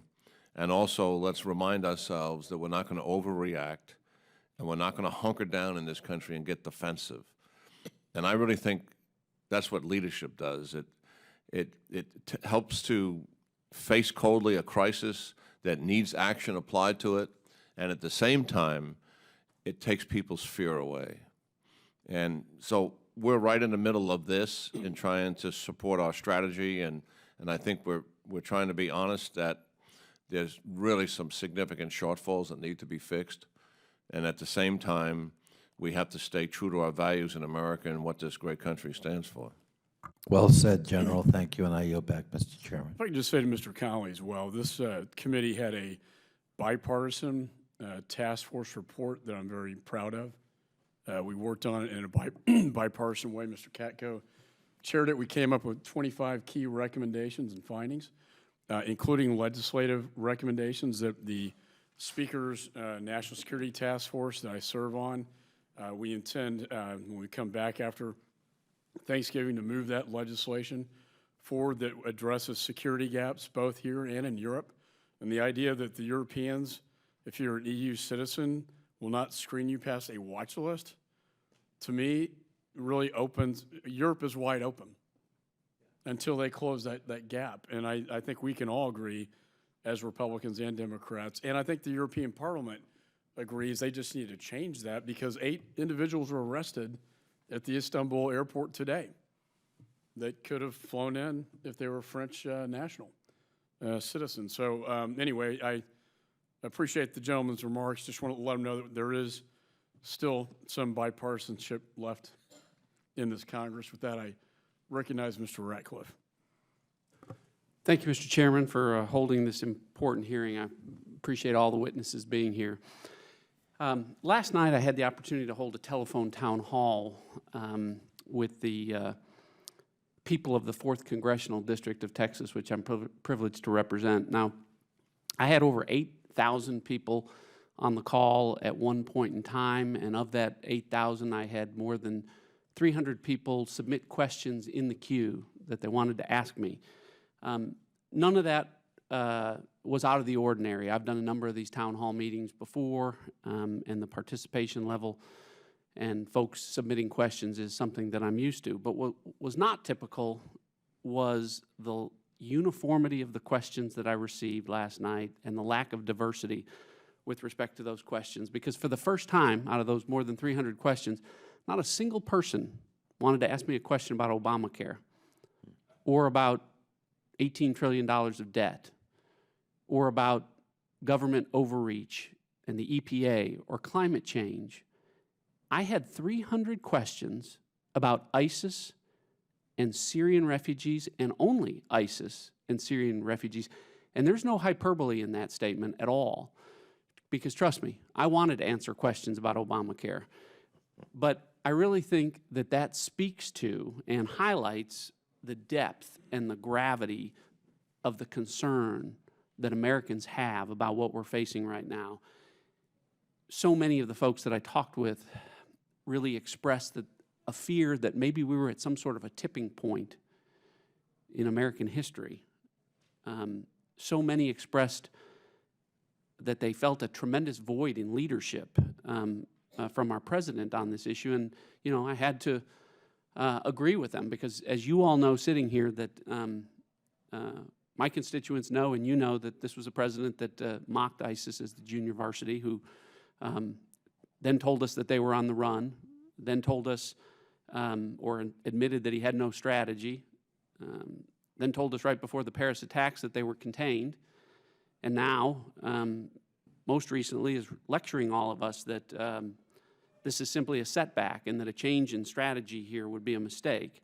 Bottom line is, my constituents don't believe in the leadership that the president's providing. They don't trust him to provide it. And in that void, they're asking me and other members of Congress to lead on this issue. So I want to talk about how we can do that. And I want to start with you, General Keane. In your remarks, you talk about ISIS having 3 major thrusts: defending Syria and Iraq. They want to use their headquarters in Syria to expand the near abroad, and they want to use their influence in the far abroad. So I want to talk to you about how we can limit their success in those regards. And I know one of the things that you've talked about today is to step up our military activities in Syria. But if we have a president that won't act, I don't know, maybe I'm missing, passing an AUMF, if a president won't use it, how is that going to help us, and what can we do in the absence of a president that won't go along with a coalition in this regard? Well, the President is the Commander-in-Chief, and foreign policy is largely his lane. He doesn't need much legislative approval to do what he wants to do in that, and that's the trust that we have in a President of the United States. I think it's served us well, since the development of the Republic itself. So I don't have any problems with the powers that the President has. I just happen to disagree with him on this, as do others. I think we'll probably see some more incremental change, some modest improvement to what we already have been doing. And we've been watching this for 15-odd months now, this incremental change that will take place. But I don't think that in of itself is likely to be decisive, because it's probably still going to be something far removed from being sufficient. And I think that's the path that I believe we're on. So I'm not optimistic that, given what happened in Paris and given its implications to the United States, and even given the denominator that I suggested, that we look at it through the prism, this happened to us, what actions would we take as a result of it happening to us, is the prism that I think we should use. So I'm not optimistic that we're going to get the kind of resources and commitment on the military side, nor am I optimistic on the political side, which is every bit as important as the military side here in terms of Sunni participation in Iraq and ending the civil war in Syria. And being in bed with the Russians is not going to end the civil war, because the Russians will insist, as will the Iranians, on an Alawite regime staying in power. And as long as there's an Alawite regime, regardless of Assad, put him aside, then you're going to have the rebels fighting. They will continue to fight, because they are not, after 250,000 dead and most of their neighborhoods and communities destroyed, going to take a deal like that and leave those butchers in power. So that permeates the civil war, and we need the kind of intensity on both of these issues in Iraq politically and also in Syria that we had for the nuclear development deal. That kind of political and diplomatic intensity, that kind of commitment and resolve to getting an answer, to getting a solution here, and I frankly don't see that. Well, thank you, General. My time's expired, but if the Chairman will indulge me, I'd like to follow up from a military standpoint. Don't misunderstand me. I'm not advocating that we commit U.S. combat brigades, and I know that you're not either, because that's what your testimony says, but you do say, but if necessary at some future date, it should be part of a regional Arab and NATO coalition. And I want to ask you, what would be the signs to you that we've reached that point? You want me to answer that now? Yeah. Well, the sign that we reached that point is we have not disrupted ISIS in terms of their global strategy. They're still executing that global strategy. People in different cities are being killed as a result of it, possibly, God forbid, an attack in the United States. And that strategy is unfolding right before our eyes. Then I think the nations of the world would recognize that we're going to have to do something here, because what we're doing is not satisfactory. But I actually believe, that with no degree of certainty, but if we actually put the right resources, both military and politically, behind what's taking place in Iraq and Syria, there is a chance for this strategy to actually work without having to commit U.S. brigade combat organizations to do that on any size of a scale. And most people who look at this problem are not suggesting that we should do any repeat of what we have done in Iraq or even what we have done in Afghanistan. Even those who believe that now is the time to commit some form of combat brigades to it are all advocating something modest. I'm not in that position yet, but I could get there. I just want to see us give the current strategy a chance to work, but with all the resources applied to it, and we've never done that. Thank you, General, and Director Olson and Mr. Bergen, thank you both for being here as well. I wish I had time to ask you questions. I don't, but you've all been generous with your time today with all of us, and I appreciate that, and I appreciate the Chairman's indulgence, and with that, I yield back. Thank you. Chair recognizes Mr. Perry. Thank you, Mr. Chairman. Gentlemen, thank you very much. I have questions for you all. We'll see how far I get. I probably won't get there. General Keane, is this threat Islamic? Yes, it's radical Islam is centered in a religious-based ideology where religion is central to their belief system. I would agree with you. Some people can't seem to come to that conclusion, and I've come to the same one as you have. And I know this is kind of rhetorical, but are they at war with us? Oh, absolutely. Absolutely. Do you see this, since you say it is Islamic, and I agree that it is this only ISIS? I mean, while we've been sitting here, and I've been sitting here a while as you have, but I just wrote down ISIS, Al-Qaeda, Nusra, Al-Shabaab, Haqqani, Abu Sayyaf, Al-Shabaab, Boko Haram, AQAP, AQIM, Khorasan. I mean, we get rid of ISIS, got a whole list here. It's coming right after him, right? No, I totally agree with that, and that's why I've been frustrated for a long time, going back to President Bush's administration, that we focused on the sanctuary that was supporting Al-Qaeda, but we should have focused also, that was the right thing to do, don't make a mistake about that, but we also should have focused broadly on radical Islam as an ideology and as a movement, and how do we organize our efforts against that entire movement? Because what you don't want to get into, and I think we're on the path of this, as one of these radical Islamic groups grows up and it becomes a threat to us, then we go after it. And then 3 or 4 years later, we're dealing with another one. Right. And we've never had the collective strategy and alliances to deal with the much larger issue that we're dealing with. Do you think because many people say this U.S. created this phenomena, this issue? Oh, that's absolute rubbish. Yeah, well, I agree with you. So let me ask you this, because I've heard some things in the committee here. I've changed my questioning based on some of the testimony. I keep hearing, how do we keep us safe and be true to our values? And listen, we're compassionate people. I am the product of legal immigration. And then kind of keeping in that, with that theme, you know, people act like we're trying to separate the Muslim and non-Muslim population, not understanding that we accept and agree that, look, there are probably a couple 100 million Shia Muslims that are considered apostates by these people, right? They're Muslims, right? So, but isn't it reasonable to say that the world that we grew up in has changed?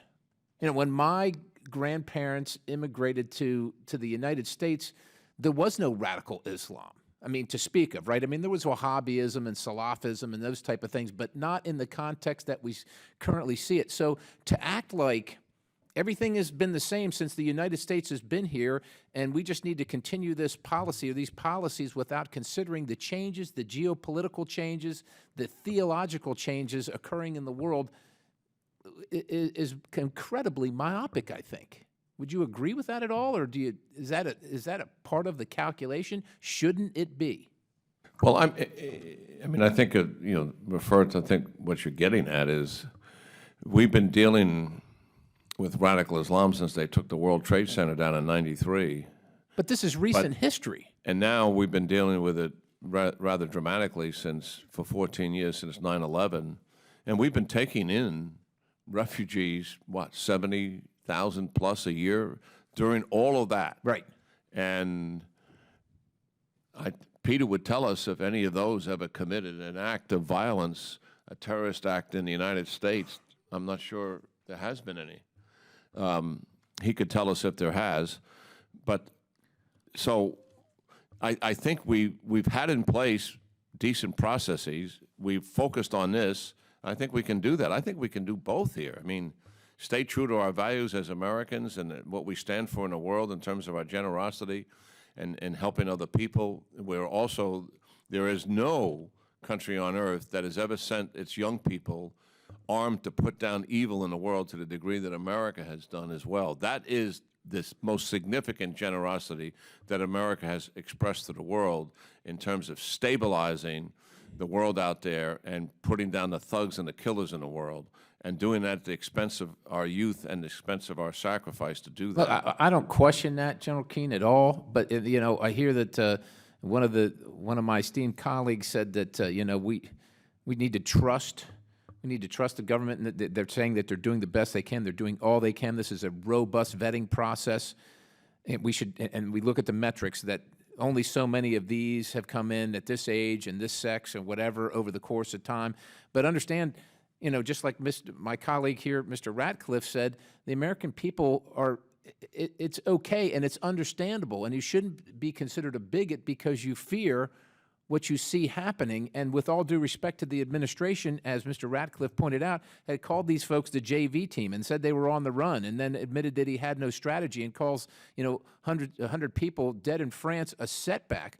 Oh, well, heaven forbid, and forgive the citizens of the United States for being concerned. Heaven forbid. One last question, if you'll indulge me, and I've got 1,000 here, but we seem to hear from the administration that there is only one option here, and our option is to do our part to take as many of these refugees as we can within the confines of the law. Why can't there be, and has there been consideration of an option of a safe zone that is administered by the United Nations with our participation, with the participation of Gulf country allies like Saudi Arabia, who have been, I understand they don't trust us, nor have we given them any reason to recently, but why can't that be an option instead of having all these people exfiltrate into Europe and the United States to stay in that region of the world? And at the end of the day, maybe it's less expensive for us in the cost of dollars and lives, and is that something that could be done? Well, in my testimony, I do think we should have safe zones near the Jordanian and Turkish border that would hold some of the people that may not have the opportunity to leave the country or connected to family that's still in the country, and we can protect them. And I think we can do that with an international force on the ground, and also protect them from the air as well.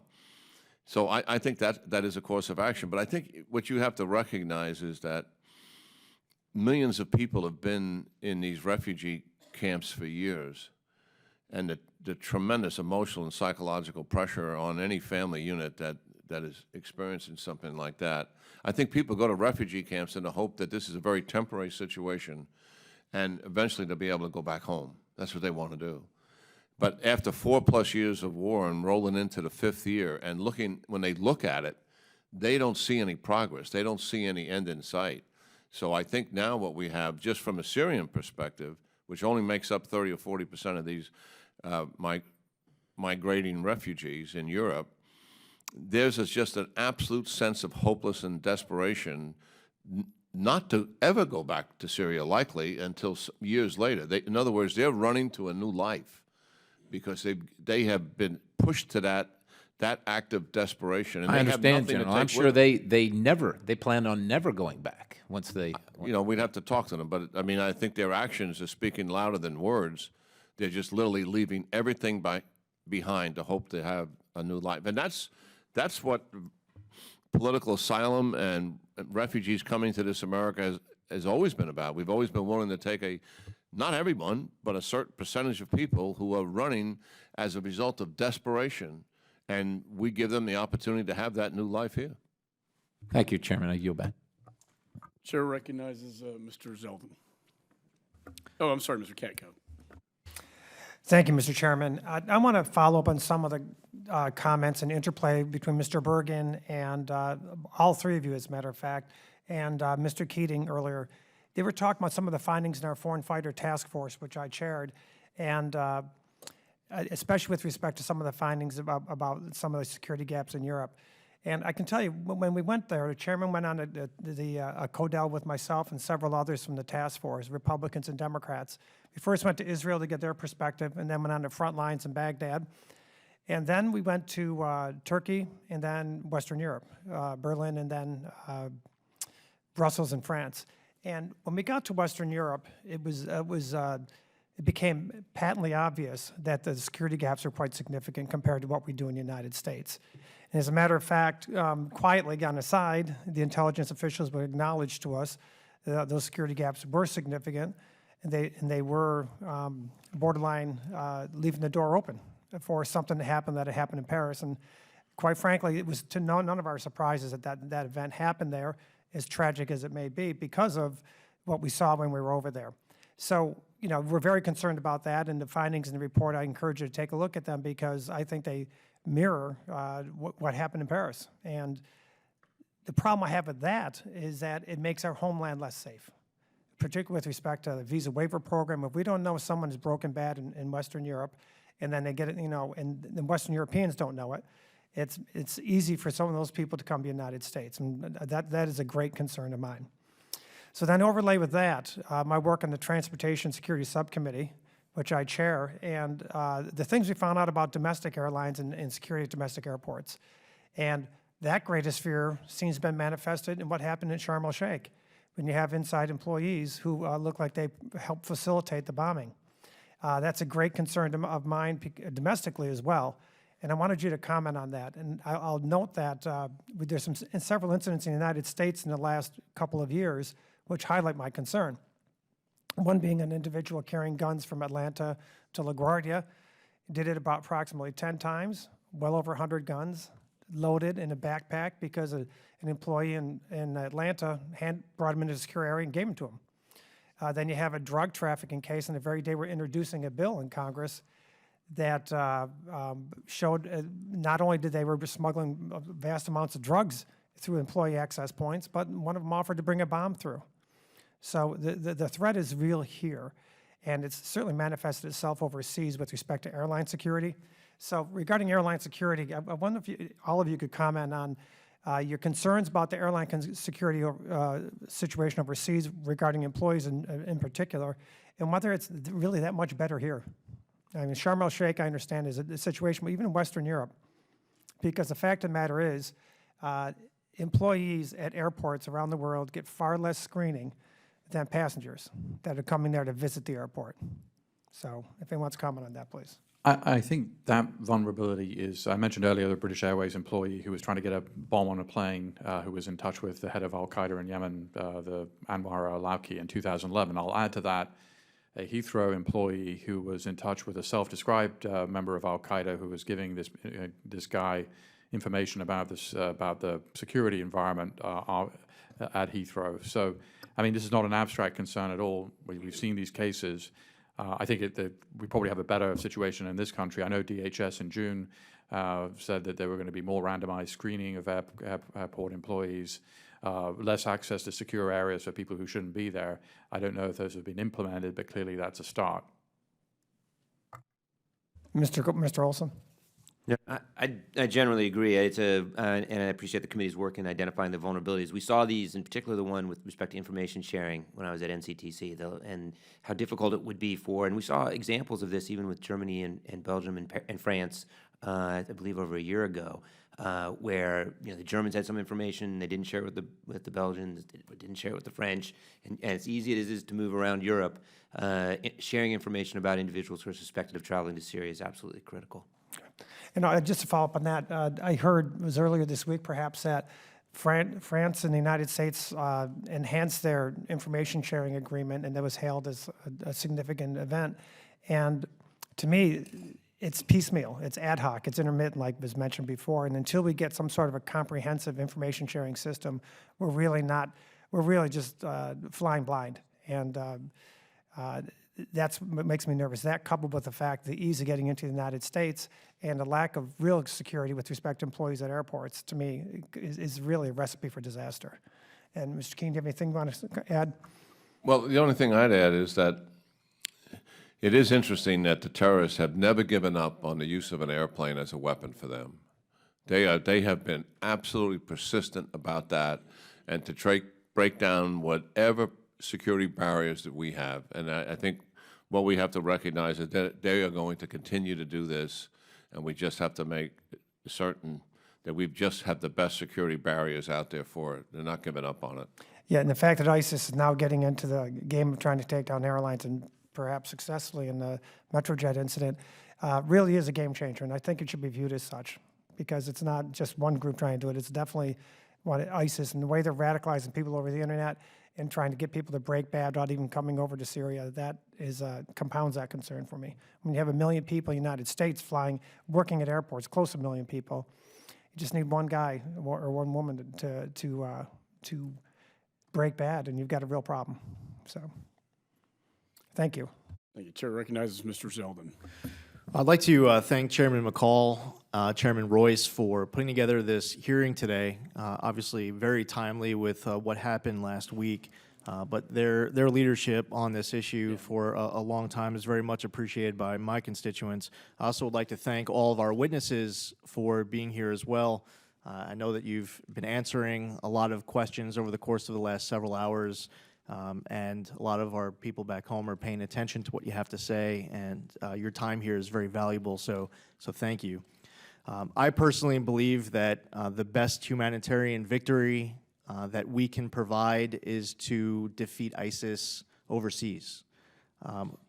I would like to get your thoughts on the humanitarian victories that can be pursued that maybe we're not pursuing now, where the refugees currently are in the Middle East. So if you can address that first.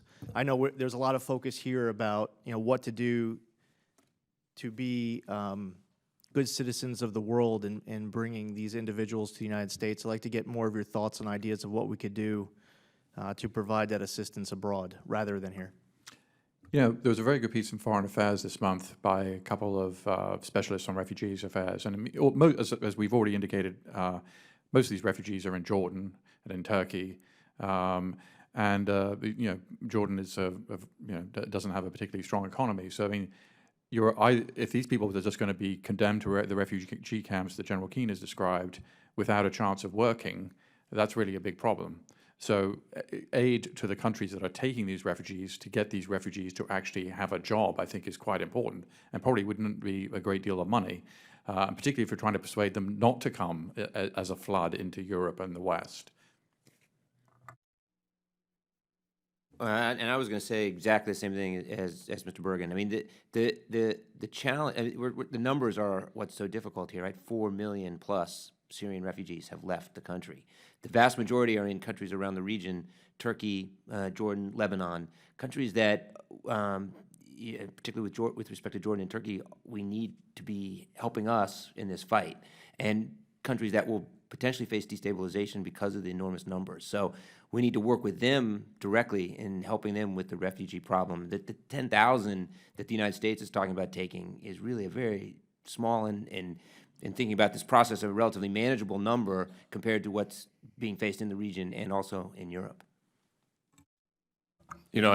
Some of this is really challenging because the conditions in the region at large, beyond Syria and the brutality of the killing that's taken place there, but throughout the region, to include Africa, I mean, there's serious issues there, and the lack of much-needed political reform, social injustice, and lack of equal economic opportunity that, in fact, drive people to a sense of desperation. It drives them into the streets to demonstrate against a government that is denying them all of that, and at some point it also drives them away from the region as well, and accept all the risk it means to put your family, on a raft and cross a major body of water.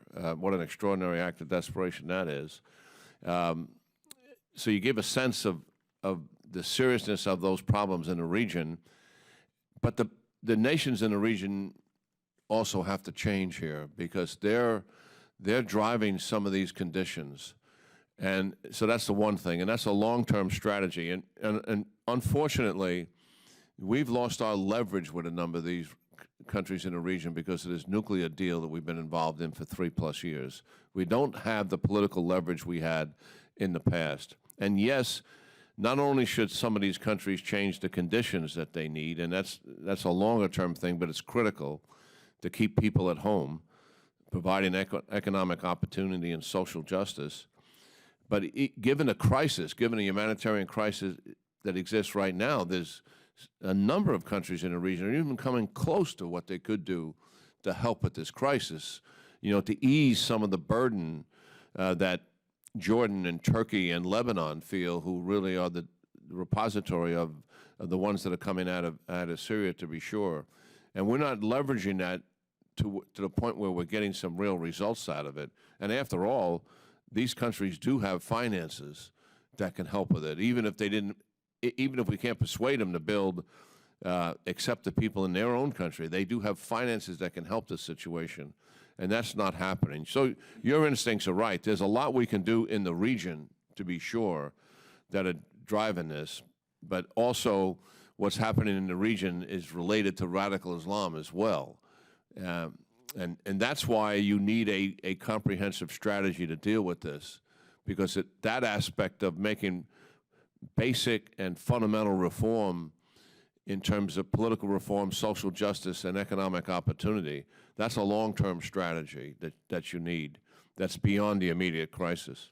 Well, thank you, General. Thank you to all the witnesses again for answering all of the questions over the course of this hearing. I personally, as I stated earlier, believe that the #1 humanitarian victory that we can provide for those in that region is to do everything in our power, working with some newly motivated countries across the world, specifically the French, the Germans, the British, the Russians, who are now motivated as well, to defeat the threat, to annihilate the threat. They are not contained. They're not the JV squad. And everything else as far as improving the conditions on the ground is impossible without us eliminating the threat. And again, Chairman McCall, who is still here, who has been an active, vocal presence and leader, and I'm just so grateful he's chair of the Homeland Security Committee, and he's doing a lot to ensure that my constituents as well are being heard, as well as constituents in his district from coast to coast. So thank you again, Chairman. Well, thank you, and I know your New York constituents, that means a lot for me to hear that from you. And I agree, until this crisis is resolved, we're going to continue to have a refugee crisis and problem, and it would be nice if maybe some of the Sunni Arab nations or Gulf states who help finance some of this mess would take in some of the refugees. But today they're taking 0. And I know this will be heard hopefully across international boundaries, but they have the wherewithal. They are Sunni Arabs, after all, fleeing Assad and ISIS. Why aren't they taking them? And instead they're fleeing to Europe and to the United States. And a refugee means they want to return to their homeland.